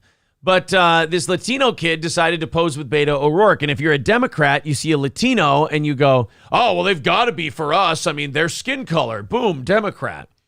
So Beto was not expecting this one. Let's go ahead and watch this kid. Pretty funny. I'm here with Beto. Just want to say, on behalf of Hispanics, we don't claim you. little shitbag. Shit. On behalf of Hispanics, we don't claim you. Oh, that's funny. Very pleased with himself. And of course, that lady, oh, very nice. Very nice. I like how he goes from like thumbs up to just turning and walking away like, oh. Which one?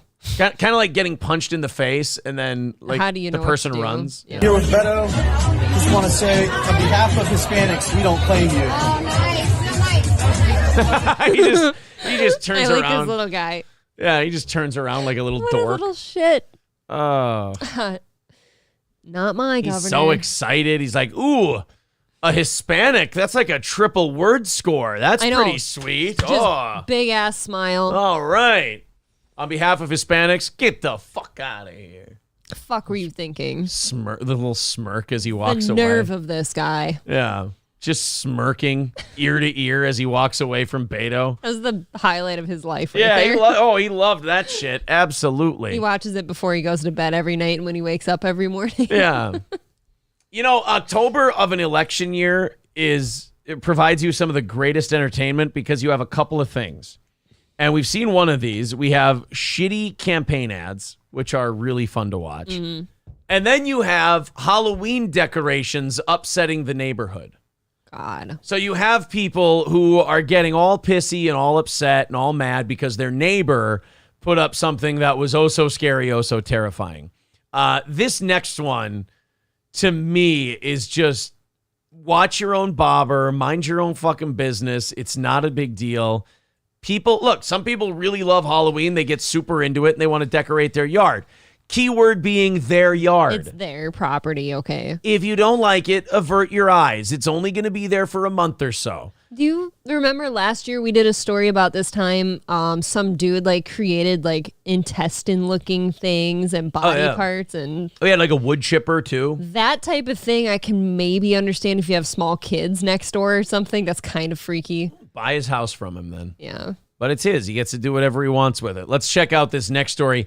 These people did something very elaborate and cool, and now the news is at their house bothering them because somebody had to piss and moan and bitch. The creators of this Stranger Things display say that they will officially let all the fans know exactly what they plan on doing with the display in just a few hours. But the homeowners told me that their plan is to have it back up and running this weekend with a couple of restrictions. There's yet another twist in the controversy surrounding the Stranger Things Halloween display. And the controversy. Imagine that. The controversy over some Halloween decorations. So clearly not real. No, of course in any not. Sense of the word. Are you that fucking dumb? You think a girl is floating in front of their house for real? You think this is a real thing? I am confused, like how someone could be offended by this specifically because this looks very PG. Yeah. The suburban Joliet area, as the creators of the House Haunt now plan to reopen it this weekend. And I didn't want to take it down, so I'm happy they didn't. We need to get these kids back in school, and we need to reverse some of this COVID shit. Jesus Christ. That guy looks like a mini Dahmer, like in the works. Stop breathing so heavy, kid. It's just the news. Hold on. Appel says the seasonal setup dreamed up by his family will return to their front yard Saturday after he spoke with city officials about the display following complaints by a lone neighbor about the increased foot and vehicle traffic. One person, one joyless dickhead. This is what I hate. You know, Old Capitol Tavern is going through this with their dumpster and their patio. I just thought of them. One fucking person complained. One person said something. And now the city goes, well, I don't think we're going to be able to let you keep your patio up, and I'm not sure about your dumpster and this, that, and the other thing. We'll throw you guys some emails that you can send later today. We'll do that here before the show wraps up, and I'm really hoping we hit that goal today. It's very important, so hopefully we have a little extra time with you guys today. But we'll throw you the Old Capitol stuff. But if you live in Minnesota, head to Old Capitol Tavern, 2 North Benton Drive in Sauk Rapids, oldcapitoltavern.com, and order something from Midland Armory in Foley, midlandarmory.com, and use the promo code SteelToe when you order a firearm, lower receiver, tactical gear, optics, knives, suppressors, whatever you're looking for.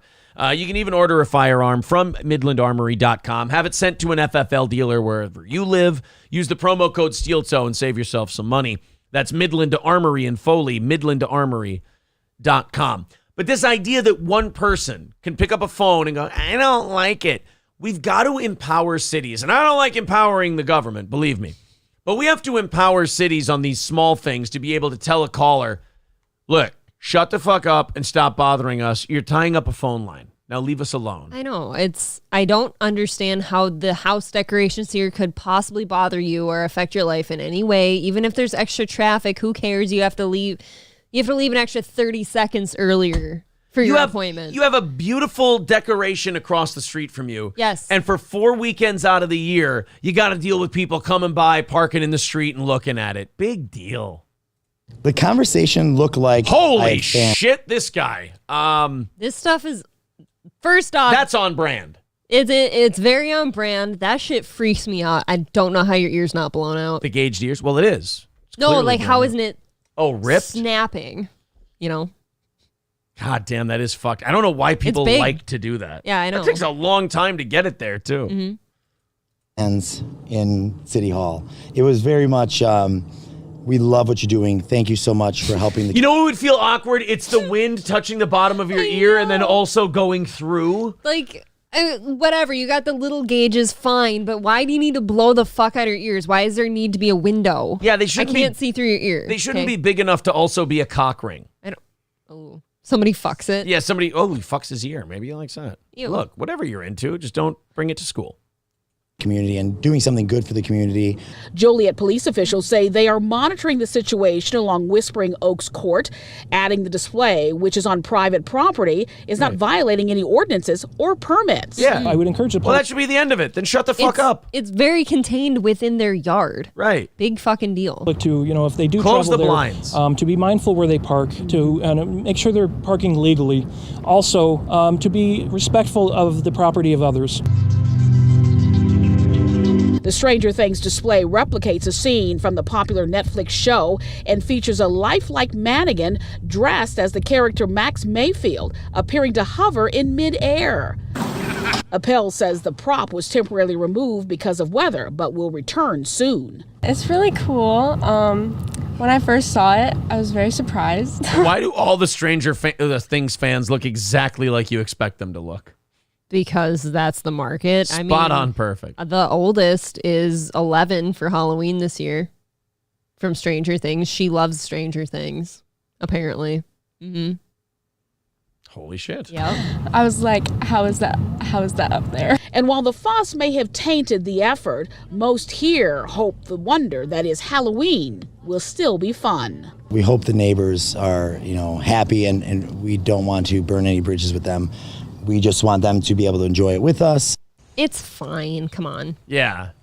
And that is really the thought. Now, what the homeowners say is what they're hoping to do is get Max back in place by Friday, and they'll have their full sound and light show along with Max happening Saturday. Now, they'll restrict those hours. See, what I would do is I would just make it louder. I would make it brighter. I would put more decorations up there for the second those assholes started complaining. I would agree.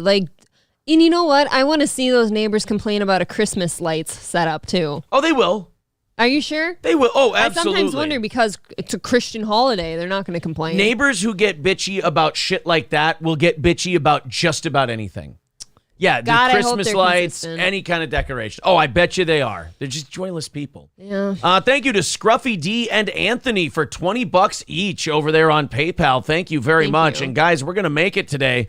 $80 away from our goal and about 7 minutes away or 10 minutes away from the offering plate segment. We might not even need the offering plate today as we're $80 away from our goal. Thank you guys for grinding that out for us. Thank you, Trucker 18-Wheeler, for stepping up huge. We appreciate that. $80 away from today's goal and a little sunk cost from Wednesday of about $155. If we hit that tomorrow, we hit it tomorrow. But if we take the L, we'll take the L. Not a big deal. JR's Gam says, dude, I have a pole up a skeleton's ass through its mouth all bloodied up. Nobody will say shit. Well, are you going to say shit to a guy who's got a pole up a skeleton's ass with blood coming out of it? I don't think so. I'm with mediocre personality. It's like, why do people have to suck the fun out of everything? It's like you said, it's going to be there for a few weeks tops. Like our neighbors right across the street love decorating and shit. I think it's great. I actually walked outside of the house to take the garbage down last night. It's kind of creepy, kind of cool in the dark. I loved it. I don't know. Big deal. Stevie J says it was funny seeing Aaron come to terms with the fact that his daughter likes Stranger Things. I know when you said I didn't like it because I don't know if that's an 8-year-old show. That's exactly. It's not. It's totally not. I've talked to her about it. She seems to think that it's fine. They're just growing up quicker now. It's all. It's over. You can't stop it. Doesn't really. And especially when you have split households for taking care of kids, you can only take care of what's in our house. So right when they're watching it over there, you don't want to be a dick. And it sounds like all the kids watch it together over there. Ooh. And Emily talks to me sometimes about how it's scary. And yeah, I'm like, yeah, you guys can't watch that with a 3-year-old. Yeah. Okay. Stop that. Does everyone else know they're watching it? Yep.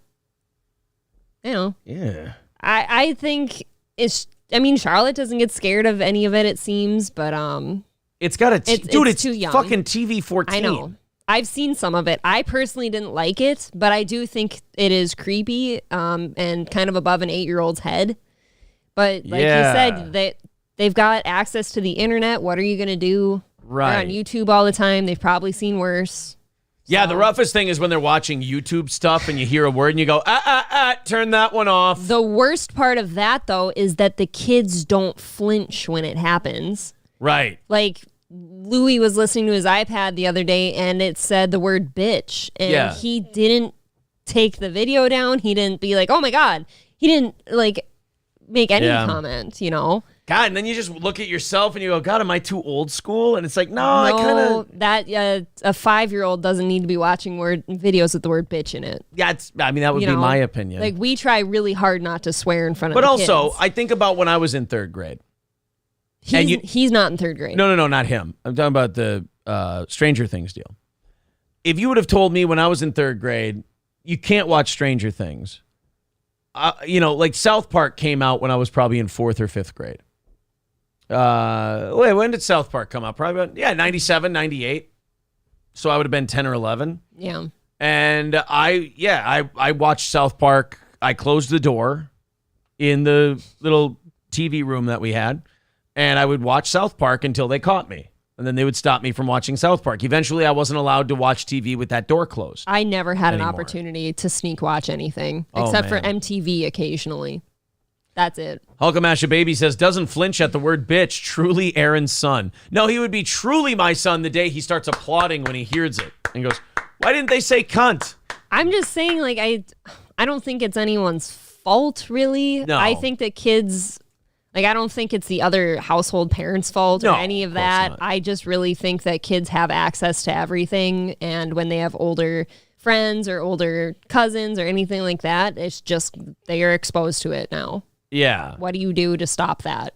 Razif Chaz says, I was watching South Park in 3rd grade. Yeah. So, like, I was born in 86. Yeah, I didn't have a chance to watch South Park. Yeah. There was too many eyes. The Real Popcorn says, LOL, I was in 10th grade. Yeah, you find a wide swath when your show is for people 18 to 35 or 18 to 49 or whatever.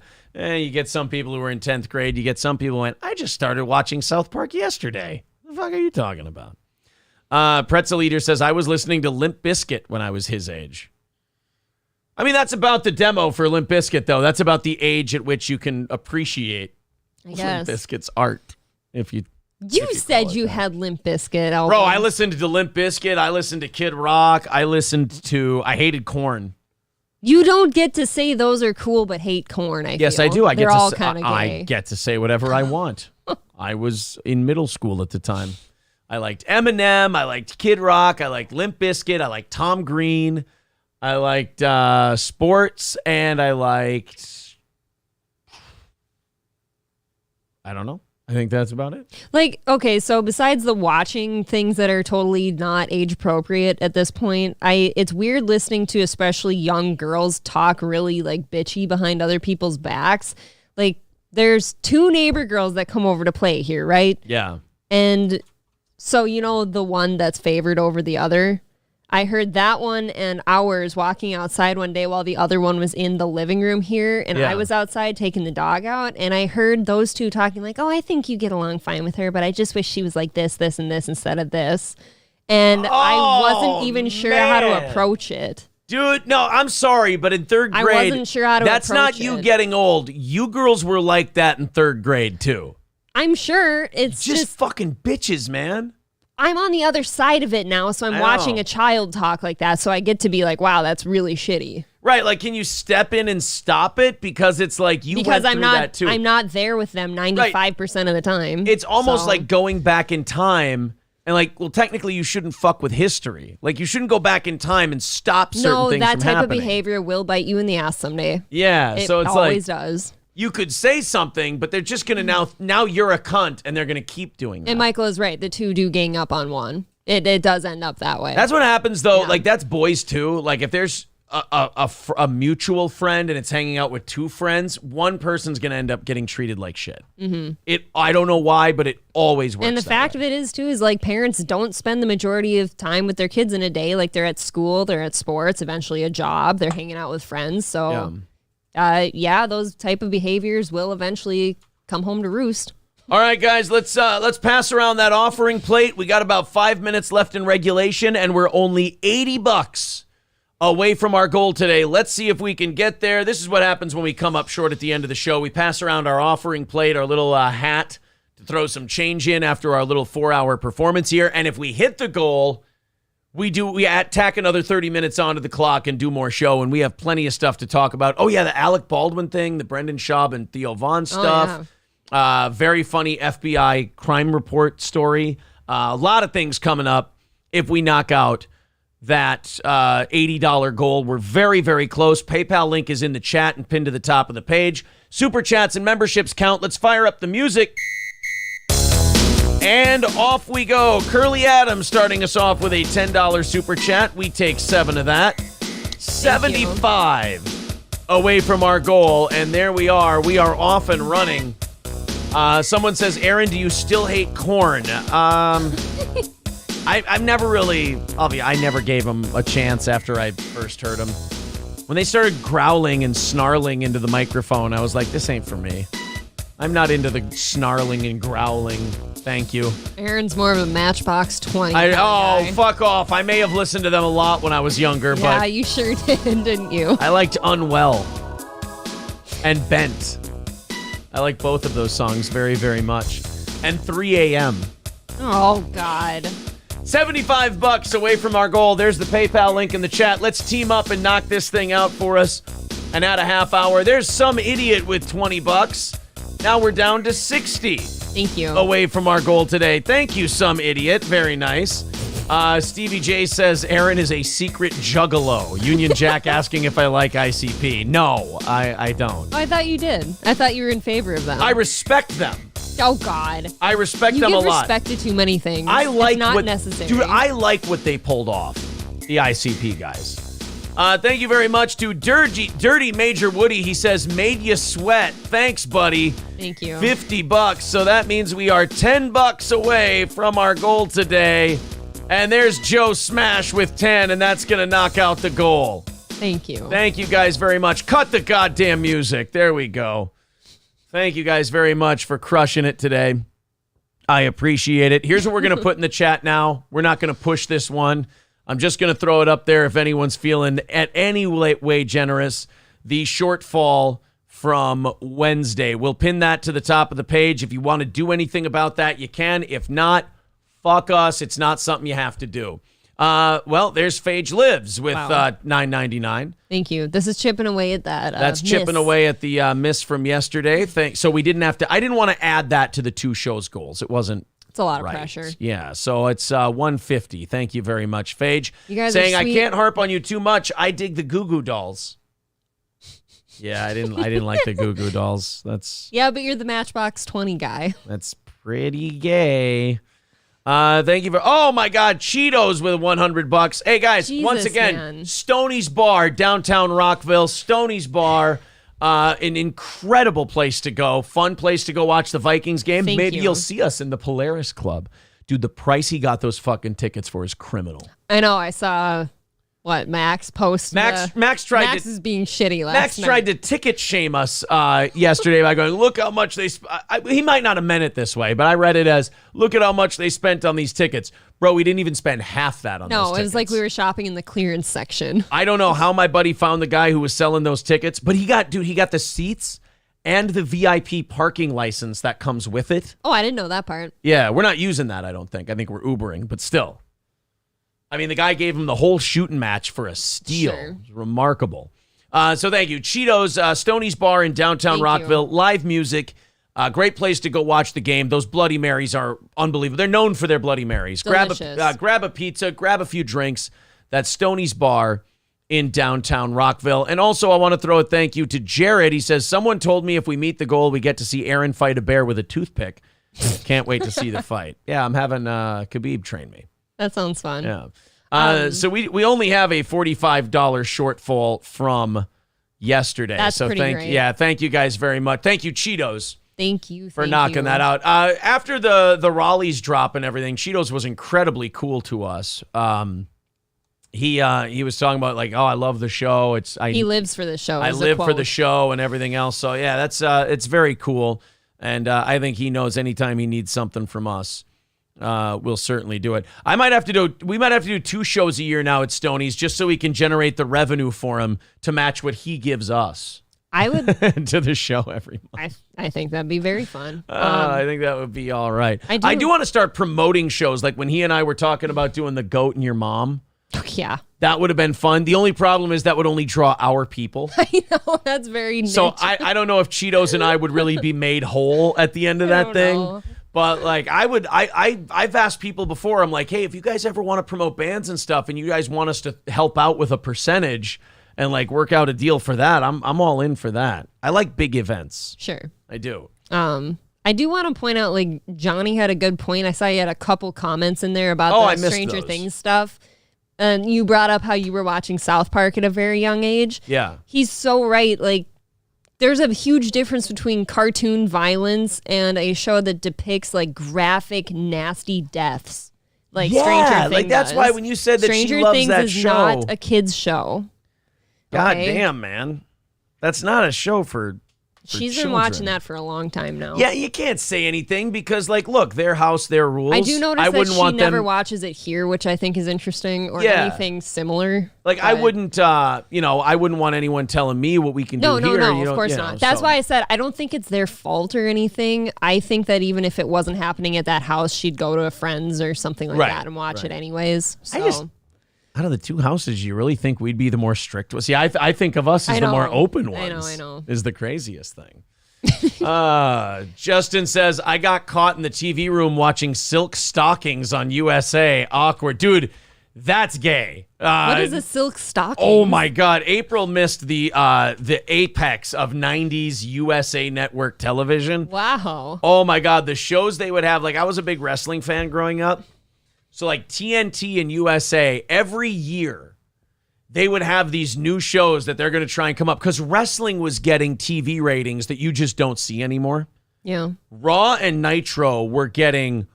If you combined the two, the ratings they were getting Walking Dead in their prime numbers. Okay. I mean, wrestling was massive in the 1990s. Thank you, Jake, for the $4.99. Appreciate that. You guys have pretty much made up for Wednesday evening. That's really cool. Thanks, guys.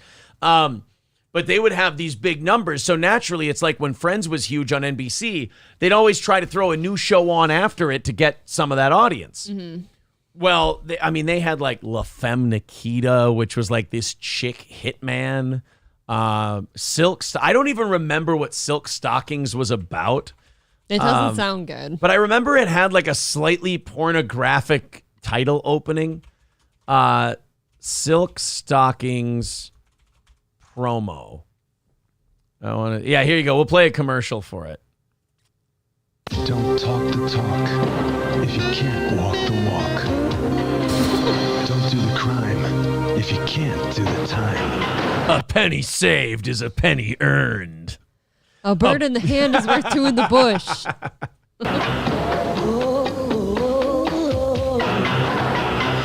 So we're just basically showing pussy on TV. Don't play with fire if you can't stand the heat. Oh my God. Jesus Christ. I feel dirty now. My dad loved this gay shit on USA and whatnot. Of course your dad did. He liked all of those gay USA Network shows. Wait a minute, is that... Only on USA, Sunday and Monday night at 10, 9 Central. Yeah, so that would come on after Monday Night Raw. The name itself, though, would lend itself to like a gay... And then there was La Femme Nikita. That was another one. Yeah, here. They say every sinner has a past. This is terrible They say quality. it's a future. There was a time I lived on the street, despite my instincts. Now I'm only alive because of them. After 2 years of intelligence training at a secret government agency, I'm caught between doing what's right and what I've been trained to do. Yeah, I was living on the street until the fucking CIA took me in and taught me how to kill. This is so shitty. It's, dude, USA came, but they passed. I feel like some of I the didn't shittiest miss shows. anything. How dare you tell me that? You missed an awesome one in Renegade. Fuck that. But I know where I'd like to be. I just don't know if I'll ever get there. Oh, shit. My name is Nikita. Find out what everybody's talking about. Peter Wilson stars in USA's hit series, La Femme Nikita. Sunday at 10, 9 Sunday at 9 Central. You know what? I'm feeling okay with where I landed. You don't feel bad missing La Femme Nikita? I don't think I'm missing anything. Oh, man. That's such a good show. Mm-hmm. Freedom's Lunch says, I liked La Femme Nikita, but the movie was way better. Fight me. I didn't even know they made a fucking movie. Yeah, Renegade was dope. What's Renegade? Oh, man, it had everybody, man. Renegade had Lorenzo Lamas as Reno Reigns, who was a guy who got framed for murder. And then the cop who framed him for, I believe it was his wife's murder, was trying to catch him. But then Reno Reigns became a bounty hunter who then was catching bad guys. But he was also always trying to catch the cop, Dutch Dixon. Yeah. And Dutch was the guy who framed him for murder. So he was always trying to catch Dutch. Dutch was trying to catch him. You had Branscombe Richmond as Bobby Six Killer. Fucks yeah. I think the raunchiest thing I ever saw, like as a kid, was when my grandma would have on Days of Our Lives. And like that was back when like Lisa Rinna and stuff like that was on there. That shit would get they would a little almost saucy. Once in a while they'd almost put it in. And seriously though, and I feel like soap opera acting has to be the easiest job in the world. You have the dumbest lines and you've just got to be slutty. Oh, they're saying the show La Femme Nikita was based on the movie. Well, knock me over with a feather. When did SVU come out? When did that start? 97. Because SVU is probably like the hardest thing I ever sneak watched. Dude. I liked SVU SVU post Christopher Maloney, fuck that show. Well, yeah. After the He's a scene where great part of Christopher it. Maloney has to shoot that kid, and then he's done with the show for good, I'm out. Sorry, spoiler alert. Christopher Maloney but shoots a kid. SVU with Christopher Maloney was fucking awesome. It was a great show. Great show. Some of the best. I love how, Mr. T, Ice-T. Boy, that would have been great. Mr. T. Yo, I'm looking for a rapist. I need to know who raped this young girl. And y'all are going to tell me, or I'll bash your heads together like a couple of coconuts. Do the Booker T version of That Means You're Gay. Booker T. Or Mr. We're T. just fucking up. We're throwing We're all fucking up T's everything. but iced tea. We're fucking up everything. Dude, Booker T, Mr. T, it's iced tea. And I got news for you. That means you're gay. Exactly. Fucking sucks. Oh, man. All right, I think we got there. You guys, No, I'm sweating now. You guys want to do a couple of Brendans here? Let's clear this up. This is kind of fucked up. So Alec Baldwin and the company that made the movie, who's making the movie Rust, where he shot that lady, they've settled their civil case. I heard this. I don't know for how much. They're going to keep filming the fucking movie. They're going to finish the movie and release it. So they finished nothing tells me you don't give a shit about the person who was killed than going, oh, wait, we're off the hook? Whew. All right, guys, turn the cameras back on. I mean, that's kind of gross, isn't it? That is grimy. That's past gross. That is unconscionable, in my opinion. Yeah, they're going to... Somebody fucking died on set and you're going to keep going. Yeah. I feel like if you're Alec Baldwin, you're kind of just done with acting after you kill someone on set. Yeah, I mean, got to give Alec Baldwin this. He moves on well. I guess so. Yeah, they're gonna keep shooting. Yeah, Sonny has it right. It's almost like murder, settled, game on. Game on. Jesus. We Todd, it says, so if we hit the shortfall goal, will you go 30 more minutes? Just wondering. Ooh. You know what? That's a good question. If we hit the shortfall goal, got to do something. I'll give you 15 minutes if we hit the shortfall goal. The shortfall goal was just a suggestion. If you guys want to help out, you can. Sure. But you know what? Yeah, fuck me. You're right, We Todd. Everyone thank We Todd because it ain't right just to ask. If you guys knock it out, you deserve something for it. Bridget, thank you for the $20 on PayPal. We're only $15 away. I will have to check the doggo. From the shortfall. You go ahead and check the dog. Well, if we go that long. 45 minutes of overtime if we hit the shortfall. I think that's fair. So thank you, We Todd. Thanks for keeping us in check on that one. You gotta, when people are this generous to you, you're right. You got to give them some shit. So thank you very much. So they're going to keep making that fucking movie. That's unbelievable. But hey, I'm sure they better not try Helena would have wanted it this way. That is super shitty. Like, oh, she would have wanted to see the movie come out and do well. Yeah. I you know what? First of all, I don't think she would. But second of all, even if she would have, I don't think she gives a shit currently. By the way, are we not going to talk about that family picture at the zoo that he just had up there with all his kids? He looked like older and fatter than I'd ever seen him, and he just had a baby. Well, you murder somebody and see if it doesn't age you a little bit. That definitely aged him badly. Right? I mean, He just had his 7th kid with her, I think, and he looks like a solid 75. Yeah, I mean, you go ahead and commit a murder and then tell me that you're not going to look a little older afterwards. All right, guys, before we get into the Brendan Schaub stuff, by the way, thank you, Michaela. We're an even 10 away from the shortfall and 45 minutes of overtime, so thank you guys very much. This has been a remarkably generous day. We appreciate you guys. Just stepping up for us out of kindness. We appreciate that. Matt Melt says, I like the honesty of this program. Well, April can attest. That's something I really, really, really strive for. Absolutely. Is like being as honest as possible. I don't like these shows that beg for money and like perform and then say, hey, will you guys pay us?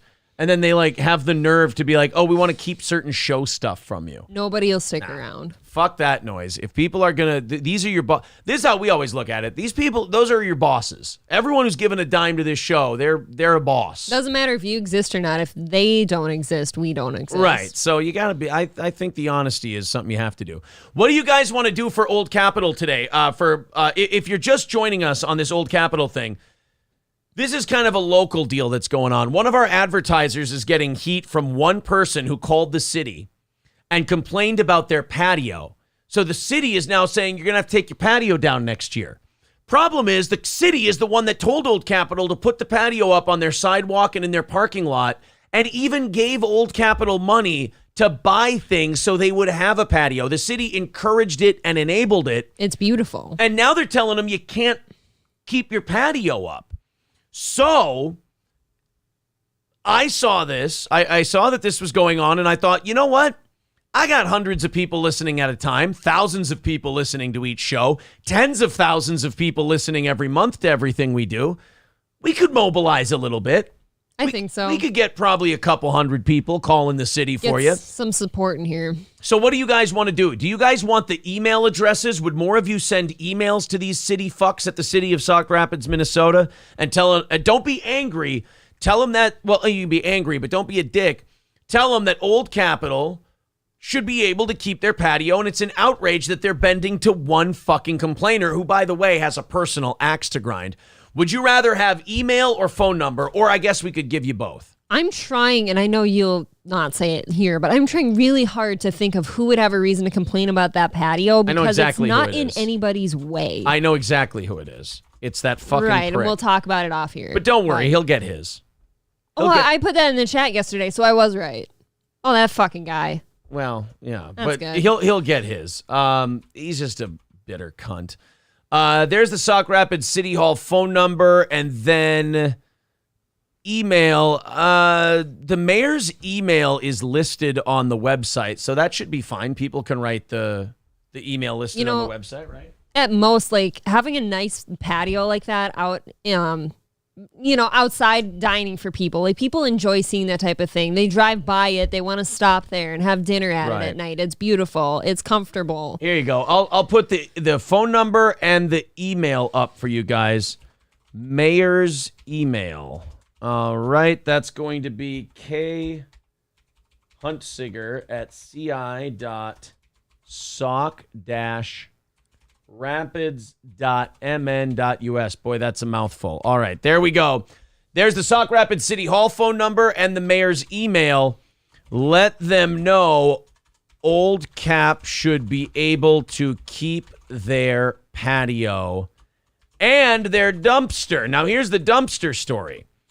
Keep it positive, guys. The city also told them, hey, by the way, since you're losing, since the building that you had a lease with for your dumpster got sold, they don't want to keep the lease going. You guys can put your dumpster on city land. So they said, oh, that's really nice of you. Well, that same fucking person complained. And then the city said, well, one guy complained, so we can't let you keep your dumpster there anymore, even though we told you could. And so now they're facing that pain in the ass. And you don't need this if you're running a restaurant, especially in a recession. It's stressful enough.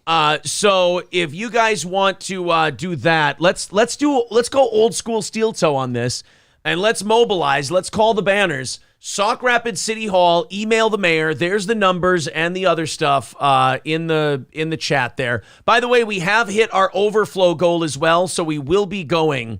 Awesome. To 10:45 today. We will tack another 15 minutes onto overtime. But there you go, guys. Go ahead and call. Go ahead and email. If you want to send them over to us, what you did, what you said, I have no problem playing those on the show unless there's a second party involved and we don't have their permission. I think it would be really cool if you guys jumped in on that. So at the very least, fire off an email today. That would be great. Or call them at the phone number in the chat, 320-258-5300. Help out one of our advertisers that helps our show up so much. Raz of Chaz says, Matt from Savage Thoughts is such a prick. I don't know why he is complaining about Old Cap. No, it is not him. Of course not. Thank you to Justin Davis for $2. He says, for April's face when additional overtime came up. Well, yeah, I got to think there's things I have to take care of so I can make sure I can do that overtime so the dog doesn't shit on the floor or something. I'm thinking. Did your face get a look upon it like, oh, fuck, what do I have to do?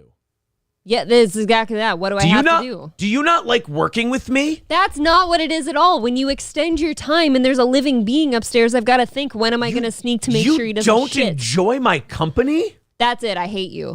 I hate you so fucking much. You and your fucking hairline and your tits. I hope your fucking tits rot off. Thanks. Take it back. I'll take mine back. Take it back. No. Take it back. Nope. Take you back. God damn it, don't tickle my tits. All right, thank you. It's getting coupley in here, guys. It's getting gay. Go let them out. Okay. I got to throw some thank yous around here.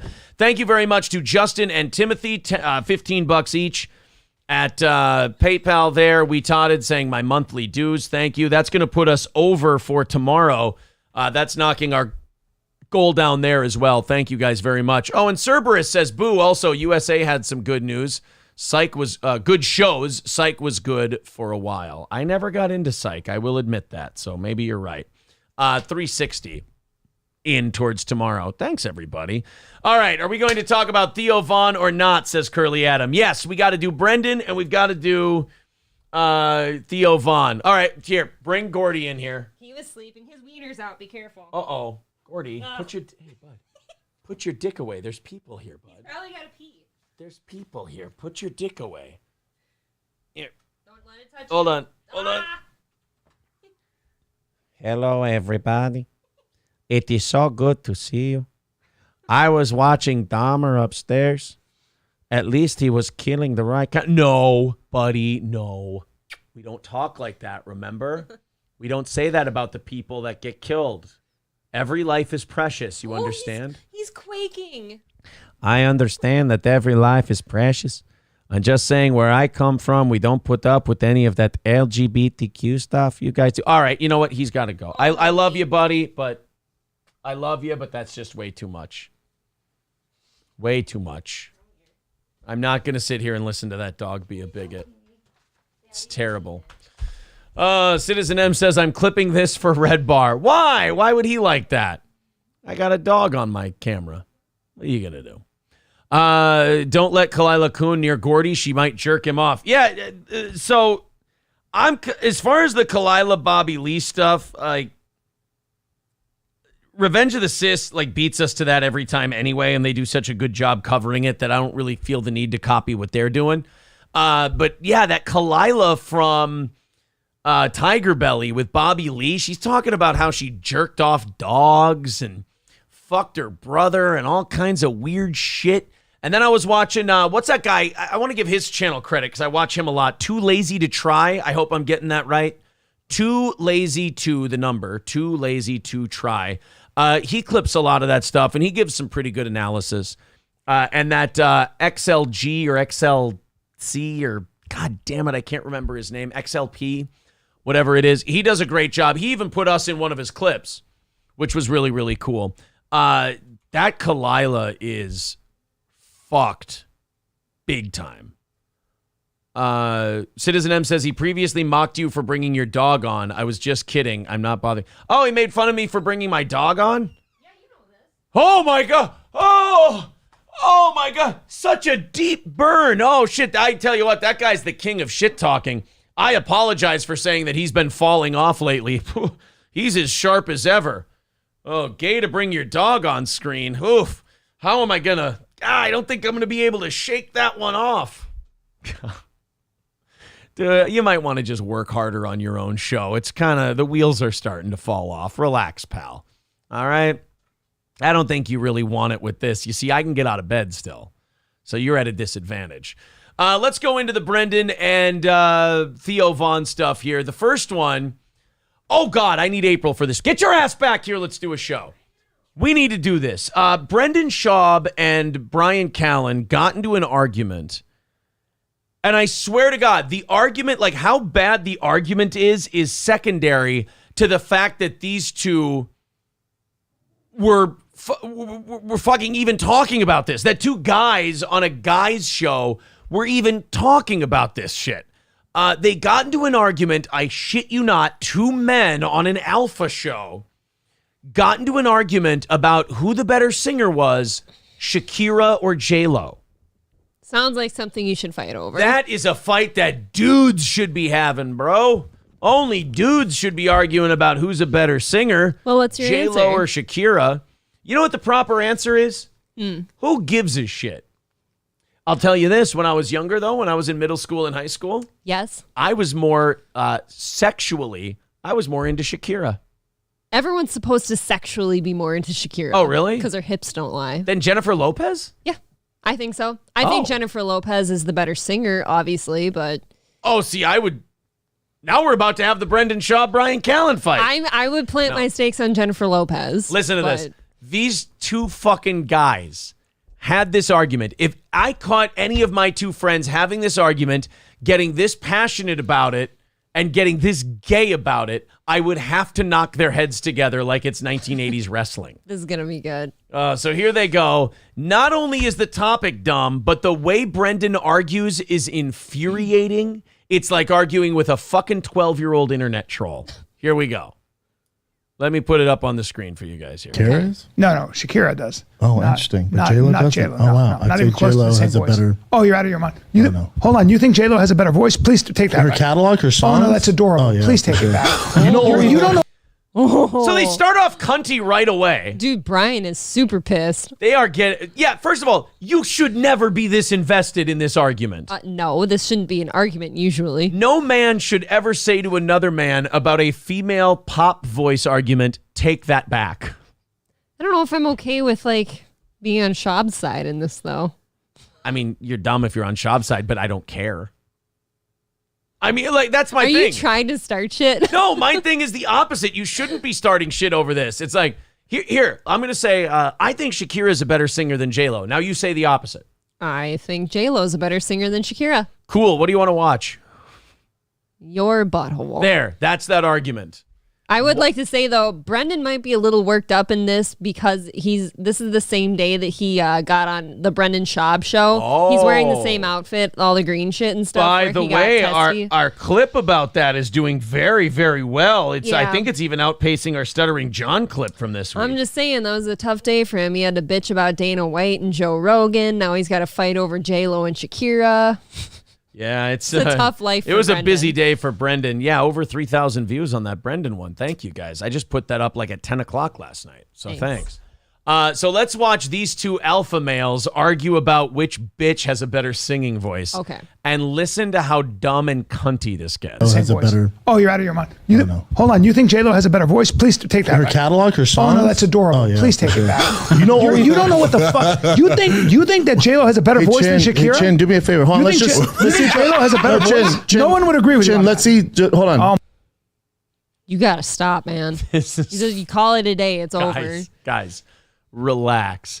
I don't know if it's age for these two. I don't know if it's like a low T thing. But we are having a very serious, bitchy, passive-aggressive fight about J-Lo versus Shakira. And by the way, we've got about 3 solid minutes left of it. I can't imagine having this argument. Also, kudos and shout out to the Fighter and the Kids subreddit. Not as nice as the Dabblers Anonymous subreddit is with us, but the fact, I love that on these clips, they blur out Mark Harley's face. That's my favorite part about this, is that Mark Harley's face is blurred out. Yeah. Of all of the Fighter and the Kid clips they put up on that subreddit. That's very funny. Hold on, let me do this, B. Let me help you. You're 55. Let me help you out here. Holy fuck. Go to... He's mad. Album. I know, they're just full of little bitchy, passive-aggressive side... Callan's sitting here looking like his life is over. And like Brian's he like, can't I know sit you're next to him. I know you're 55, B. You're pretty old. You're pretty old, B. Brendan, aren't you like 42? Let me Oh help no, you. I'm sorry. He's 38. Let me help you out, B. All right, I got to play more of this. I'm already seeing myself getting killed in the comments when I post this for pausing so much. Album sales, Jennifer Lopez. Album sales, Shakira. The album sales have nothing to do with it. Who likes who more? No, that's not. Okay, McDonald's sells more hamburgers than other places. You can't. Then what? Dude, he's getting up and sitting crisscross applesauce because he's so mad. I'm ready now. He's squaw sitting. Are we allowed to say that or no? That's No, I don't think I don't think that's- so. Okay. We can't say Indian style Indian either. style? That used to be what we called it in school, though. Over a decade ago. We used to call it N-word knees. Is that still wrong? I can't remember. They are, in fact, bent. Yep. I'm so scared that I'll never get put back together. Keep breaking me in. Sorry. I hate you. God. You want to listen to Bent after the show? No, I don't. Happy. McDonald's makes a good hamburger. Then what? They don't make a good hamburger compared They to what do, other. though. They're Compared to who? Don't compare numbers, commerciality to someone who has a great voice. You want to compare success? No. Okay. No. Yep. So Brendan is being a douchey little passive-aggressive cunt. Brendan, He's being a woman right now. he is being a woman big time. And That a is- woman who gets hit, by the way. He is being a domestic abuse victim right now. Yeah, but she caused it this time. That's what I'm because saying. She's being so bitchy. Brendan is the prequel to a domestic abuse victim. If you like, this is sitting here like if I said something ridiculous that just kind of set you off, and so I started it, and you're upset now, and I'm sitting here. Oh, okay. Well, I don't understand why you're mad. Let me help you understand this. Oh no, you still don't get it. Okay. Oh, why isn't that the metric? Why isn't that? And by the way, Brendan is the one causing all this because Brendan's too fucking stupid to realize what Brian said in the beginning. I know. The only thing that makes me mad about this is that these two are getting so mad about such a stupid topic. No. This is such a weird coupling, by the way, because it is true. Like, they have a huge age gap, like a real big age gap. A generation. Like 20 years, right? At least? 18, I think. So 20 years. You're right. Fuck me. No, you Actually, go ahead. April is 17 years and 9 months. You go ahead. Sorry. Yeah, I fucked that up. So that's the metric. So it's not about artistry. Sales? It's about artistry, dude. How's J-Lo not an artist? There are people who are way better. Not an artist? Take your fingers off your chest, you mo. That's enough out of you. As if the rolled up jeans weren't enough. The hand over the chest. It's getting too gay in here, boys. Yeah, Brendan's whole physique right now, his whole posture is feminine. Yeah. But then I look over to Callan, who is now sitting cross-legged with thong sandals on. I'm expecting him to go, you ain't never had a friend like me.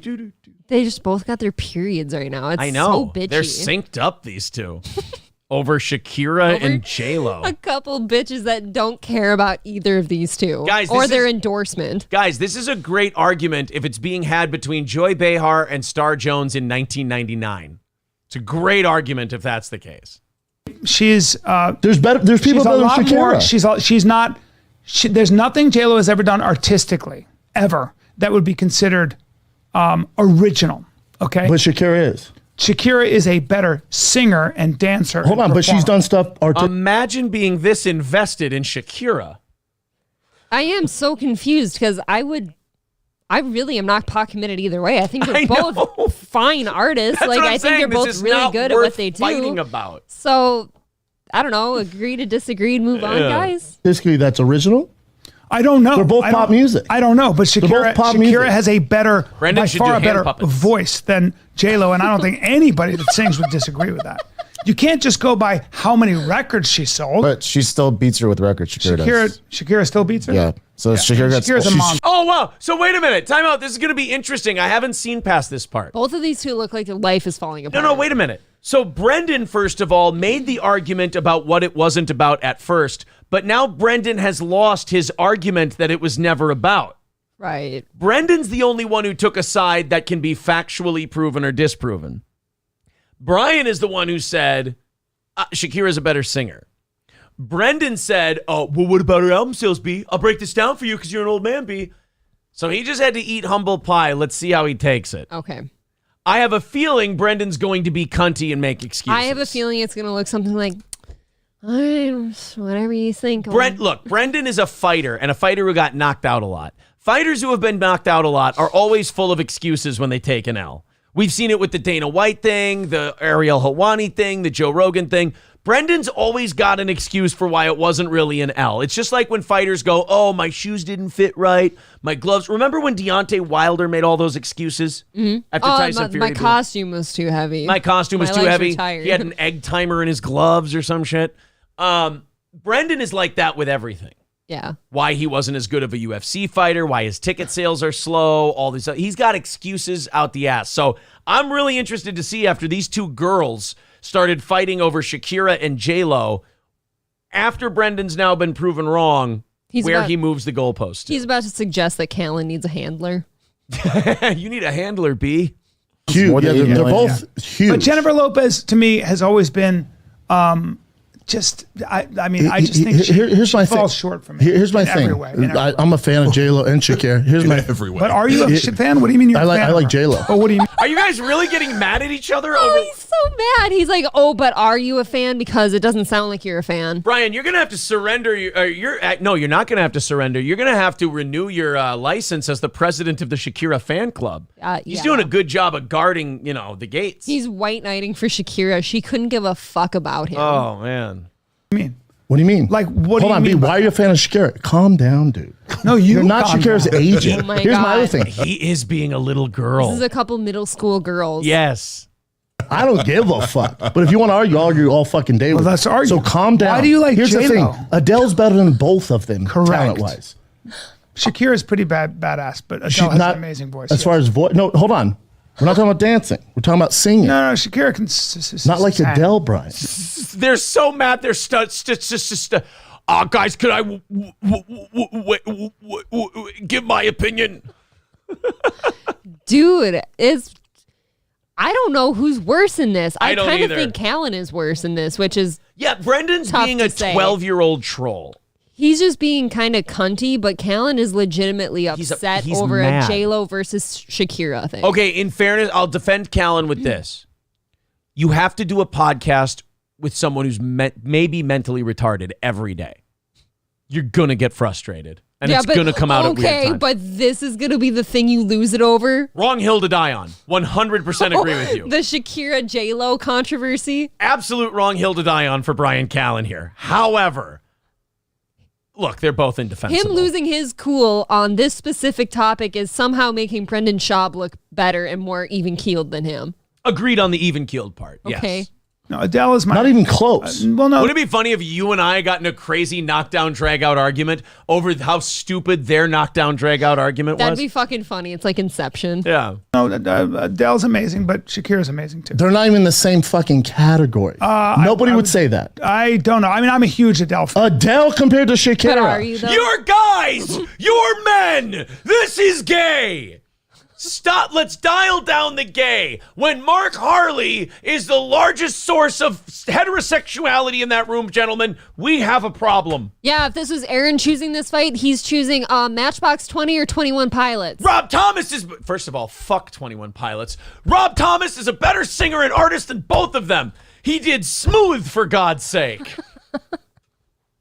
And it's just like the ocean under the moon. Take your whatever, wherever, and stick it up your fucking urethra. Rob Thomas for the win. I do think that you might get in a fight like this over Eric Church, though. Oh, fuck yeah. Okay, what would insult you the most? Like, if somebody compared someone said, like a Morgan who's Wallen, better? would you fight over that? Nah, because I get people like him. He doesn't have the. He also doesn't have the. I feel like people yet. like both of these people, so it's got to be even. If people said Aaron, Luke Bryan, or Eric Church, I would say, how fucking dare you? Oh. How fucking dare you even make that comparison? Yeah, but when you look at success rates, who has sold more, Aaron? Luke Bryan, absolutely, but Eric Church is a better artist. See, now we're going to get in this fight. Oh, yeah. All right, let's go to Marcus on line 1. Hello, sir. Nah, bitch. You will not fucking denigrate 21 Pilots on this show, motherfucker. I will fucking slapbox you, babe. Fuck you, bro. Fuck you. You don't even know. Have you ever seen them? Have you ever seen 21 Pilots? You don't even know Matchbox 20 is so fucking good? No, they're not. They're not fucking good. They're way better than 21 Pilots. Nobody would ever say that. Nobody would ever say that 21 Pilots is better than Rob Thomas. No. Nobody would ever. He writes songs. No. He's a writer and a singer. You don't even know. Oh my God. Thank you, buddy. Imagine defending 21 Pilots. That's called a call gone well. All right, let's that continue. was a good call. Shakira can sing. Compared to Adele. She's like once in a lifetime fucking voice. Yeah, Adele's ridiculous. Yes. Spit the dick out. But Shakira. So that's your point. Can belt. Your point is Why don't we bring Shakira's in better because Celine she has a Dion more now? better voice, right? I think A more better voice. No, Brendan, B, your assertion. Oh, he wouldn't say assertion. He would never say assertion. Brendan, Brian, the thing you're saying is that she's a better singer because she's more gooder when she's good. The other one's not as gooder as the other one.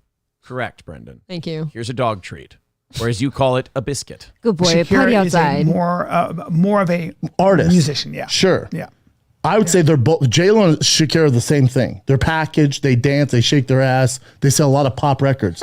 Adele is an actual artist. She's not shaking her ass, shaking her tits. She got up one night only in Hollywood. Oh, so now just fuck Meghan Trainor? No, I'm just kidding.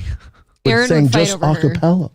That's how good she is. I understand, but that would be an artist. Shakira and J-Lo is the exact Shakira same. do the same thing. She's Maybe got that you're the kind big. of voice. Apparently, you're some big Shakira. No, fan. I am a fair. Yeah, I've it sounds like it. I am. She's amazing. She's not Adele. But she's pretty. Look at the tension that Brendan hides when he's in these fights. Like just that rubbing the knee. That's a thing. And for Callan, it's usually digging into his thighs. And sitting crisscross applesauce. Yeah. Oh, boy. That might have been the gayest thing I've ever seen those two do. That was gayer than the Try Guys. That might be Asian dude on the Try Guys gay. For a shoot. For a shoot. That's a shoot, brother. Oh, my God. And then we got Theo Vaughn shitting on Brendan, and you can clearly see taking Bobby Lee's side and everything. This is one of Theo's first podcasts post leaving The King and the Sting, and it's with Tony Hinchcliffe, who's a little shit stirrer too, so he enjoys I do not like Tony Hinchcliffe. Here's Theo Vaughn. Would have ability to email everybody, especially since he's doing all that browser hunting or whatever on Brendan Shaw's fucking... Hold on, we got to take one more call here, and then we'll get into the Theo Vaughn thing. Ryan, the garbage man. Hey, Ryan, what's going on? You're still spouting that Eric Church bullshit. I mean, really. I'm not here to fight. Why do you? I'm not here to fight. Why do you have such a hard on for Eric Church? I'm not greatest singer-songwriter of his country music generation, but that's okay. Oh, that's fucking That wild. is total bullshit, and you know it. Who's a better singer-songwriter in his generation? Jamie fucking Johnson, man. Okay, fair. Jamie Johnson. That's fair. I love Jamie Johnson.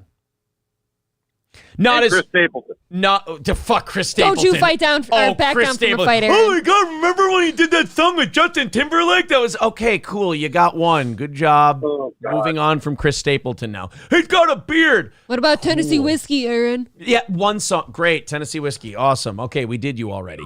None of them. Now, even Jamie Johnson, who I love, I think he's great. Even Jamie Johnson, and In Color, in my opinion, could contend as the greatest country music song of all time. But none of them, we can admit, is as prolific as Eric Church in terms of work rate. Oh, my God. I don't like him and prolific in the same sentence. In terms of work rate, who's more prolific than Eric Church? I mean, this guy cranks out an album every couple years. So does Luke Bryan, homie. Fuck. Have you listened to Tyler Childers? No. I'm old. Nose on the Grindstone by Tyler Childers. I believe Ben Affleck told me once that you actually keep your ear to the grindstone. He told me that in Good Will Hunting.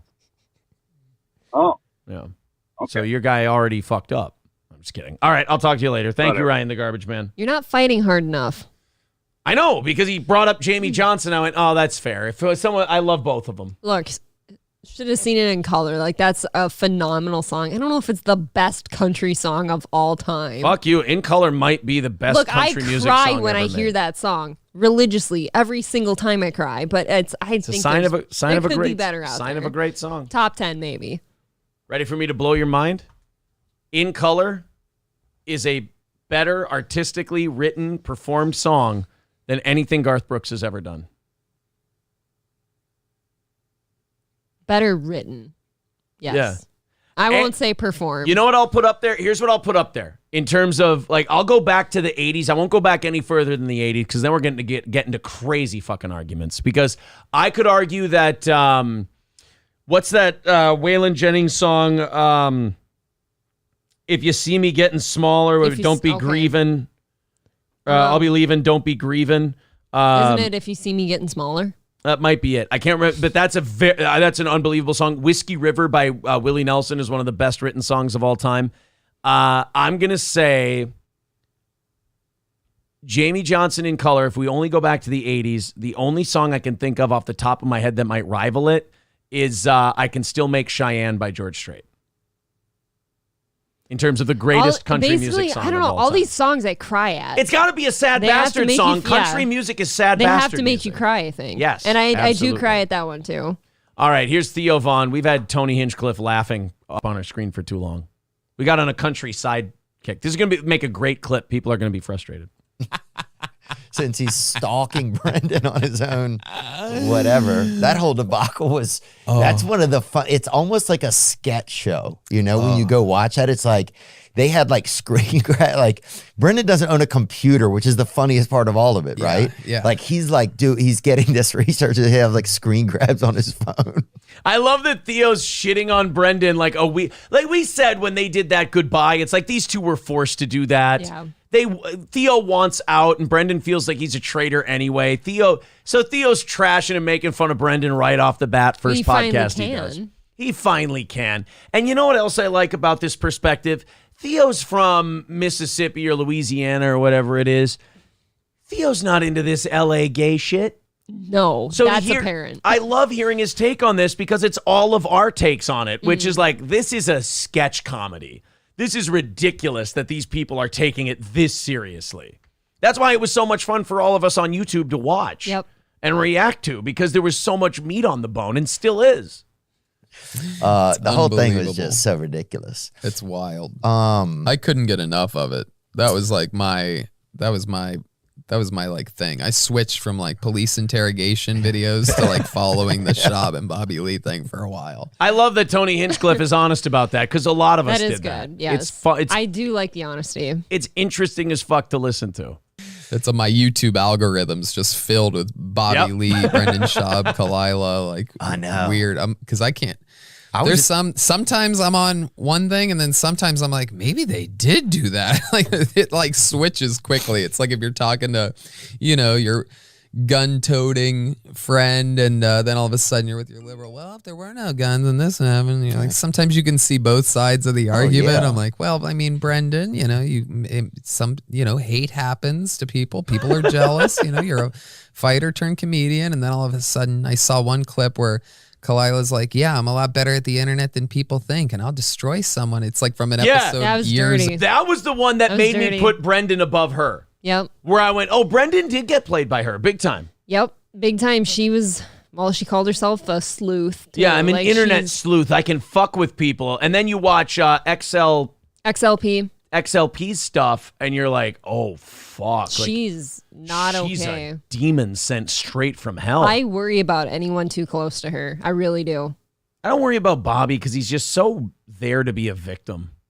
I do. Bobby is just there. I do worry about Bobby. He's so there to be victimized. I feel like he has a shame fetish or a humiliation fetish. A shame fetish? Yeah. Okay. I feel like he's got like a humiliation I don't thing. know how all that works. I've never done such a thing, but earlier, and I'm like, whoa, this is all wild, because people have made some serious breakdown videos of that stuff. Oh, it's gotta be pretty cool if you're XLP and you hear these two giant comedians / podcasters and they're clearly talking about your video. Yes. And thinking, holy shit, these guys have watched it. He did the best breakdown. He did a great job. There's such a world now with podcasting. There's also like this soap opera undercurrent of all of it, you know? I don't play it. You would think Kill Tony would be a big poker, and like, I get it. People like drama, but I've always looked at it like, if you play that game, those are the types of fans you're going to get. You want to be drama. You want to do gossip. You want to do this. You know what? I'm glad that Tony Hinchcliffe thinks that way, because in my opinion, he doesn't do like talk shows where they'll like, really dig into shit and like they don't mind, diving in and getting in fights and stuff like that. They don't do that kind of thing. I always have on my show. Yes. Like I've always been willing to mix it up. So if he leaves that for the garbage men like us, I'm happy with it because I love that kind of shit. You're going to end up, then you're not even in the comedy world anymore. All of a sudden you're in the drama world. I think we're the only guys in the last 20 years who have dared Red Bar and then laughed in his face. And that's as fans of his. Maybe. We're the only ones who have done it. You know what I mean? Yeah. And I look at some of the people with successful YouTube shows and podcasts that aren't stand-up comedians, and I see them doing that a lot. Like Ethan Klein's show does that a lot. Yeah. I noticed they get a lot more like, but he does a great show. Yeah. And Ethan's we've had some great conversations, man. He's an extremely deep guy. Well, enough about his belly button. I mean, come on, Theo.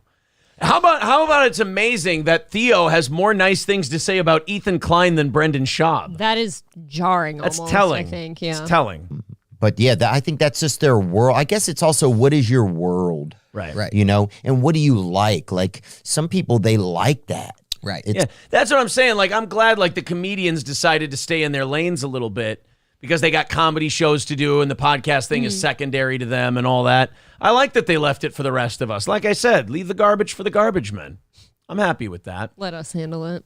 All right, guys, we damn near, we gave you 45 minutes, almost an hour of overtime today because you were so generous with us. You got us back to good for the week. And not only that, you got us, I think like 40 or 50 bucks into tomorrow's goal. And thank you to Jared with $350. He says, one guy complained and somehow is causing this much trouble. Sounds like the guy at my work that complained about no one wearing a mask so much they made us wear them for a whole year. Oh, that sucks, man. I'm sorry about that. That fucking sucks. Going back to the old Capitol thing there. Well, thank you guys very much. We appreciate it. Holy shit, the chat was going crazy while we were doing that. And then it ends, of course, with Max saying, who the fuck watches this boring shit? Apparently I mean, you, buddy. in fairness, you. I also don't like that Justin just said Aaron looks like a young Tom Likas. That bothers me. I'm Jim Cornette's boy. Jim Cornette's boy. All right. April, thank you very much. Thank you. Guys, we're going to get out of here. Mr. Sane Caesar says, and I got news for you. Oh, I'm interested. Oh, and thank you to to that guy who I think it was Stuttering Jay, who sent me all that Tony Michaels stuff, or it was David Michaels or somebody like that. Whoever sent me all that Tony Michaels stuff, I'm really excited to go through it. So thank you guys very much. And we will talk to you again tomorrow morning at 6 a.m. Central. Thanks a lot.